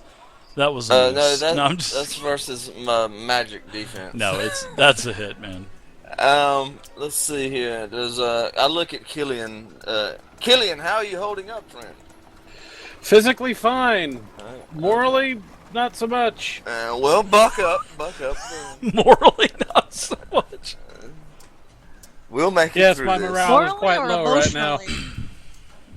Yeah, that's it. Four thunder damage, David. Got it. Yeah, I 4 guess it thunder is damage. emotionally. Need to 4 make a save. thunder Need to make damage I need to taken. make a save, then I guess. You do. Let's see if you can shake this condition. You do. Just made it. Okay. So this is what Big Dirt feels like attacking on a regular occasion. Basically, a nice roll on that. Agnes, what say you? Do you have a save macro? Maybe I should be using that. I do not have a save macro. That is the one that I didn't do. You can just add a basic D20 to the bottom of the macro bar. There's Yeah, the there you camera. go. Agnes, your attack versus the taunting Sahuagin is a hit, and you hit for 6 damage. And I'm gonna keep that +2 bonus to AC. Okay, sounds good. Sahuagin number 1 that is attacking you will do so. And I think he hits with a 19 versus armor class. It is a... No. Oh, a Not me. 19? Wow. No. Okay, I have a all the base player of turns 8. Oh, is done, that's right? right, with your bonus. Yeah, very nice.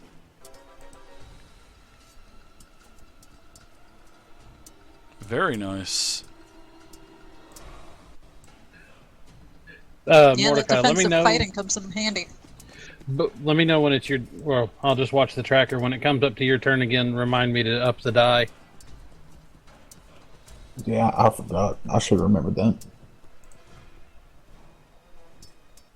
I can be useful. I can up the escalation die. As I roll my eyes so hard they fall out of my skull.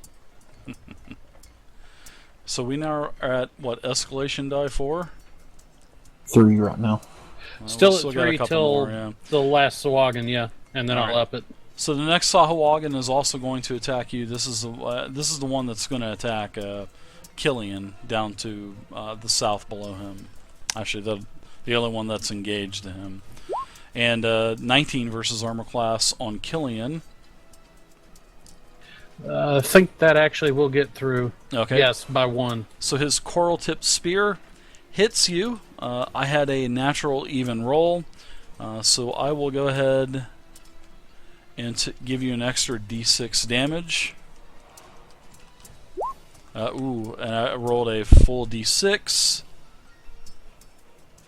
Nope. Actually, you do not take the d6 because it's a natural even hit against a stuck or hampered enemy. Reason the why they throw the net. So you do not take I guess the just 6. standard damage. Yeah, just give yourself 6 back. My bad. I haven't taken it off yet. How much has he done? You took a total of 6 damage from the spear. 6 total. 6 Dave, total. Are we not supposed to be seeing your rolls? No, they're DM. They're DM Okay. rolls. Okay, good deal. All right. Next up, the Sahuagin that is down below you. Yeah, you can take that Miss condition Agnes? off of him now. Okay. Yeah. Gotcha. Thank you. Miss on Agnes with a 12 versus armor class. I think that's it for him. So Mordecai, we are now on what, round 4 now? Yeah, so it's Okay, up to the 4 escalation now. die is ready. Roll them up. No. Okay, I'm gonna try flying blade Maybe I again. can fucking hit this round. All right. Throwing another dagger at the Sahuagin. Yeah, at him. I think I'm gonna go with the greed dagger now.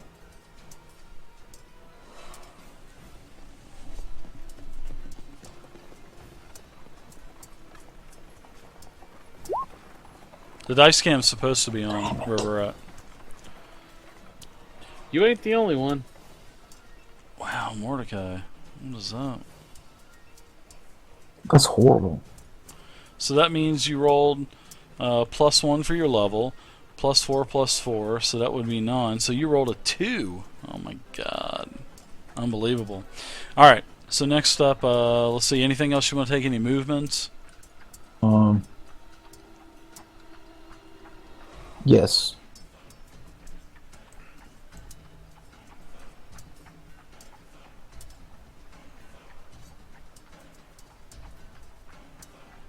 Okay. Killian, you're up now. Okay, so I'm going to take my axe before I swing, and I'm going to bash it against my shield a few times just to kind of psych myself up, apparently, because I need to do that for some reason. Well, I hope you hit. You're not the only one. Because the Sahuagin is taunting you. It's saying something in some gargle. You can't really understand it.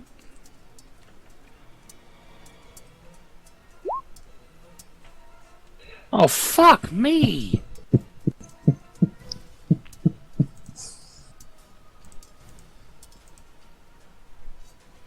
Tough luck check. I can't do anything. I but am laugh double right now. checking your macro just in case, because Check all of our macros. That's crazy. your macros should be totally. I haven't changed totally anything fine. to them. Yeah. And you're using your battle axe macro? Yeah. So yeah, D20 plus level plus strength plus escalation plus any other bonuses. On a hit, it's weapon 1 plus strength plus your tier, which is times your strength, and then any other bonuses. So yeah, you're just rolling shitty, man. I'm sorry, I guys. think this, if you look at the 11 he just rolled, it doesn't show what the D20 rolled, unless the D20 is the 11. If you scroll over on top of it, That's what I'm doing. yeah. Oh, it doesn't, does it? No, from those numbers, Look the up to my D20 roll attack. was a Look 4. at Vance's last attack and highlight that 20. It'll show the die in parentheses and the bonuses after it. I think there's something wrong with that macro for some reason. It's not adding the bonuses. It's just showing. Oh no, the die it roll. is. It is something going on because I'm looking. Yeah, mine's Look not at either. Agnes's. There's a plus. See, Dave left any other modifiers without a 0 at the end. I think that may have something to do with it, but it may not. I don't know. It's not showing on mine either. Are you guys? What are you putting in for? Are you guys putting a 0 in? For I'm just hitting enter when I roll. You don't do that. You hit a 0. We've Yeah. already talked about Yeah, I this about 4 or 5 changed mine times. to put a 0 in there. Try by it default. again. That's why it's working. Try it again, Killian. You put a 0, 0. See, there you go. Now it's a D20 Oh, snap. plus Okay. 1 plus 3 plus 4 plus 0. That's probably what you're doing too, Yeah, it is. Mordecai. So you got to put a 0 in there, guys. So go ahead. Well, you guys need to go ahead and your attack this time. We'll say that it's a hit, so you can go ahead and do 5 damage to it, Killian. Yeah, like we talked about, guys. You have to do 0 if you don't have any bonus modifier at all, and don't put any pluses in there. So just put a number or a 0. There has to be something in the box. You just can't hit enter because it's going to keep doing what you're doing. 10-4. Okay. I just forgot that. No problem. You guys will get it down. No big deal. Alright, we'll get it down. Vance, you're up now. Okay, I finally, my legs are falling asleep a little bit, so I'm gonna take a little stroll. 5, 10, Yeah, you just got yourself untangled from that netting. 15, 20. I think right here is fine, and I'm gonna target this one engaged to Killian with my battle chant again. Sure, Let's see. you can do that. You can see him, so there's no need to have any penalty or anything. 14 hit magic defense. It does. It sure does. 1 measly damage. 1 thunder damage. Well, you do notice that It's not adding. It's not adding the bonus, so that should be 5. Actually, I need to change that. I made the same mistake everybody else did. Okay. So it's going to be what? Bonus 2 total damage 5. or 1? it forgot to add the level and my modifier. So I mean, it forgot to add my modifier, so it should be 5 damage. you didn't put anything in the box, right? Exactly. Okay. I'm changing my macros. Gotcha. I'm getting it right. Yeah, no problem. You are. Yeah, Sonic. No, Thunder. Thunder is Sonic. Yeah. Yeah, I didn't know. I could have put a set variable of 0 in there, but I didn't think that. I figured you guys would just hit 0, so. But that's just my bad on that. I could have put another variable in there, but all right. So you notice it's in a staggered condition now. Staggered is equivalent to bloodied in 4th edition, Half-Life or lower. So, all right, Agnes, you are up now.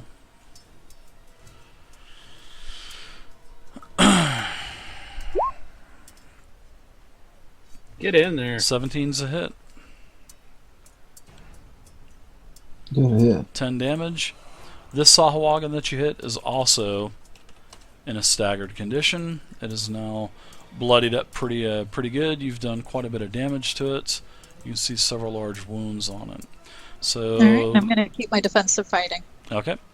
Next up, it is going to retaliate and try to attack you back with your plus 2 to armor class. It misses with a 12. The one that is on Killian attacks. 19 versus armor class. Oh wait, I can do a counterattack if the escalation die is even. It is even. It's a 4 currently. Go ahead and do your attack. It I think it did hit you though, Stig. So just 1 second. Yeah, the 19 will hit me. I'm at 18 armor class. Okay. All right. So your counterattack hits, sending him even closer to his death. Nice hit. Alright, so the Sahuagin on Killian hits.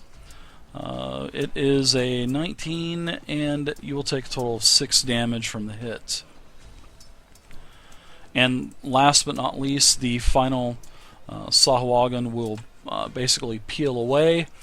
Basically, I believe your counterattack took a reaction, so you won't get an attack of opportunity. And this Sahuagin... so is he disengaging from me? He's just going to take regular movement. So that would just automatically give him an attack of opportunity. Now, if he wants to disengage, do the saving throw, then he can get away without taking, but... You know, he's just going to turn and run towards the rogue that he sees behind him. Well, Mordecai. So let me look at your power real quick. Your counterattack.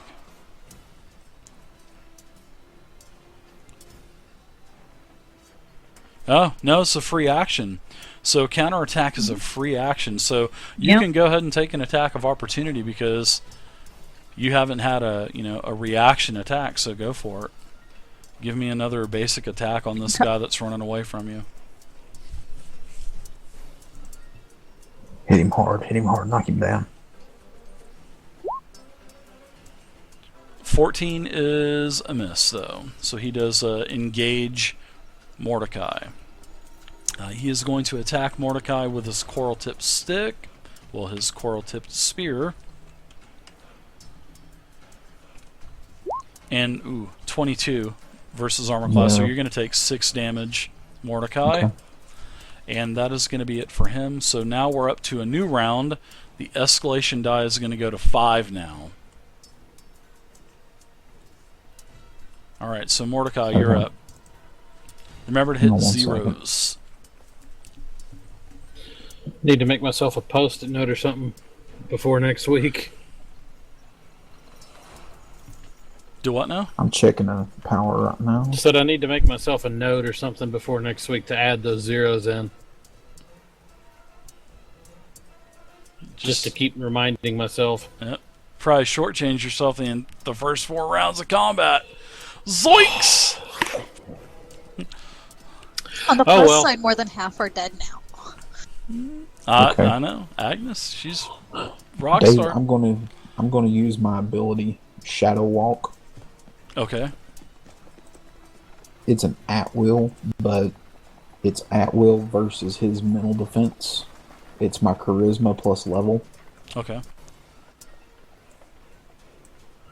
Oh, no, explain to me again, what would I roll for that? Is it... It's going to be 1d20 plus 5 for the escalation die, plus 1 because of your level, so 6, and then whatever your charisma is. And then remind me, and we'll make a macro for your Shadow Walk, and we'll put the charisma attribute into it. So what's your charisma modifier? 3. Alright, so you're going to be 1d20 plus 5 plus 3 plus 1, so you're going to be a total of plus 9 to hit. Well, plus 9 to use Shadow Walk successfully. And then you're going against that Sahuagin Raiders magical defense, which is a 13. Actually 12, I'm sorry. Oh yeah, that's big time. Shadow Walk works. It's successful. So you use your move action, and you can, let's see, as a move action before you have used your, okay, you haven't used your standard, so you make the following attack. Okay, remove yourself from play at the start of your turn. Basically, anywhere within 35 feet you want to go. I'm going to which go would be ahead and close.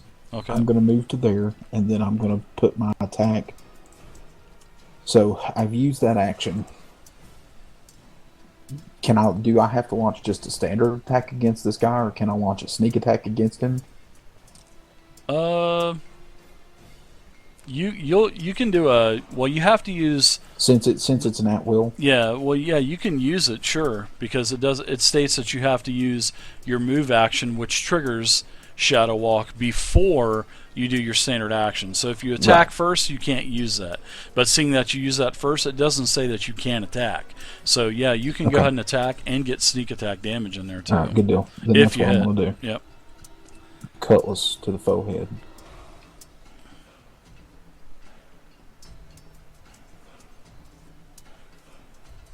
This does an additional 1d6 if I hit.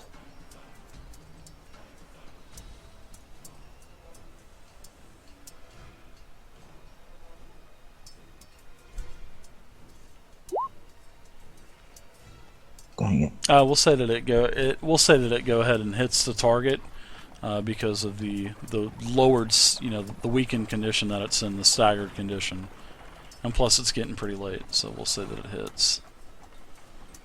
So you hit him for 12 damage, and you kill him. He only Plus. has points. All right, so Just for flavor, an additional 5. Killian, you're up now. See if you can take out that Sahuagin. You crush him. See what happens when you put a 0 in there? You hit him. That's more like it, yeah. Yeah, that's a good hit. That's a crush. 5 damage. Yeah. Very nice. Finally woke up there, Killian, I see. Wow. Killian, you killed this foe in front of you. It is now perished. You can take your movement if you'd like. Join the action to the east. Or you can stand there and do nothing if you'd like. That choice is up to you. I've been doing mostly nothing most of the combat, so... Yeah, it's because you were nulling the formula. Moving right along. Vance, what are you doing? Vance, long. I'm going to peek around stroke. this little hut here and You see a notice my multitude party of dead engaged. corpses. Yeah, you do see them engaged. I kind of skirt the blood. I don't want to get them on my nice boots. Absolutely, And, you don't want to. And I target this guy over here with my battle chant yet again. Okay. The thunder damage attack. I like it. That's and a hit. I assume that hits. That is a hit. 6 thunder damage. Wow, very nice with the thunder damage. Agnes, you are up. Beckalt, thank you very much for the follow, Beckalt. I appreciate it. Welcome aboard. And I've had several other followers also. Thank you guys as well. That is a hit, Agnes. 8 damage. He is in a staggered condition as well. Holy crap. See what happens? Well, Agnes has been hitting the whole time, so... Doesn't that escalation die really make a big difference? So my crit range with melee attack expands by a cumulative +1 this battle. Oh, wow. Okay, so you will be critting on a 19 or 20 now. Agnes is, she's proficient with the fighter. Not to be trifled with, this one. I know. Videosphere, thank you very much for the follow. All right. Last Sahuagin. As you can see around you, the combat is starting to subside a little bit. The guards are starting to overtake the Sahuagins that were on the western part of the docks, and a lot of the other villagers and guards that were in the city have now pushed all of the Sahuagin. And you can actually see, which I would like everybody to give me a perception check also. It seems like all of the Sahuagin are starting to be run off past the walls again.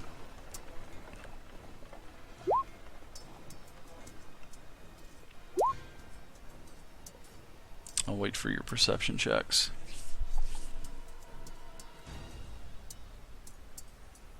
And then Mordecai. Alright.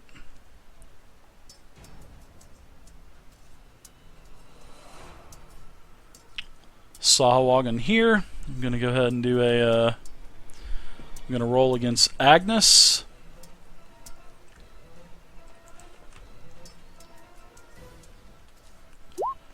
Misses. 16 versus armor class. That is a miss. Escalation die is now 6. And Mordecai is back up. Alright, so on the last move I hit, so I have momentum. You do? And with that, I'm going to attack Surecut against this guy.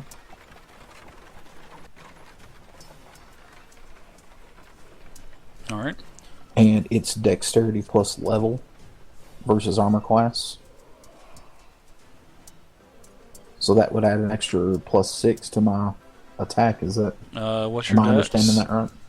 It's a 18 Alright, so that's what, plus 4, plus right? 4. So you'd Yeah. be plus 5 Plus with your 5. level, plus with the escalation die, plus 11. So okay. D20 So plus I 11. just need to add a +5. Okay.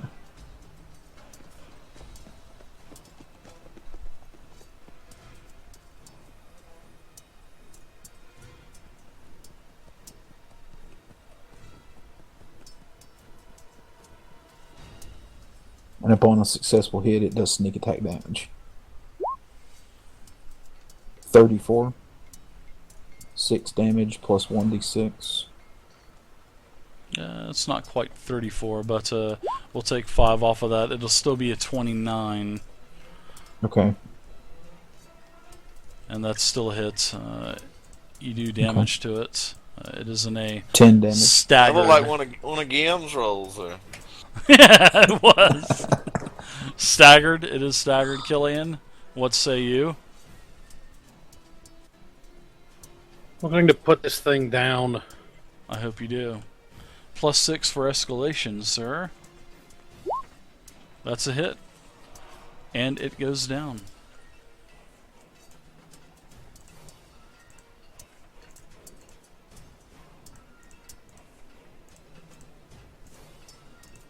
Alright, so the combat is over. Everybody's officially out of combat. I'll go ahead and remove the turn order. Not too bad. We'll get it down, and plus I will we'll go ahead and end the game here tonight. So basically, what has happened is the rest of the Sahuagin. Also, the highest perception check was Wee Willie, and Wee Willie, you noticed one thing, and I'll tell you real quick in a tell. I'm going to collect my daggers while he's doing that. I have 2 of them to pick up.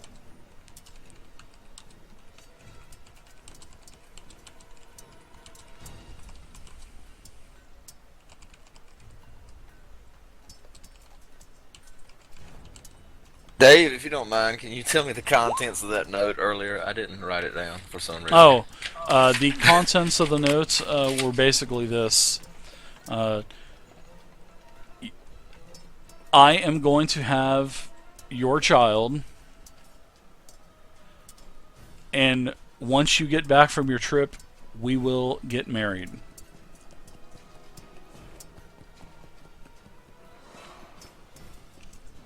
All right, thanks, Dave. Sorry about that. No, and thank you for